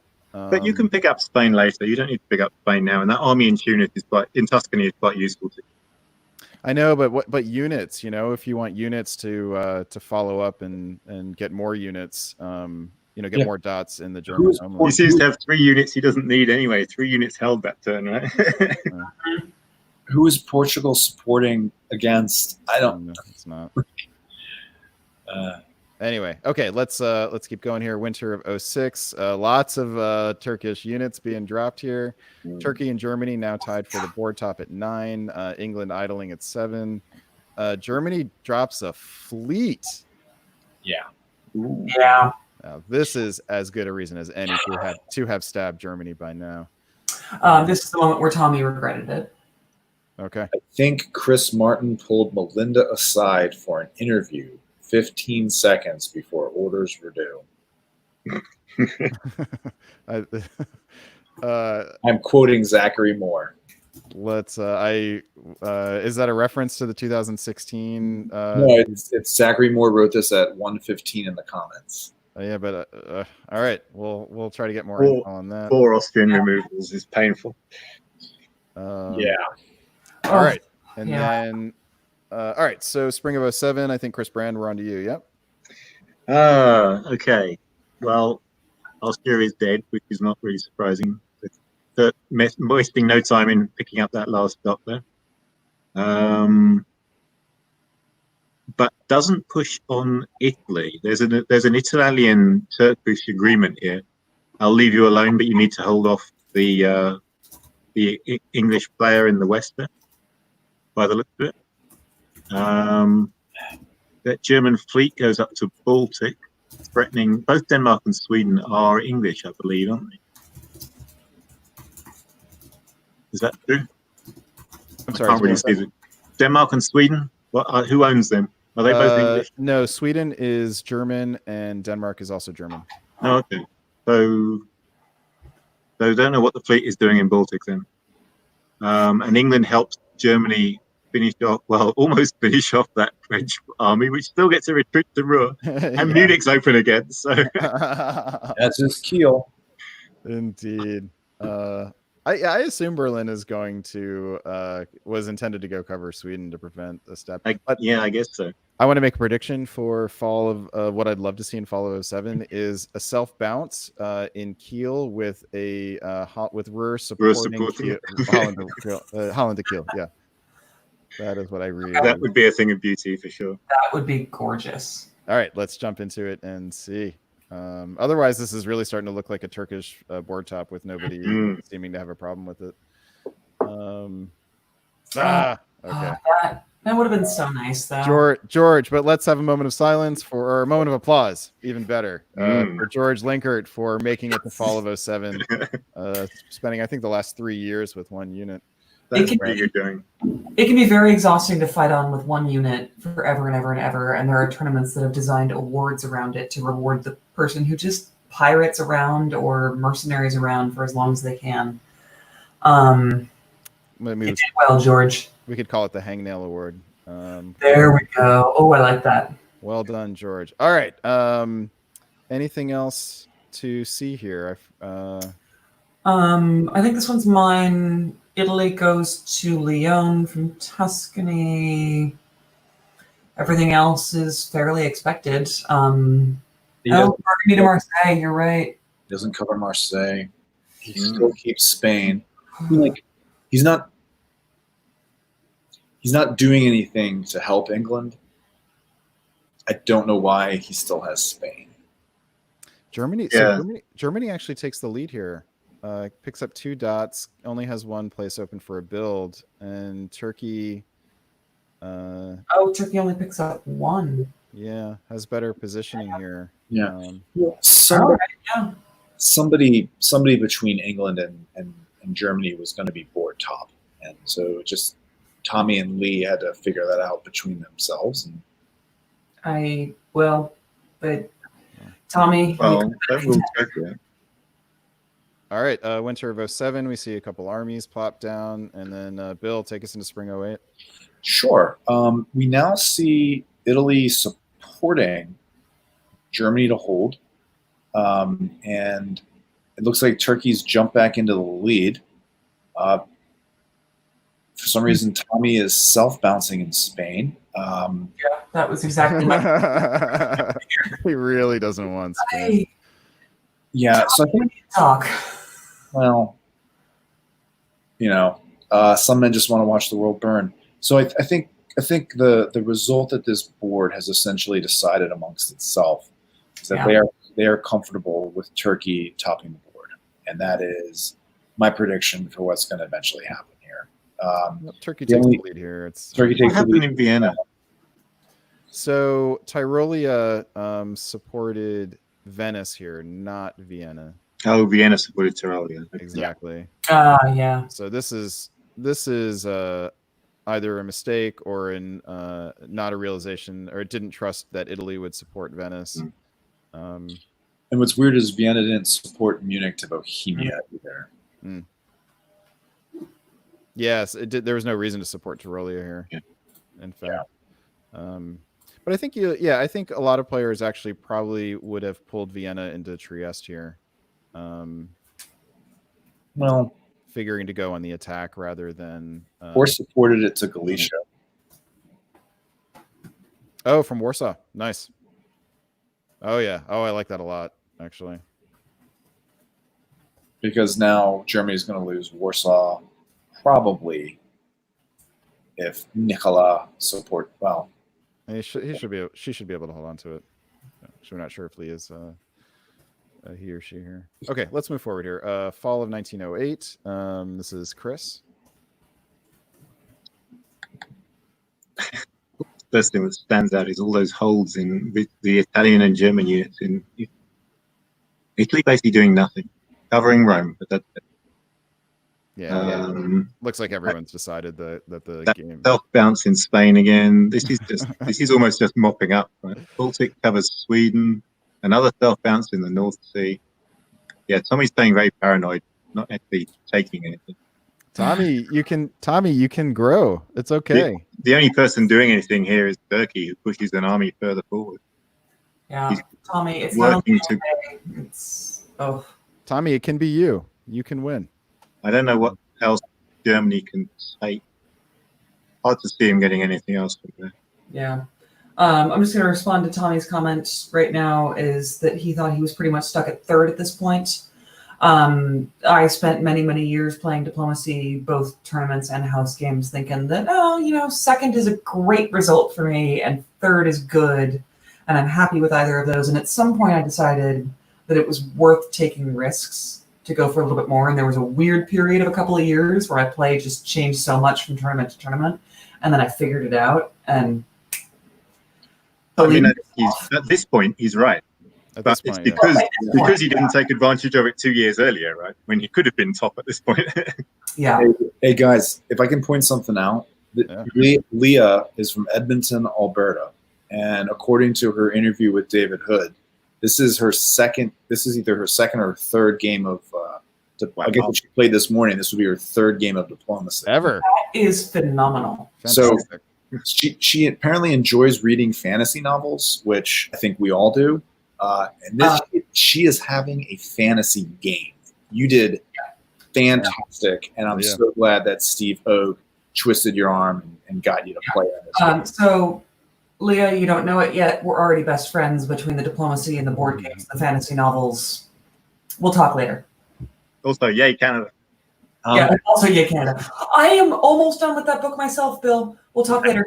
Yeah, well, I'm like this into it. I had to stop. I'm like that far from the end, so. It's not a book club. Leah or Lee, we apologize if we have been mispronouncing your name. Please correct us somewhere. We want to pronounce names correctly. And we are deeply impressed with how you did in this game. So really, really well done. Tommy, you did a fantastic job putting yourself in position to make the big move. So you should feel good about that. Next time. Oh, Leah, you're in the. Tell us how to pronounce your name. Is it 2 syllables or 1 syllable? In the comments, we just really want to know. And is this really your third game ever? Yeah, be honest. Yeah. Well, I'm going to go out on a limb here and say that from the eastern part of Canada, French Canada, Leah. Yeah. Same as a friend of mine from France who's named Leah. All right. I think Edmonton would love. I don't think Edmonton considers itself the east part of Canada, but I guess when you look I don't actually know Canadian geography, so don't ask me. I'm pretty sure that is the east part of Canada. Yeah. To the people who are asking, the book that Bill held up is the prequel to the Hunger Games series, A Ballad of Songbirds and Snakes, which is the early story of Coriolanus Snow, who later becomes President Snow in the Hunger Games trilogies. And the beer I'm drinking is Hopium IPA. All right, let's also give a shout out to former independent presidential candidate John Anderson for topping this board. It was not clear that this was a Turkish board top for a while, and well done for the late charge and for taking the tops on here. Okay, so it's Leah's second game ever. Yeah, because she did not play this morning, so she played once before this. All right, Leah, we look forward and are also a little terrified to see you on future boards. Come out to Cascadia. Yes. Yeah. Play in Liberty Cup in a month. Yeah. So Edmonton to Vancouver's easy, right? All right. That is game number 2 in the books. And that leaves us with 1 game left. Game number 5, Boston Common, which we left after 1903. This game is featured Russ Dennis in Austria, who is the Diplomacy Briefing publisher. Stephen Hogue, who is responsible for bringing Leah into the game. That's what I heard Bill say. And Ariel Mendez Peñate also in this one, and Christian Klein. So this one, I think, is where Christian Klein was getting a little yo-yoed. Yeah, doing a whole lot. Ariel had some northern exposure that ended up being frostbitten, and France looks like spreading out into some decent position. All right, let's go to. I'm not sure who's up here. We'll go to Bill for spring of 1904. What do you see here, Bill? Okay, so first of all, fantastic job for Caleb for playing from New Zealand. I have no idea what time it is it's probably like 1:30 in the afternoon in New Zealand, so he's doing all right. By this point, yeah, the first round started at something like 3 a.m. Did Caleb play in the first round? Don't remember. I don't think so. Well, regardless. Oh, no, I think he did actually, but I don't know how he did. So he woke up at like 2 a.m. or 8 in the. Yeah. He played through the night. Fantastic. They make him different down in New Zealand. Well, unfortunately for Caleb, Russ seems to be getting position on him. And with that fleet in Albania, looks like he might be losing Venice this year. Big things we see is Ariel is down an army in the south with that poof. And and we now have a dual threat. Italy's facing a dual threat from that French double on Tunis and the Austrian double on Venice. This could be a short game for Caleb. God, how many convoys to North Africa have we seen tonight? Quite a lot. Lastly, it would appear that Stephen has given up the Ghost up here in the north, and will be doing some kind of looks like he's doing some kind of Janissary for Liam. I'm not really sure what that's going to look like. So let's go to fall 1904. Excuse me. All right, Chris Brand, tell us about it. That's a German army convoy into Holland, right? Yep. Yes. Okay. Holland, which Germany still owns. Which is a German. Okay, so that's leaving that makes the English sense. side of Eddie. Yeah. Taking Tunis with the army. Because you really want an army in Tunis. Everyone wants an army in Tunis, really. All right. Obviously. Well, why not, really? And Turkey ends up taking Greece back. I think in the spring, didn't they help? Oh no, maybe last fall they helped Italy get into Greece. Oh yeah. And now they kick them out again. That was you can have it for now. Yeah, Italy's losing 3. Yes. And Christian Klein is picking up 2 here. Yeah. Cool. Nice. I mean, the nice thing with Turkey is if you can survive those first couple of years, then you can just creep up to 5 and then 6 and then 7 and end up on topping the board on 11 or something, right? Yeah, we've seen that multiple times. Austria is picking up a build here. It's worth pointing out. Yeah, Russia's clearly worried about Turkey bringing the army down to Romania, and does nothing in the north. I guess wants to leave. That's reasonable. Wants to leave. Wants to give England the best chance to fend off France. Then why not? I can see that. Why not pull the fleet back to St. Petersburg and do something else with that army? Yeah, that's fair. Yep. If you can find something to do with your units, do it. Do them. All right. Winter 1904 sees France drop 2 units, army in Paris and a fleet in Brest, which suggests actually those were the only 2 places he had to build. So it's hard to read too much into it, but it does set him up for further advance in the north. Turkey puts down an army and a fleet, which is maximally flexible, and that's the sort of thing that Christian Klein likes to do. But it's clear that he is moving west rather than north against Russia here. Mm-hmm. All right, let's keep on going. Spring of 1905, Siobhan, Nolen. Let's see it off the top of my head. What jumps out to me first is the Austrian shift to Apulia and Venice. That's a lot of fun. France pushes up even further into the English homeland, forces Burgundy, which they didn't even need to do. Self-bounce in Ruhr seems like okay, and Kiel holds, I guess. North Sea just bails, knows that England's going to take it, but England does lose Norway to St. Petersburg. I like the retreat to Finland. Nicely done. Why the army? Yeah, I was thinking that. Yeah. If I'm taking some Norway like that, I'm putting the fleet in every time. Yeah. No, I absolutely agree. The army gives you more flexibility. It's just as guaranteed if you think that it's not going to get supported. Actually, it's more guaranteed. It's not even just as guaranteed. It's more guaranteed. You're right. So Ariel, I'm going to move on from critiquing your builds to critiquing why you chose that way to go about it. And it's also really easy to make these kind of critiques. Yeah, I critique Ariel because I want him to be better, and he's soaking it all up, and he will be great one day, and I expect to lose to him every board that we meet. All right. What do you think about Serbia supporting Ionia into Greece? Oh, good catch. I missed that. I'm wondering whether that's good for Austria or not. Yeah, because it forces the retreat to Albania. Yeah. Yeah. It is curious.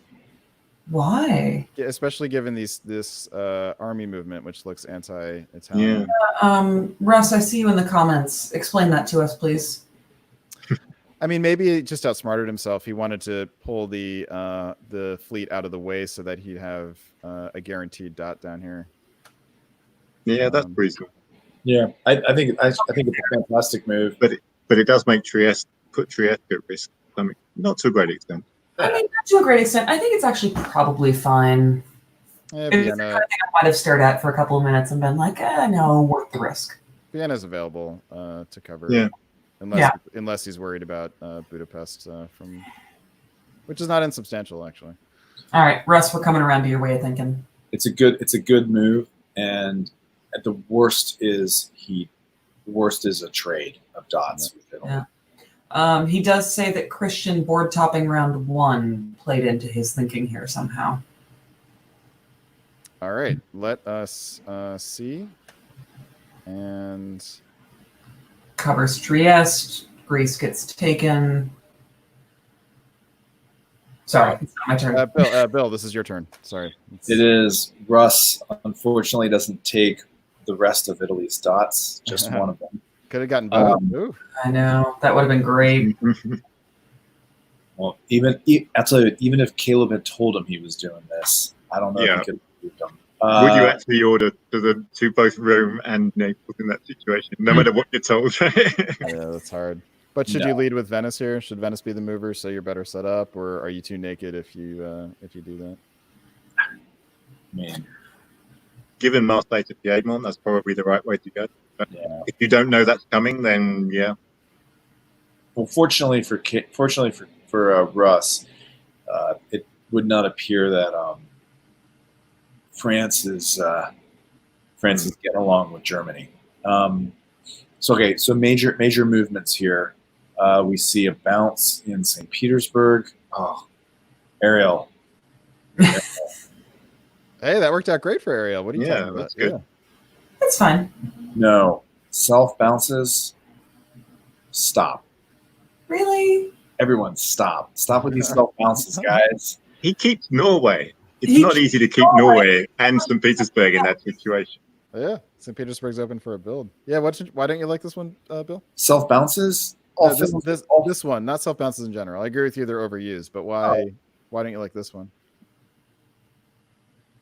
Oh well, Norway should have gone to Sweden, and Barents should have gone to Norway.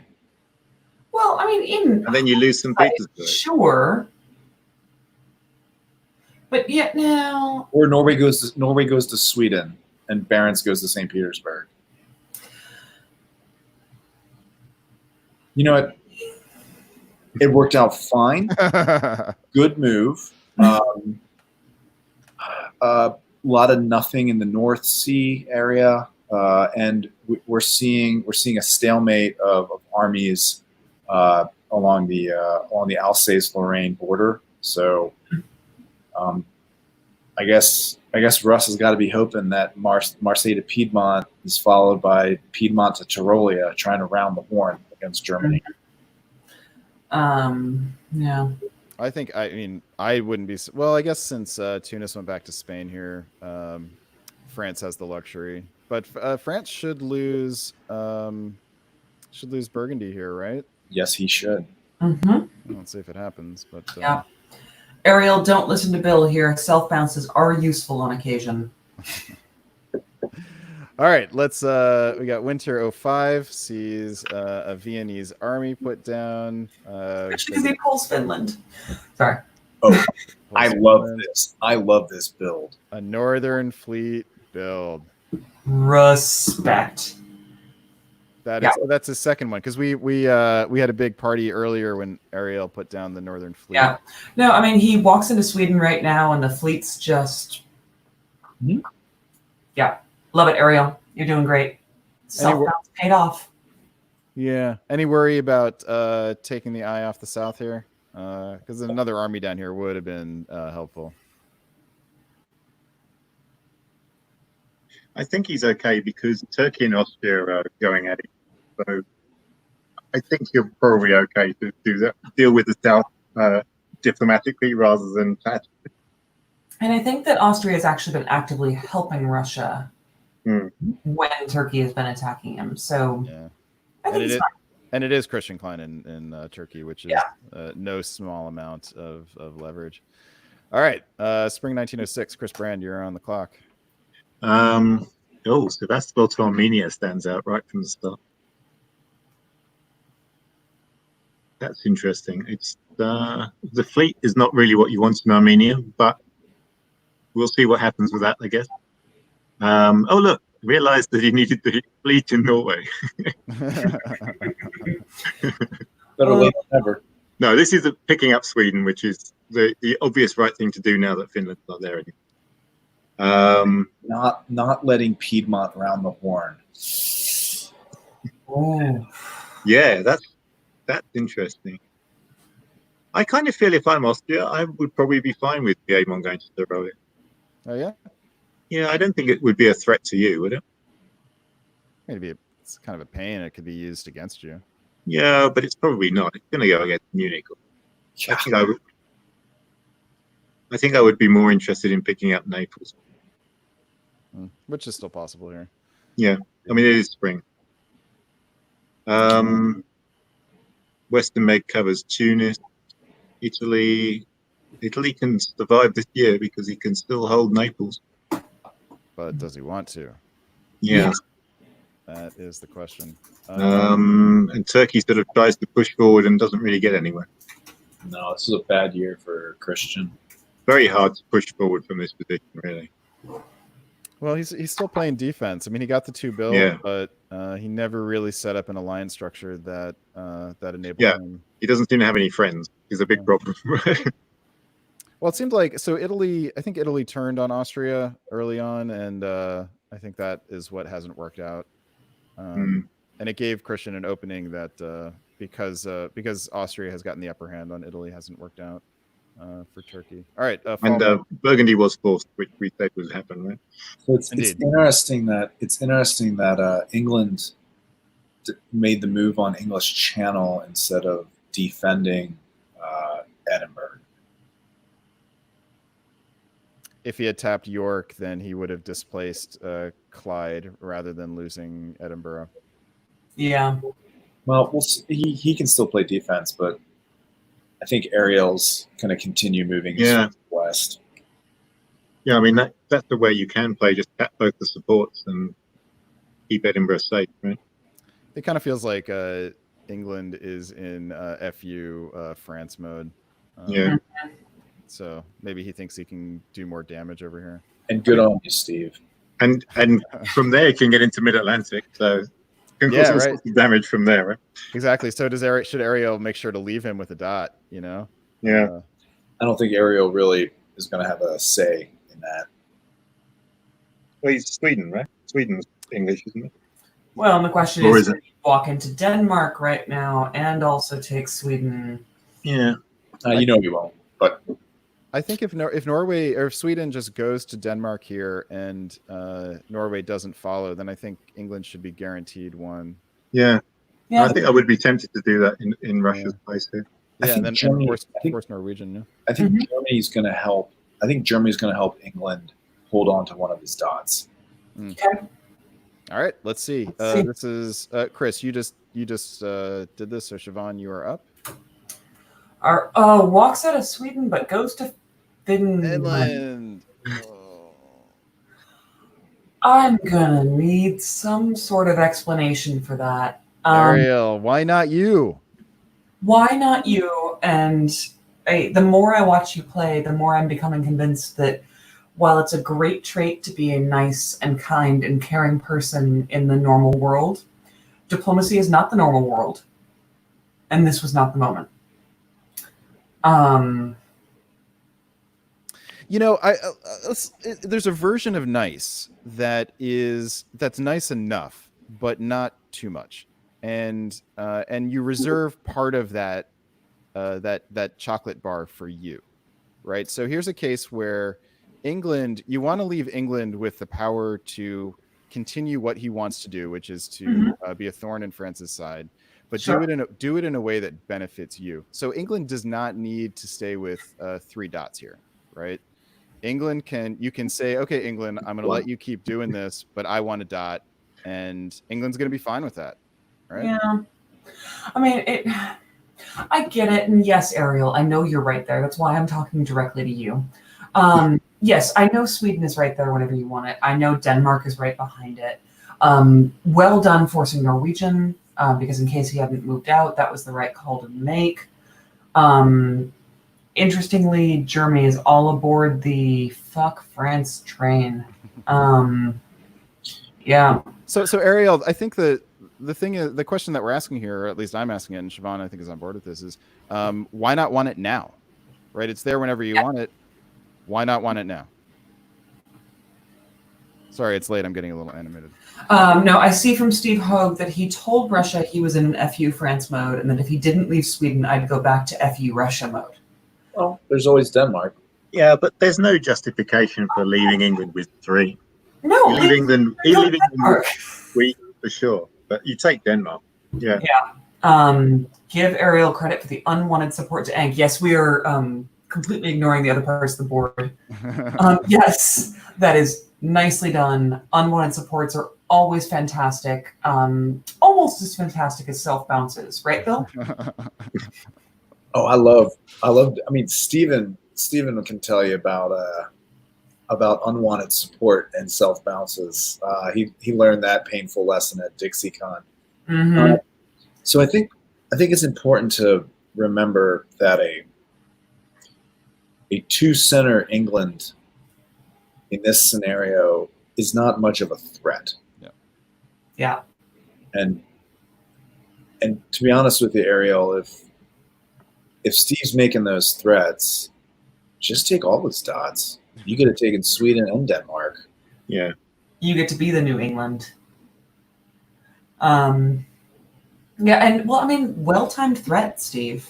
I mean, yeah. Well done, Steve, for winning that negotiation. Really worked, and You're getting better. I love it. I have fallen prey to exactly that kind of threat in the past. When I looked back on it, I was like, wait, those were a lot of words, but were they real?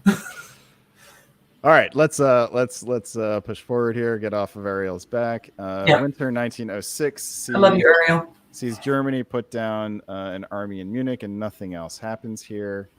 So spring of 1907. I think we're back to Bill. Yep. All right. Steve is getting back into this thing. I don't like the move to Irish. I think Portugal or even bouncing in Spain would have been much better, personally. But you know what? He gets Liverpool, and that's always nice. You're now Germany feels comfortable enough to head east, which is where you're seeing his units go.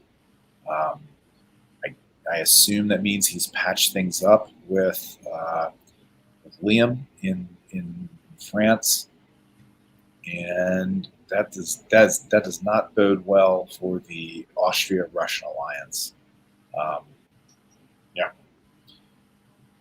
Nothing else of real significance happened. There was a tax on Turkey, but he's got a pretty good defensive position.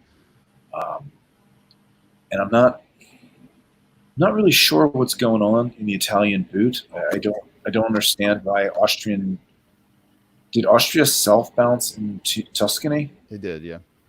Yeah. Okay, well, we all know how I feel about those. Let's go to. Well, I think fall 1907 is the last. Nope. Yeah, we got another year after that. Chris Brand, what do you see in fall 1907?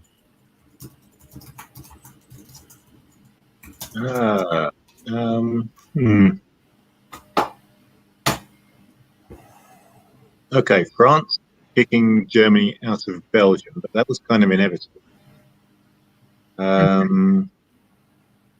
North Sea goes to Denmark with support. And Ariel takes Sweden.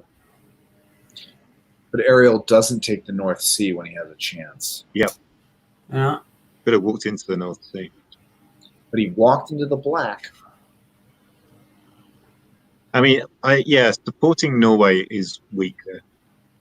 Support Norway to North, because North's the only one that's threatening. Right? Yeah, there's really no reason not to. In that Yeah. case. Credit France here making making the move to maintain the board top here. Mhm. Yeah. Germany gets up to 6 here, but there's really no one. Yeah. There's really nobody who's has a chance to pass France here. Well, okay. I love that Italy's still fighting as well. Doesn't try for Naples, but tries for Tunis. Love it. I could build here. I could do this. Yeah, Austria. Could have taken a swing. Okay, here we go. Winter 1907. Okay. We see a Russian. What did Russia pick up here? he picked up Sweden. Sweden. Very good. Very good. And let's see what he does with this build. So he puts down the army, and England pulls Liverpool. All right, spring 1908. Siobhan, Nolen. Russia passed up their chance to take North, makes a play for Skag. The short-lived working together with Germany seems to be no longer there.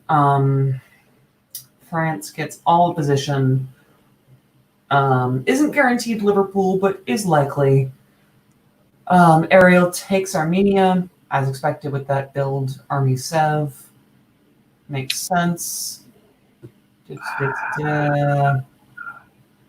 How beautiful would have been a convoy to Ankara. But that's all a hindsight kind of thing. So in the comments, Ariel says that these turns were stagnant because they'd been trying to draw, which suggests that everybody was fine with France topping the board. Yeah, and I'm seeing the same from Russ, is rather than play to grow, people wanted to quit. So I'm going to guess some version of exhaustion was playing into this. And let's be honest, Liam has played a hell of a game. Oh, Liam has played a great game. Yeah. And Liam is in Adriatic here. Oh, and Stephen Hogue does say that Christian Klein was basically writing the West's orders to punish Austria. Okay. I'm not doing a very good job of it. I mean, Christian. Yeah. No, Liam played a great game. I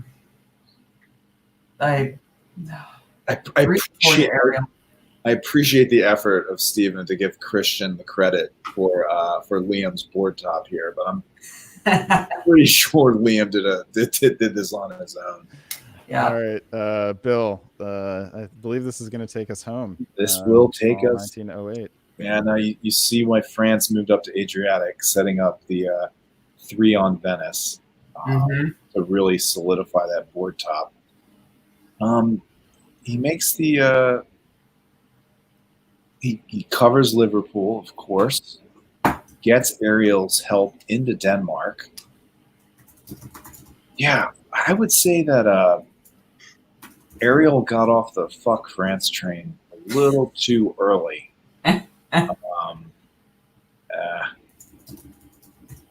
Overall, I mean, this was the result. Within the last few years, this is really the result that this board was going to produce. And I think that's a really good point, Stephen. Liam and he were both in the game that lasted, the round 1 game that ran late. So that's actually a very good point that I did not remember. The fact that Liam did so well in this game, hats off to you, man. Yeah. No, that's great. Way to find the mental fortitude to keep it together and to play this well. Well done, brother. And maybe these turns play out differently toward the end here, if this game does not have a eventual time limit. But France's position is really nice here. Mm-hmm. Brandon. Yeah. For the wrap up show, which I think we're recording either tomorrow or Monday, I think it would be fascinating to look at these French victories because I think we've seen 3 of them. I would love to see what happened in Burgundy in 01, and if there's a bit of a trend here. That's a good idea. Yeah, it was nice to compile some statistics, I think, for overall performance. Well, with only 14 boards, it's really more anecdotal than anecdata. Yeah. But yeah, but worth doing because that's all we got. Let's give a hand to Liam for his board top here. Congratulations, Liam. Yes. And that takes us to the end of all 8 games that we covered in round 2. Let us go back to the big screen and let's formulate some parting thoughts here. First of all, for anyone who's still listening, we are planning to do a wrap-up show. We'll try to get some people on for interviews, and we'll record that not tomorrow because of Father's Day commitments, but we'll try to do that on Monday or Tuesday and post that on the Diplomacy Broadcast Network's YouTube channel, and I'll send out some tweets about that, and Randy will also inform you guys, and I'll let you guys know on Discord and on WebEx. All right, starting with our guest, Chris Brand. First of all, thank you so much for joining us and staying with us for a few hours here. That's been fun. Do you have any sort of overall thoughts on what you've seen tonight? Oh God. I'm just happy to see that diplomacy is still happening. Not quite face to face, but sort of almost face to face kind of thing. And no, I think it shows a lot that the hobby is committed enough and has the ability to put something like this together and predict whenever that was a few weeks ago. And also this show. I mean, this is pretty impressive, really. I've had this kind of thing sort of in my mind for multiple years now. So it's nice to see it actually happening. Well, we're glad to have you with us, and thanks for being a part of it. Bill, on to you, man. This is you joined us for a guest appearance a few weeks ago. This was a bit longer and more intense. How did you feel about the tournament tonight? Look, I really appreciate the opportunity to participate in this. I think what we're doing here is really helping build this wonderful hobby that I love so much. And one of the real joys, I think, is having the opportunity to watch players evolve and improve. And I think we're really seeing it with some of these newer players to the face-to-face, even though we're virtual. Some players that are making that transition from online to face-to-face, and we're really seeing that development and really seeing rapid improvement. And it really shows that the skills that you build and you develop when you play online, they do translate to the face-to-face game. And I think this is a great way to bridge the online to face-to-face hobbies. And I'm hoping that we can, once this COVID thing comes to an end, we can really build on this momentum and expand this activity that we all enjoy so much. Also, happy birthday, Siobhan. This is it's a dream of ours, really, to try to bridge the gap here and bring people in from both sides of this diplomacy hobby. And so hopefully we'll do it. We'll see. We need to reach out to some of these online communities that us face-to-face players don't have access to, and see if we can get the communities to cross a little bit. Go ahead.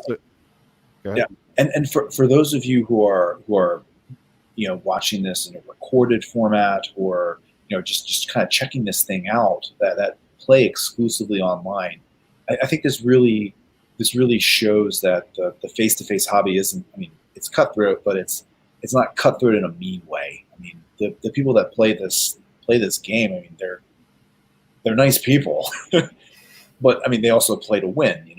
So it's not as intimidating or as rough and tumble an environment as you might have been concerned about. I would really encourage as many different online players that are out there to come and play with some of these face-to-face guys. I think it'd be great. Yeah, isn't it one of the great things about face-to-face is that we get together, we lie to each other's faces, and it makes us better friends. Like, yeah, I mean, like, how great is that? One of my favorite memories in face-to-face is the 8-hour train ride I took from Euro Disney to Marseille, sitting right next to Brandon. Now, I think I slept for like 2.5 hours of it, but for like that other 5.5 hours, I think we had a great time. We were two guys that like didn't know each other until we met on the train, and because we had this shared hobby and this shared passion, we were able to just connect and become friends. And I think that's and we're two people who are unlikely to have ever crossed in any other venue, right? Like our paths are just pretty different. So, and yet here, because of this game, we connected and we had a great time. All right, Bill, thanks, man. Of course. And Siobhan, so if you guys just hang out for a second, as soon as the broadcast ends, we can stay on here for a second and just say goodnight. But first, we need parting thoughts from the birthday girl, Siobhan Nolen. Yes, exactly the point you were saying is that this game has brought so many people into my life who are some of my best friends who I never would have had the opportunity to meet otherwise. With one exception where there's like a weird familial connection. I wouldn't know Chris Brand. I wouldn't know Bill Hack. I wouldn't know Brandon. And I'm so glad that each and every one of you was in my life. And as much as I wanted to have 2020 go down with Siobhan Nolen being the only tournament champion because COVID shut everything else down, I am actually genuinely very happy that we've all found a way to shift and find a format that works for us. And what it's actually done is make it more accessible. And it's really fascinating to watch the kind of play that's coming out of it. Yeah, we're working through a lot of kinks, and I get it. And so thank you, everyone, for bearing with us as we figure out Backstabber and Discord and Teams and all of that. But this has been such a joy to be a part of. And I saw some disbelief in the comments that I would want to spend my birthday doing this. But I had such a great time, and y'all are amazing. I want to point out that George Shang ran a tournament at Georgetown University over Valentine's Day weekend. Yes. Okay. Cascadia wasn't the only one. Yeah. All right. But Who do we know how it went? I won. Oh, you played in it. Bill, I would share that honor with you that we can be the 2020 champ. No. No, we're going to see some interesting stuff over the rest of the course of the year, and I'm so excited. I want to say thank you to the three of you and all of the people who built this hobby, because you guys were playing this for years before I came along, and it wouldn't be an interesting thing to do if it wasn't for the work and the community that you guys and people like you built. So on behalf of all of the other people who've joined the hobby in the last 5 years, thank you. Yeah. And to all of you who have stuck with us this evening, thank you so much for watching. This has been the inaugural set of broadcasts by the Diplomacy Broadcast Network. Thank you to Randy Lawrence Hurt for running an excellent tournament. Thank you to the GMs, David Maletsky, Corey Nesland, and David Hood in the evening session. For GMing. That is a particularly thankless task, and you guys did it extremely well. And thank you to all the players. And I think that's enough thank yous for tonight. Ariel's calling this a love fest over here, so. And look for the wrap-up show. Tanya Gill, we will certainly have more to talk to you about. I believe you are the champion unofficially of this tournament. So I don't know the scores, but congrats in advance, presumably. And we will find out Tanya, at the award ceremony tomorrow. And all right, 8:30 Eastern Daylight Time. Yeah, I will not be joining that because that is 5:30 my time, and I already have a child who is not sleeping well. Yeah, your 2-year-old will have you up by then. Yes, he probably will. And I shouldn't laugh, should I? Anyway, No, Brandon, it's coming for you, Bill. All right. This ends our broadcast for this evening. Everyone out there, stay safe and have a great night.